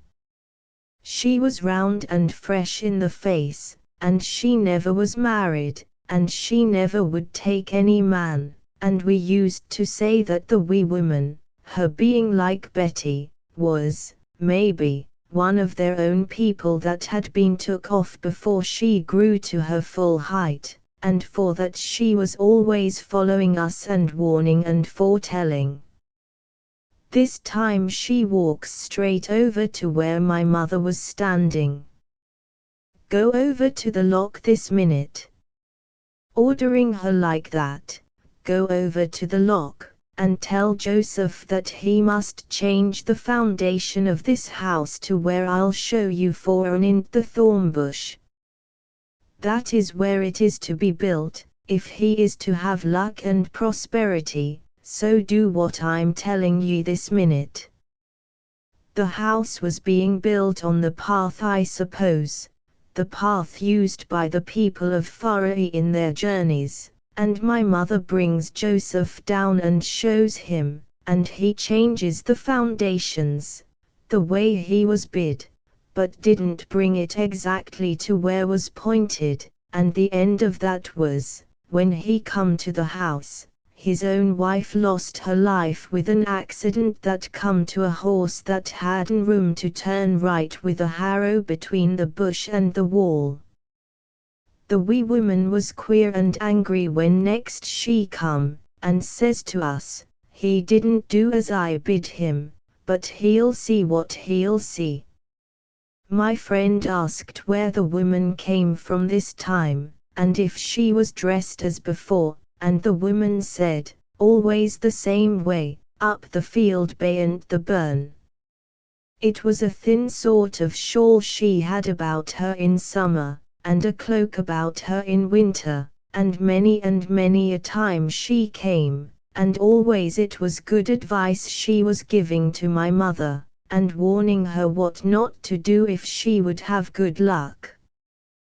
There was none of the other children of us ever seen her unless me, but I used to be glad when I seen her coming up the bum, and would run out and catch her by the hand and the cloak, and call to my mother, here's the wee woman.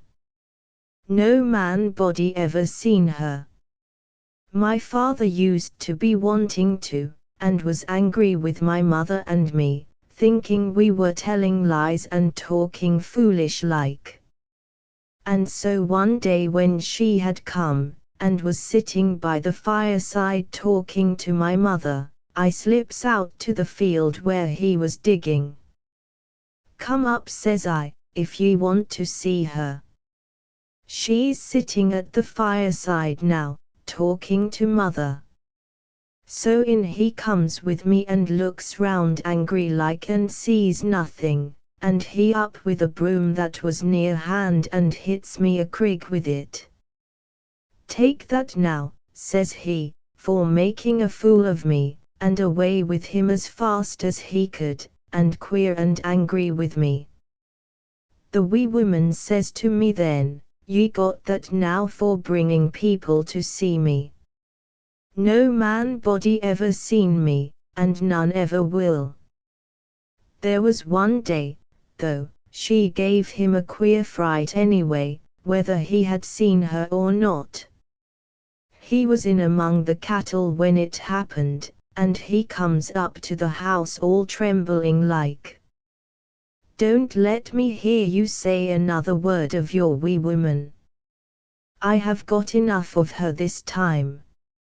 Another time, all the same, he was up got in to sell horses, and before he went off, in steps the wee woman and says she to my mother, holding out a sort of a weed, your man is gone up by Gortin, and there's a bad fright waiting him coming home, but take this and sew it in his coat, and he'll get no harm by it. My mother takes the herb, but thinks to herself, sure there's nothing in it, and throws it on the floor, and lo and behold, and sure enough. Coming home from Gortin, my father got as bad a fright as ever he got in his life. What it was I don't right mind, but anyway he was badly damaged by it. My mother was in a queer way, frightened of the wee woman, after what she done, and sure enough the next time she was angry. "Ye didn't believe me," she said, "and ye threw the herb I gave ye in the fire, and I went far enough for it." There was another time she came and told how William Hearn was dead in America. "Go over," she says, "to the lock, and say that William is dead, and he died happy, and this was the last Bible chapter ever he read," and with that she gave the verse and chapter. "Go," she says, "and tell them to read them at the next class meeting, and that I held his head while he died." And sure enough word came after that how William had died on the day she named.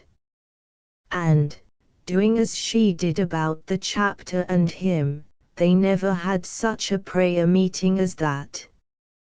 One day she and me and my mother was standing talking, and she was warning her about something, when she says of a sudden, "Here comes Miss Letty in all her finery, and it's time for me to be off." And with that she gave a swirl round on her feet, and raises up in the air, and round she goes, and up, as if it was a winding stairs she went up, only far swifter. She went up and up, till she was no bigger than a bird up against the clouds, singing and singing the whole time the loveliest music I ever heard in my life from that day to this. It wasn't a hymn she was singing, but poetry, lovely poetry, and me and my mother stands gaping up, and all of a tremble. "What is she at all, mother?" says I. "Is it an angel she is, or a fairy woman, or what?" With that up come Miss Letty. "That was your grandmother, dear, but Miss Letty she was then, and no word of her being anything else, and she wondered to see us gaping up that way, till me and my mother told her of it. She went on gay dressed then, and was lovely looking. She was up the lane where none of us could see her coming forward when the wee woman rose up in that queer way, saying, 'Here comes Miss Letty in all her finery.' Who knows to what far country she went, or to see whom dying. It was never after dark she came, but daylight always, as far as I mind, but once't, and that was on a Hallow Eve night. My mother was by the fire, making ready the supper. She had a duck down and some apples. In slips the wee woman. 'I'm come to pass my Hallow Eve with you,' says she. 'That's right,' says my mother, and thinks to herself, 'I can give her her supper nicely.' Down she sits by the fire a while. 'Now I'll tell you where you'll bring my supper,' says she. 'In the room beyond there beside the loom, set a chair in and a plate. When ye re spending the night, mayn't ye as well sit by the table and eat with the rest of us? Do what you're bid, and set whatever you give me in the room bayant. I'll eat there and nowhere else.' So my mother sets her a plate of duck and some apples, whatever was going, in where she bid, and we got to our supper and she to hers, and when we rose I went in, and there, lo and behold ye, was her supper plate a bit et of each portion, and she clean gone. 1897 Dreams that have no moral. The friend who heard about Maeve and the hazel stick went to the workhouse another day. She found the old people cold and wretched, like flies in winter, she said, but they forgot the cold when they began to talk. A man had just left them who had played cards in a rath with the people of Furry, who had played very fair, and one old man had seen an enchanted black pig one night, and there were two old people my friend had heard quarrelling as to whether Raftery or Callanan was the better poet. One had said of Raftery, he was a big man, and his songs have gone through the whole world. I remember him well. He had a voice like the wind, but the other was certain that you would stand in the snow to listen to Callanan. Presently an old man began to tell my friend a story, and all listened delightedly, bursting into laughter now and then. The story, which I am going to tell just as it was told, was one of those old rambling moralist tales, which are the delight of the poor and the hard-driven, wherever life is left in its natural simplicity. They tell of a time when nothing had consequences, when even if you were killed, if only you had a good heart, somebody would bring you to life again with a touch of a rod, and when if you were a prince and happened to look exactly like your brother, you might go to bed with his queen, and have only a little quarrel afterwards. We too, if we were so weak and poor that everything threatened us with misfortune, would remember, if foolish people left us alone, every old dream that has been strong enough to fling the weight of the world from its shoulders. There was a king one time who was very much put out because he had no son, and he went at last to consult his chief adviser. And the chief adviser said, "It's easy enough managed if you do as I tell you. Let you send someone," says he, "to such a place to catch a fish. And when the fish is brought in, give it to the queen, your wife, to eat."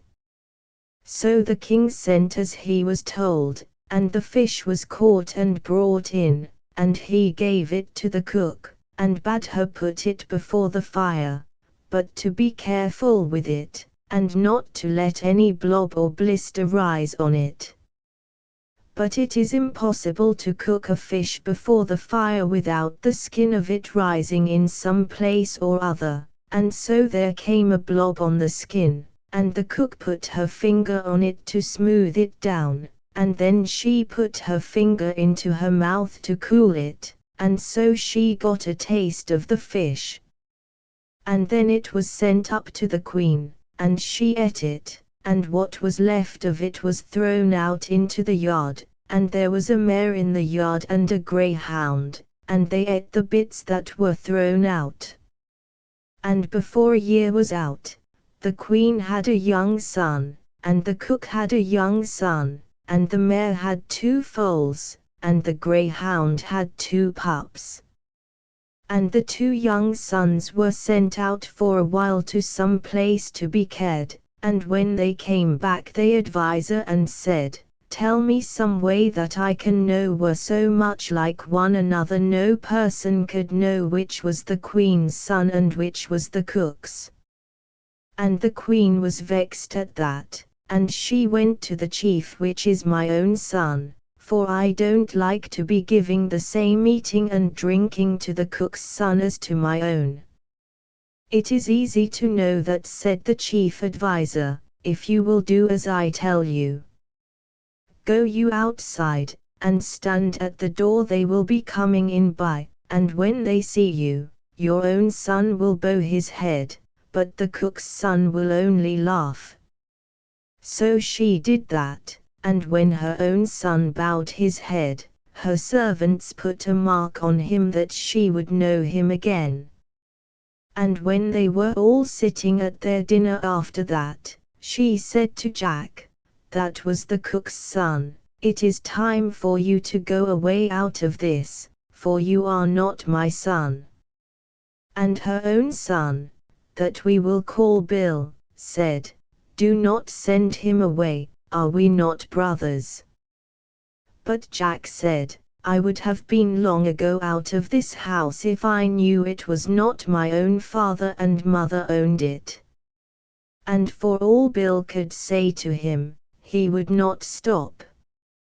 But before he went, they were by the well that was in the garden, and he said to Bill, "If harm ever happens to me, that water on the top of the well will be blood, and the water below will be honey." Then he took one of the pups, and one of the 2 horses, that was foaled after the mare eating the fish, and the wind that was after him could not catch him, and he caught the wind that was before him. And he went on till he came to a weaver's house, and he asked him for a lodging, and he gave it to him. And then he went on till he came to a king's house, and he sent in at the door to ask, did he want a servant? "All I want," said the king, "is a boy that will drive out the cows to the field every morning, and bring them in at night to be milked." "I will do that for you," said Jack, so the king engaged him. In the morning Jack was sent out with the 24 cows, and the place he was told to drive them to had not a blade of grass in it for them, but was full of stones. So Jack looked about for some place where there would be better grass, and after a while he saw a field with good green grass in it, and it belonging to a giant. So he knocked down a bit of the wall and drove them in, and he went up himself into an apple tree and began to eat the apples. Then the giant came into the field. "Fee for thumb," says he, "I smell the blood of an Irishman." "I see you where you are, up in the tree," he said. "You are too big for one mouthful, and too small for 2 mouthfuls. And I don't know what I'll do with you if I don't grind you up and make snuff for my nose." "As you are strong, be merciful," says Jack up in the tree. "Come down out of that, you little dwarf," said the giant, "or I'll tear you and the tree asunder." So Jack came down.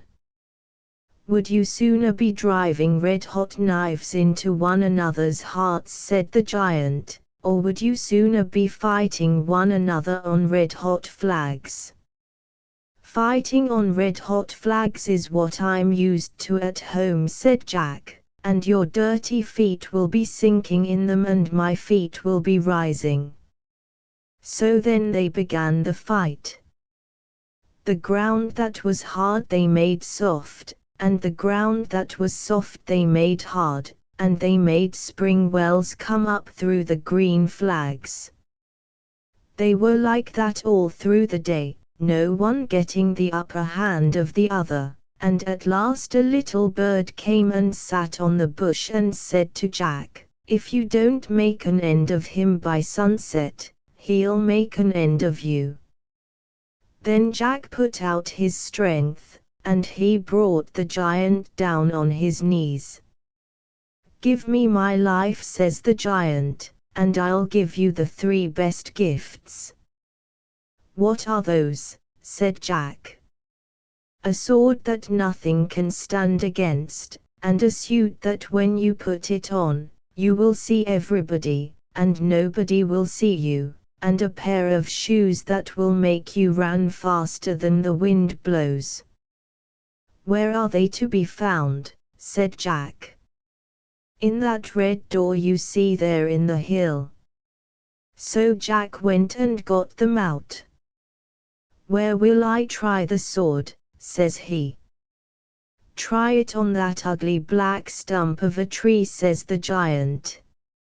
"I see nothing blacker or uglier than your own head," says Jack. And with that he made one stroke, and cut off the giant's head that it went into the air, and he caught it on the sword as it was coming down, and made 2 halves of it. "It is well for you I did not join the body again," said the head, "or you would have never been able to strike it off again." "I did not give you the chance of that," said Jack. And he brought away the great suit with him. So he brought the cows home at evening, and everyone wondered at all the milk they gave that night. And when the king was sitting at dinner with the princess, his daughter, and the rest, he said, "I think I only hear 2 roars from beyond tonight in place of 3. The next morning Jack went out again with the cows, and he saw another field full of grass, and he knocked down the wall and let the cows in. All happened the same as the day before, but the giant that came this time had 2 heads, and they fought together, and the little bird came and spoke to Jack as before. And when Jack had brought the giant down, he said, "Give me my life, and I'll give you the best thing I have." "What is that?" says Jack. "It's a suit that you can put on, and you will see everyone but no one can see you." "Where is it?" said Jack. "It's inside that little red door at the side of the hill." So Jack went and brought out the suit. And then he cut off the giant's 2 heads, and caught them coming down and made 4 halves of them. And they said it was well for him he had not given them time to join the body. That night when the cows came home they gave so much milk that all the vessels that could be found were filled up. The next morning Jack went out again, and all happened as before, and the giant this time had 4 heads, and Jack made 8 halves of them. And the giant had told him to go to a little blue door in the side of the hill, and there he got a pair of shoes that when you put them on would go faster than the wind.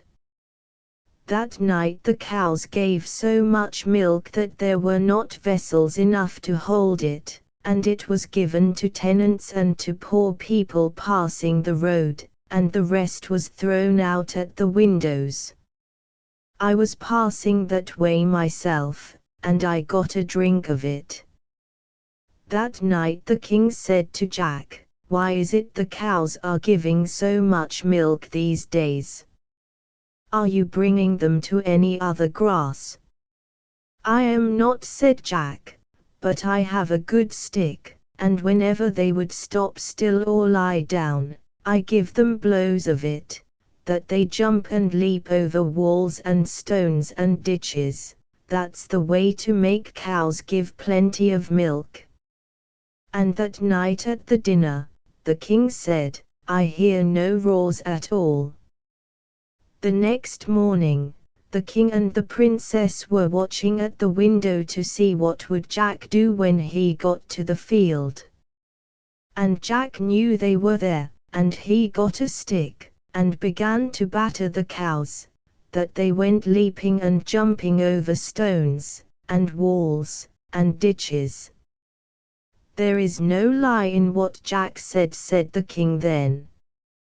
Now there was a great serpent at that time used to come every 7 years, and he had to get a king's daughter to eat, unless she would have some good man to fight for her. And it was the princess at the place Jack was had to be given to it that time, and the king had been feeding a bully underground for 7 years, and you may believe he got the best of everything, to be ready to fight it. And when the time came, the princess went out, and the bully with her down to the shore, and when they got there what did he do, but to tie the princess to a tree, the way the serpent would be able to swallow her easy with no delay, and he himself went and hid up in an ivy tree. And Jack knew what was going on, for the princess had told him about it, and had asked would he help her, but he said he would not. But he came out now, and he put on the suit he had taken from the first giant, and he came by the place the princess was, but she didn't know him. "Is that right for a princess to be tied to a tree?" said Jack. "It is not, indeed," said she, and she told him what had happened, and how the serpent was coming to take her. "If you will let me sleep for a while with my head in your lap," said Jack, "you could wake me when it is coming." So he did that, and she awakened him when she saw the serpent coming, and Jack got up and fought with it, and drove it back into the sea. And then he cut the rope that fastened her, and he went away. The bully came down then out of the tree, and he brought the princess to where the king was, and he said, "I got a friend of mine to come and fight the serpent today, where I was a little timorous after being so long shut up underground, but I'll do the fighting myself tomorrow." The next day they went out again, and the same thing happened. The bully tied up the princess where the serpent could come at her fair and easy, and went up himself to hide in the ivy tree. Then Jack put on the suit he had taken from the second giant, and he walked out, and the princess did not know him, but she told him all that had happened yesterday, and how some young gentleman she did not know had come and saved her. So Jack asked might he lie down and take a sleep with his head in her lap, the way she could awake him. And it happened the same way as the day before. And the bully gave her up to the king, and said he had brought another of his friends to fight for her that day. The next day she was brought down to the shore as before, and a great many people gathered to see the serpent that was coming to bring the king's daughter away. And Jack brought out the suit of clothes he had brought away from the third giant, and she did not know him, and they talked as before. But when he was asleep this time, she thought she would make sure of being able to find him again, and she took out her scissors and cut off a piece of his hair, and made a little packet of it and put it away. And she did another thing, she took off one of the shoes that was on his feet. And when she saw the serpent coming she woke him, and he said, "This time I will put the serpent in a way that he will eat no more king's daughters."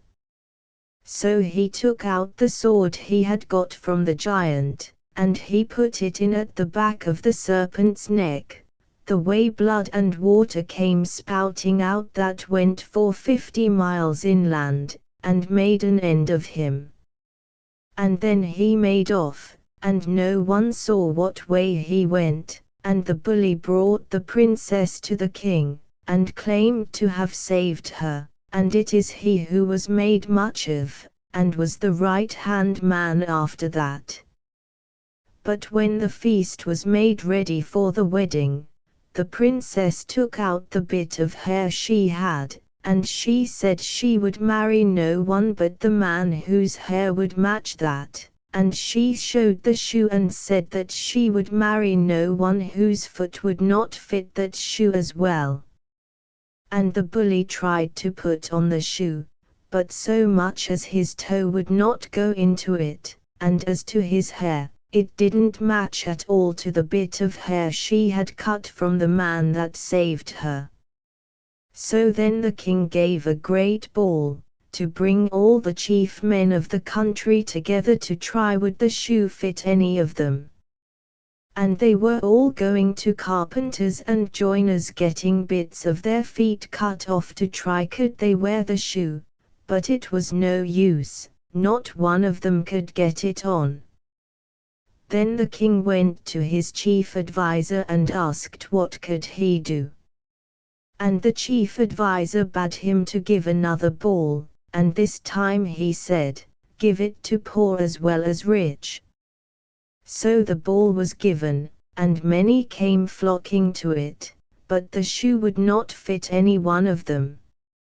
And the chief adviser said, "Is every one here that belongs to the house?" "They are all here," said the king, except the boy that minds the cows, and I would not like him to be coming up here." Jack was below in the yard at the time, and he heard what the king said, and he was very angry, and he went and got his sword and came running up the stairs to strike off the king's head. But the man that kept the gate met him on the stairs before he could get to the king, and quieted him down. And when he got to the top of the stairs and the princess saw him, she gave a cry and ran into his arms. And they tried the shoe and it fitted him, and his hair matched to the piece that had been cut off. So then they were married, and a great feast was given for 3 days and 3 nights. And at the end of that time, one morning there came a deer outside the window, with bells on it, and they ringing. And it called out, "Here is the hunt, where is the huntsman and the hound?" So when Jack heard that, he got up and took his horse and his hound and went hunting the deer. When it was in the hollow he was on the hill, and when it was on the hill he was in the hollow, and that went on all through the day, and when night fell it went into a wood. And Jack went into the wood after it, and all he could see was a mud wall cabin, and he went in, and there he saw an old woman, about 200 years old, and she sitting over the fire. "Did you see a deer pass this way?" says Jack. "I did not," says she, "but it's too late now for you to be following a deer, let you stop the night here." "What will I do with my horse and my hound?" said Jack. "Here are 2 ribs of hair," says she, "and let you tie them up with them." So Jack went out and tied up the horse and the hound, and when he came in again the old woman said, "You killed my 3 sons, and I'm going to kill you now." And she put on a pair of boxing gloves, each one of them 9 stone weight, and the nails in them 15 inches long. Then they began to fight, and Jack was getting the worst of it. "Help, hound," he cried out. Then Squeeze Hair cried out the old woman, and the rib of hair that was about the hound's neck squeezed him to death. "Help, horse," Jack called out. Then Squeeze Hair called out the old woman, and the rib of hair that was about the horse's neck began to tighten and squeeze him to death. Then the old woman made an end of Jack and threw him outside the door. To go back now to Bill. He was out in the garden one day, and he took a look at the well, and what did he see but the water at the top was blood, and what was underneath was honey. So he went into the house again, and he said to his mother, "I will never eat a second meal at the same table, or sleep a second night in the same bed, till I know what is happening to Jack." So he took the other horse and hound then, and set off, over the hills where cock never crows and horn never sounds, and the devil never blows his bugle. And at last he came to the weaver's house, and when he went in, the weaver says, "You are welcome, and I can give you better treatment than I did the last time you came in to me." For she thought it was Jack who was there, they were so much like one another. "That is good," said Bill to himself, "my brother has been here." And he gave the weaver the full of a basin of gold in the morning before he left. Then he went on till he came to the king's house, and when he was at the door the princess came running down the stairs, and said, "Welcome to you back again." And all the people said, "It is a wonder you have gone hunting 3 days after your marriage, and to stop so long away." So he stopped that night with the princess, and she thought it was her own husband all the time. And in the morning the deer came, and bells ringing on her, under the windows, and called out, "The hunt is here, where are the huntsmen and the hounds?" Then Bill got up and got his horse and his hound, and followed her over hills and hollows till they came to the wood, and there he saw nothing but the mud wall cabin and the old woman sitting by the fire, and she bade him stop the night there, and gave him 2 ribs of hair to tie his horse and his hound with. But Bill was wittier than Jack was, and before he went out, he threw the ribs of hair into the fire secretly. When he came in, the old woman said, "Your brother killed my 3 sons, and I killed him, and I'll kill you along with him." And she put her gloves on, and they began the fight, and then Bill called out, "Help, horse!"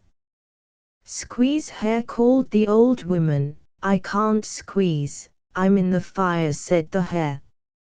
And the horse came in and gave her a blow of his hoof. "Help, hound," said Bill then. "Squeeze, hare," said the old woman. "I can't, I'm in the fire," said the second hare. Then the bound put his teeth in her, and Bill brought her down, and she cried for mercy. "Give me my life," she said, "and I'll tell you where you'll get your brother again, and his hound and horse." "Where's that?" said Bill. "Do you see that rod over the fire?" said she. "Take it down and go outside the door where you'll see 3 green stones, and strike them with the rod, for they are your brother, and his horse and hound, and they'll come to life again." "I will, but I'll make a green stone of you first," said Bill, and he cut off her head with his sword. Then he went out and struck the stones, and sure enough there were Jack, and his horse and hound, alive and well. And they began striking other stones around, and men came from them, that had been turned to stones, hundreds and thousands of them. Then they set out for home, but on the way they had some dispute or some argument together, for Jack was not well pleased to hear he had spent the night with his wife, and Bill got angry, and he struck Jack with the rod, and turned him to a green stone. And he went home, but the princess saw he had something on his mind, and he said then, "I have killed my brother." And he went back then and brought him to life, and they lived happy ever after, and they had children by the basketful, and threw them out by the shovelful. I was passing one time myself, and they called me in and gave me a cup of tea. 1902. By the roadside last night I went to a wide place on the Kiltartan road to listen to some Irish songs. While I waited for the singers, an old man sang about that country beauty who died so many years ago, and spoke of a singer he had known who sang so beautifully that no horse would pass him, but must turn its head and cock its ears to listen. Presently a score of men and boys and girls, with shawls over their beads, gathered under the trees to listen. Somebody sang Samu on Eendils, and then somebody else Jimmy Mo Mylister, mournful songs of separation, of death, and of exile. Then some of the men stood up and began to dance, while another lilted the measure they danced to, and then somebody sang Iblin a Ruin, that glad song of meeting which has always moved me more than other songs, because the lover who made it sang it to his sweetheart under the shadow of a mountain I looked at every day through my childhood. The voices melted into the twilight and were mixed into the trees, and when I thought of the words they too melted away, and were mixed with the generations of men. Now it was a phrase, now it was an attitude of mind, an emotional form, that had carried my memory to older verses, or even to forgotten mythologies.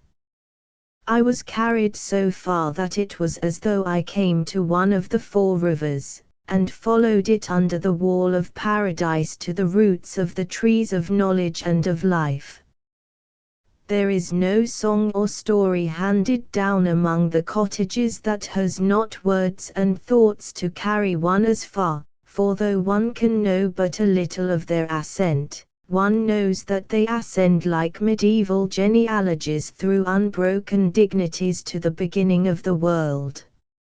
Folk art is, indeed, the oldest of the aristocracies of thought, and because it refuses what is passing and trivial, the merely clever and pretty, as certainly as the vulgar and insincere, and because it has gathered into itself the simplest and most unforgettable thoughts of the generations, it is the soil where all great art is rooted. Wherever it is spoken by the fireside, or sung by the roadside, or carved upon the lintel, appreciation of the arts that a single mind gives unity and design to, spreads quickly when its hour is come. In a society that has cast out imaginative tradition, only a few people, 3,000 or 4,000 out of millions, favored by their own characters and by happy circumstance, and only then after much labor, have understanding of imaginative things, and yet the imagination is the man himself. The churches in the Middle Age won all the arts into their service because men understood that when imagination is impoverished, a principal voice, some would say the only voice, for the awakening of wise hope and durable faith, and understanding charity, can speak but in broken words, if it does not fall silent. And so it has always seemed to me that we, who would reawaken imaginative tradition by making old songs live again, or by gathering old stories into books, take part in the quarrel of Galilee. Those who are Irish and would spread foreign ways, which, for all but a few, are ways of spiritual poverty, take part also. Their part is with those who were of jury, and yet cried out, "If thou let this man go, thou art not Caesar's friend." 1901. Into the twilight outworn heart, in a time outworn, come clear of the nets of wrong and right, laugh, heart, again in the grey twilight, sigh, heart, again in the dew of the morn. Thy mother era is always young, dew ever shining and twilight grey, though hope fall from thee or love decay burning in fires of a slanderous tongue. Come, heart, where hill is heaped upon hill, for there the mystical brotherhood of hollow wood and the hilly wood and the changing moon work out their will. And God stands winding his lonely horn, and time and world are ever in flight, and love is less kind than the grey twilight, and hope is less dear than the dew of the morn. Asterisk asterisk asterisk end of the Project Gutenberg ebook The Celtic Twilight asterisk asterisk asterisk updated editions will replace the previous one, the old editions will be renamed.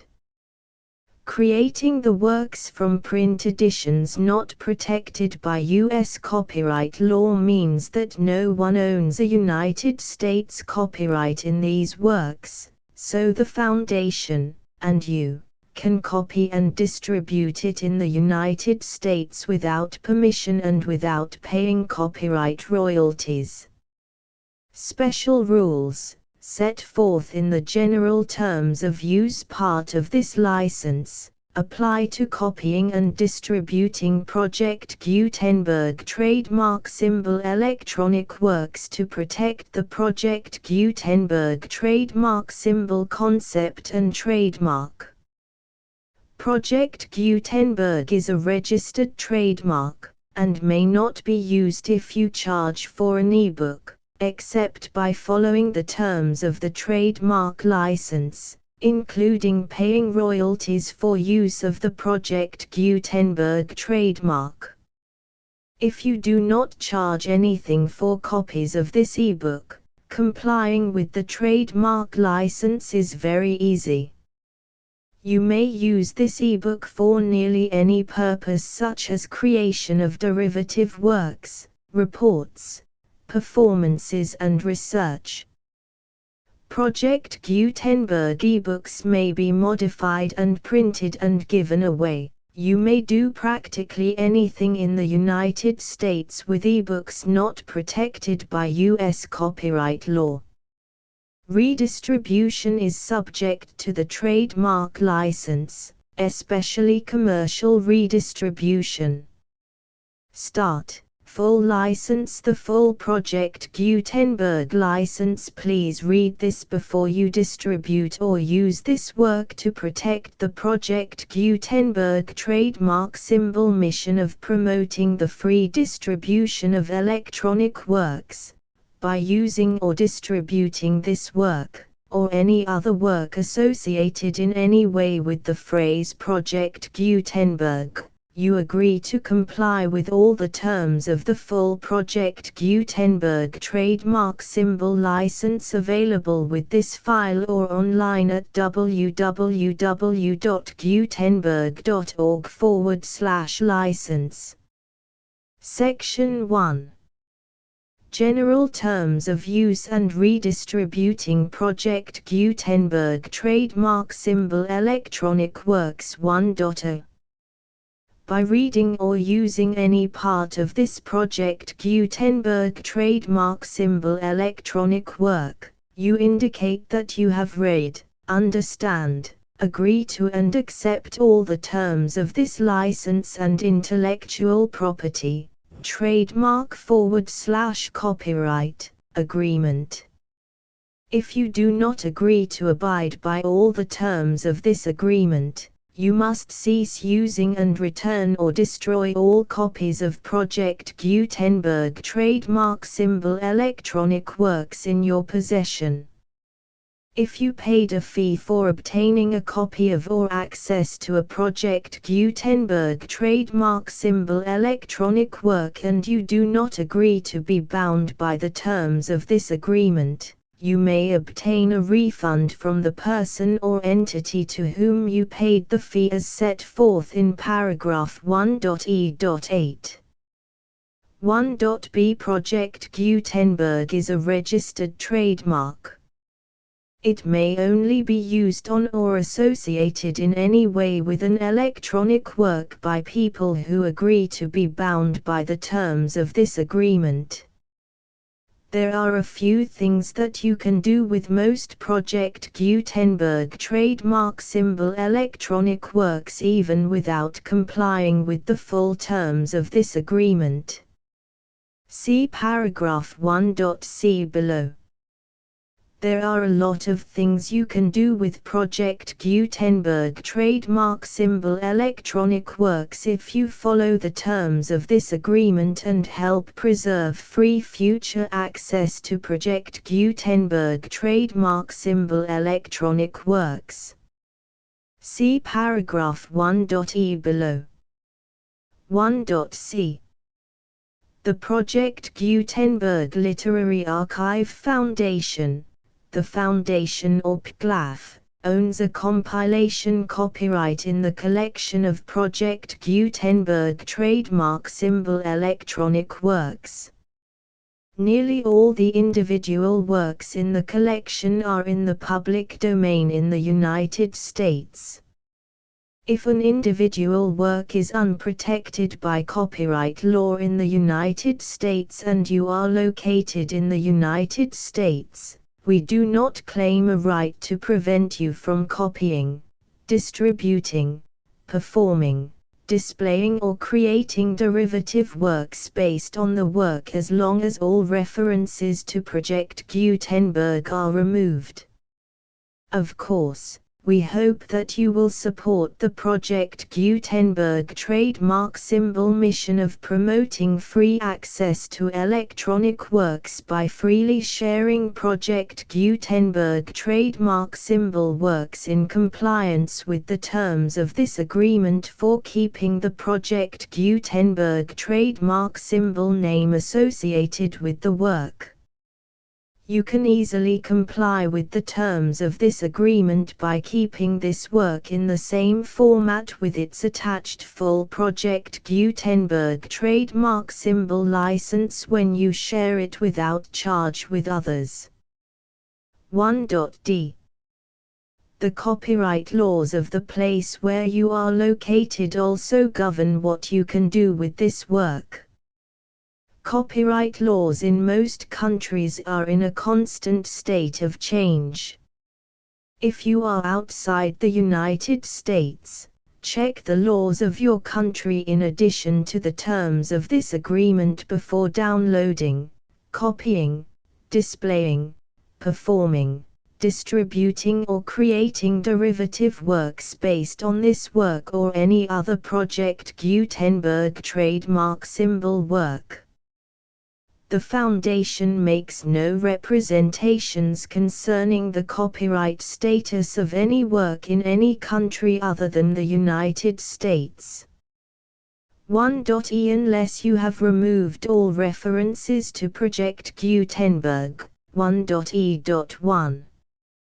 The following sentence, with active links to, or other immediate access to, the full Project Gutenberg trademark symbol license must appear prominently whenever any copy of a Project Gutenberg trademark symbol work, any work on which the phrase Project Gutenberg appears, or with which the phrase Project Gutenberg is associated, is accessed, displayed, performed, viewed, copied or distributed. This ebook is for the use of anyone anywhere in the United States and most other parts of the world at no cost and with almost no restrictions whatsoever. You may copy it, give it away or reuse it under the terms of the Project Gutenberg license included with this ebook or online at www.gutenberg.org. If you are not located in the United States, you will have to check the laws of the country where you are located before using this ebook. 1.e.2. If an individual Project Gutenberg trademark symbol electronic work is derived from texts not protected by U.S. copyright law, does not contain a notice indicating that it is posted with permission of the copyright holder, the work can be copied and distributed to anyone in the United States without paying any fees or charges. If you are redistributing or providing access to a work with the phrase Project Gutenberg associated with or appearing on the work, you must comply either with the requirements of paragraphs 1.e.1 through 1.e.7 or obtain permission for the use of the work and the Project Gutenberg trademark symbol trademark as set forth in paragraphs 1.e.8 or 1.e.9. 1.e.3. If an individual Project Gutenberg trademark symbol electronic work is posted with the permission of the copyright holder, your use and distribution must comply with both paragraphs 1.e.1 through 1.e.7 and any additional terms imposed by the copyright holder. Additional terms will be linked to the Project Gutenberg trademark symbol license for all works posted with the permission of the copyright holder found at the beginning of this work.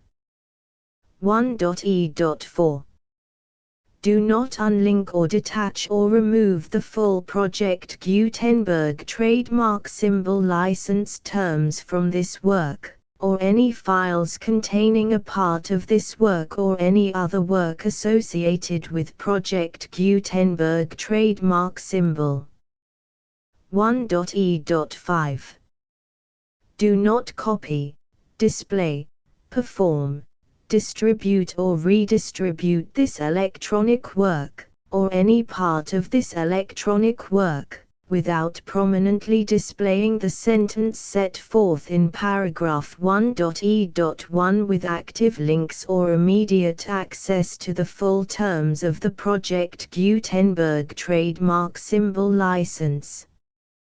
1.e.6 You may convert to and distribute this work in any binary, compressed, marked up, non-proprietary or proprietary form, including any word processing or hypertext form.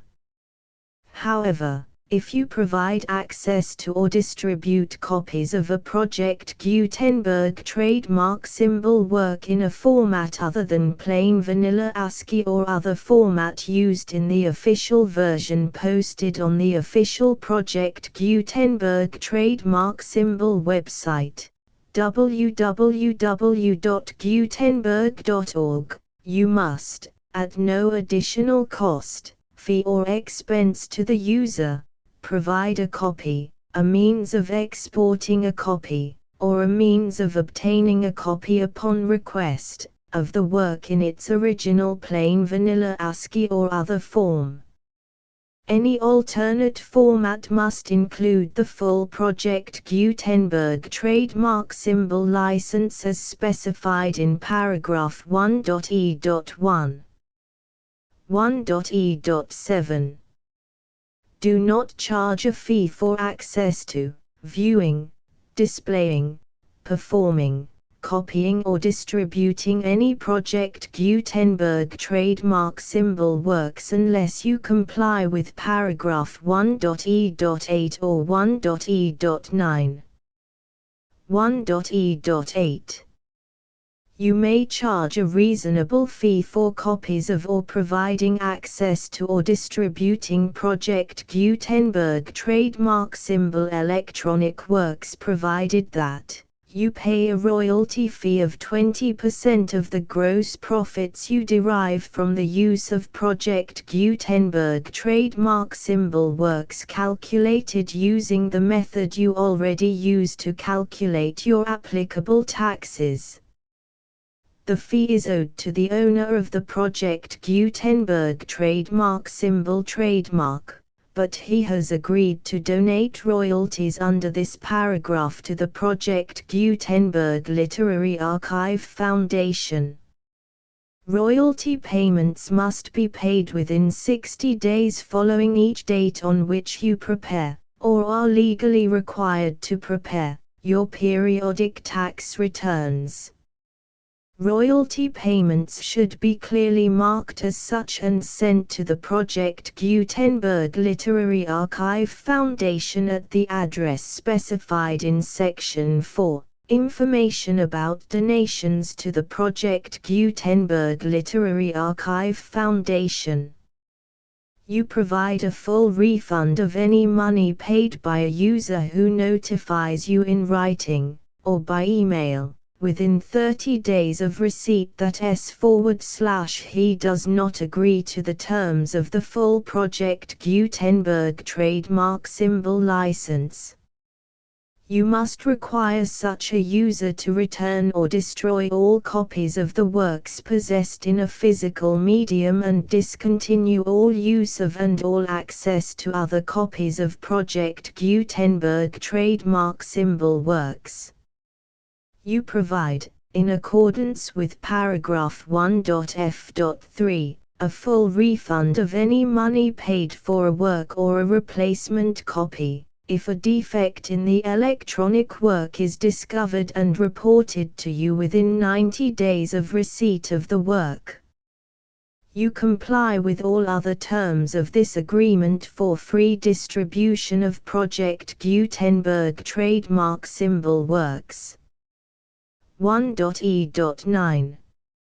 If you wish to charge a fee or distribute a Project Gutenberg trademark symbol electronic work or group of works on different terms than are set forth in this agreement, you must obtain permission in writing from the Project Gutenberg Literary Archive Foundation, the manager of the Project Gutenberg trademark symbol trademark. Contact the Foundation as set forth in Section 3 below. 1.f1.f.1 Project Gutenberg volunteers and employees expend considerable effort to identify, do copyright research on, transcribe and proofread works not protected by U.S. copyright law in creating the Project Gutenberg trademark symbol collection. Despite these efforts, Project Gutenberg trademark symbol electronic works, and the medium on which they may be stored, may contain defects such as, but not limited to, incomplete, inaccurate or corrupt data, transcription errors, a copyright or other intellectual property infringement, a defective or damaged disk or other medium, a computer virus, or computer codes that damage or cannot be read by your equipment. 1.f.2 Limited warranty, disclaimer of damages, except for the right of replacement or refund described in paragraph 1.f.3, the Project Gutenberg Literary Archive Foundation, the owner of the Project Gutenberg trademark symbol trademark, and any other party distributing a Project Gutenberg trademark symbol electronic work under this agreement, disclaim all liability to you for damages, costs and expenses, including legal fees. You agree that you have no remedies for negligence, strict liability, breach of warranty or breach of contract except those provided in paragraph 1.f.3. You agree that the Foundation, the trademark owner, and any distributor under this agreement will not be liable to you for actual, direct, indirect, consequential, punitive or incidental damages even if you give notice of the possibility of such damage. 1.f.3 Limited right of replacement or refund. If you discover a defect in this electronic work within 90 days of receiving it, you can receive a refund of the money, if any, you paid for it by sending a written explanation to the person you received the work from. If you received the work on a physical medium, you must return the medium with your written explanation. The person or entity that provided you with the defective work may elect to provide a replacement copy in lieu of a refund. If you received the work electronically, the person or entity providing it to you may choose to give you a second opportunity to receive the work electronically in lieu of a refund. If the second copy is also defective, you may demand a refund in writing without further opportunities to fix the problem.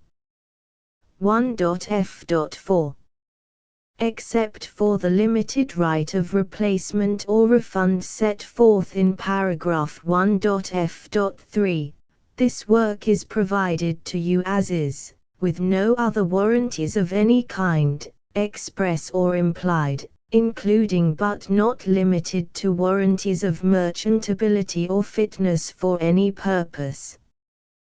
1.f.5 Some states do not allow disclaimers of certain implied warranties or the exclusion or limitation of certain types of damages.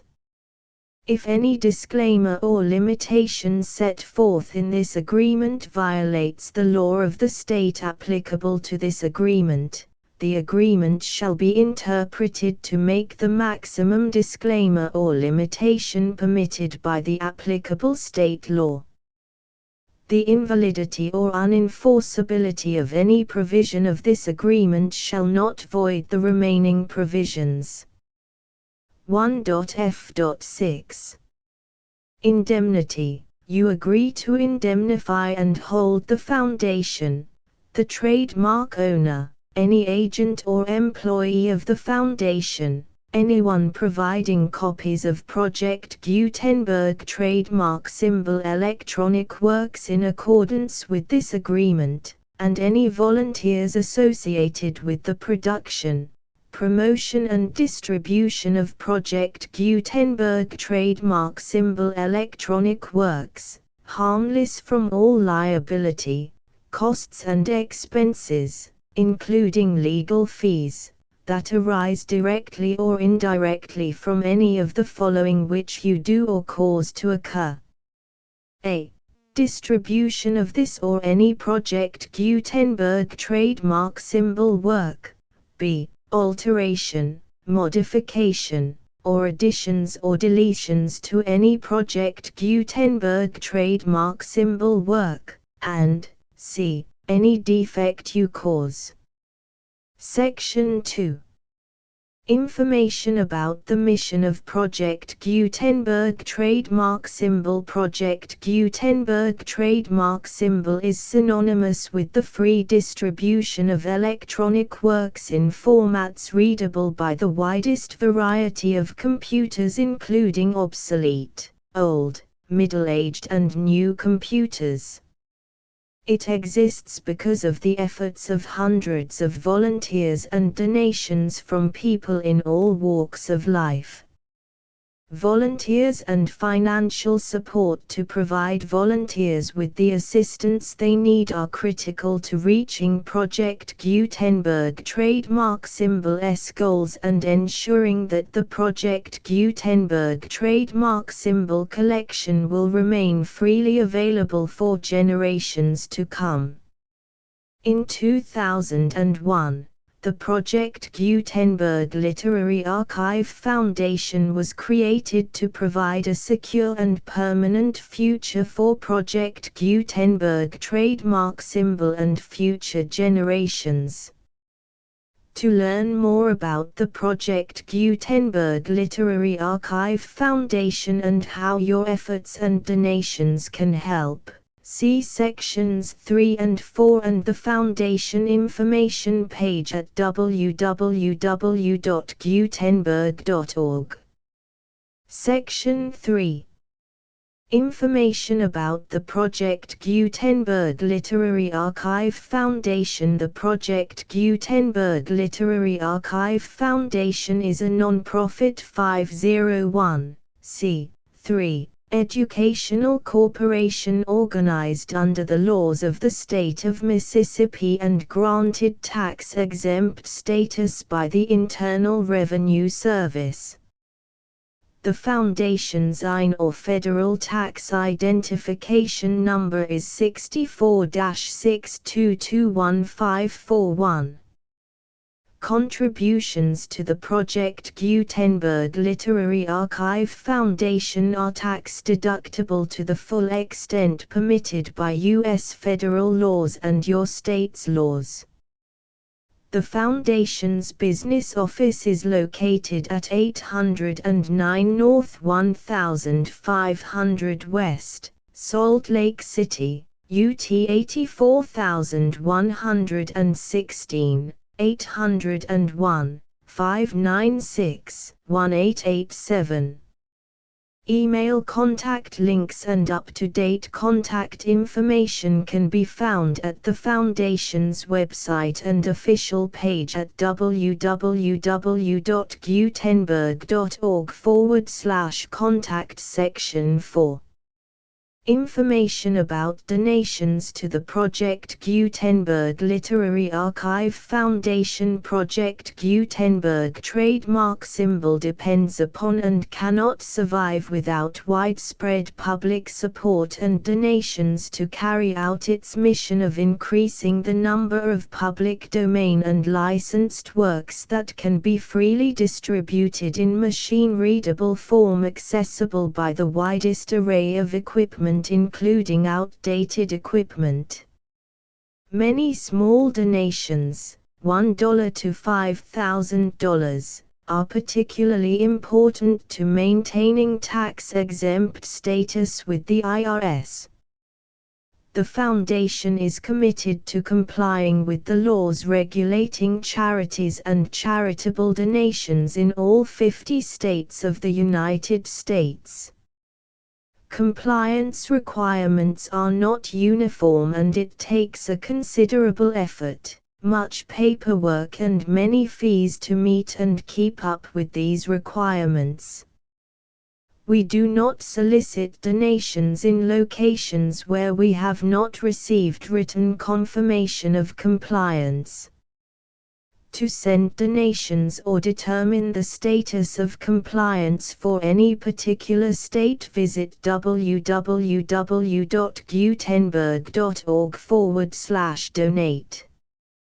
While we cannot and do not solicit contributions from states where we have not met the solicitation requirements, we know of no prohibition against accepting unsolicited donations from donors in such states who approach us with offers to donate. International donations are gratefully accepted, but we cannot make any statements concerning tax treatment of donations received from outside the United States. U.S. laws alone swamp our small staff. Please check the Project Gutenberg web pages for current donation methods and addresses.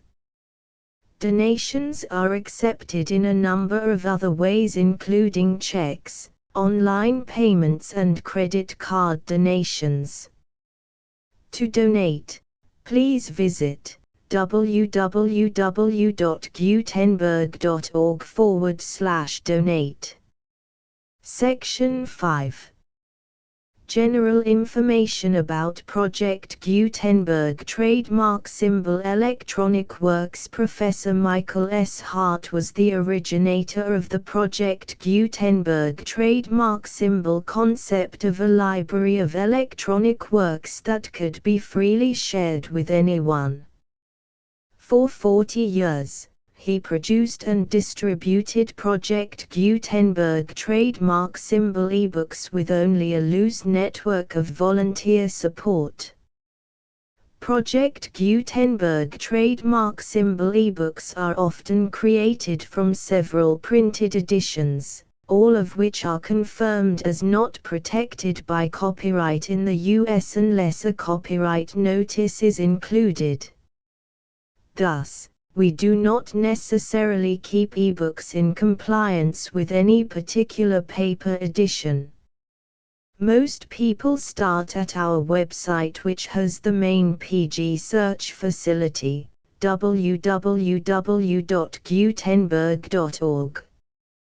This website includes information about Project Gutenberg trademark symbol, including how to make donations to the Project Gutenberg Literary Archive Foundation, how to help produce our new ebooks, and how to subscribe to our email newsletter to hear about new ebooks.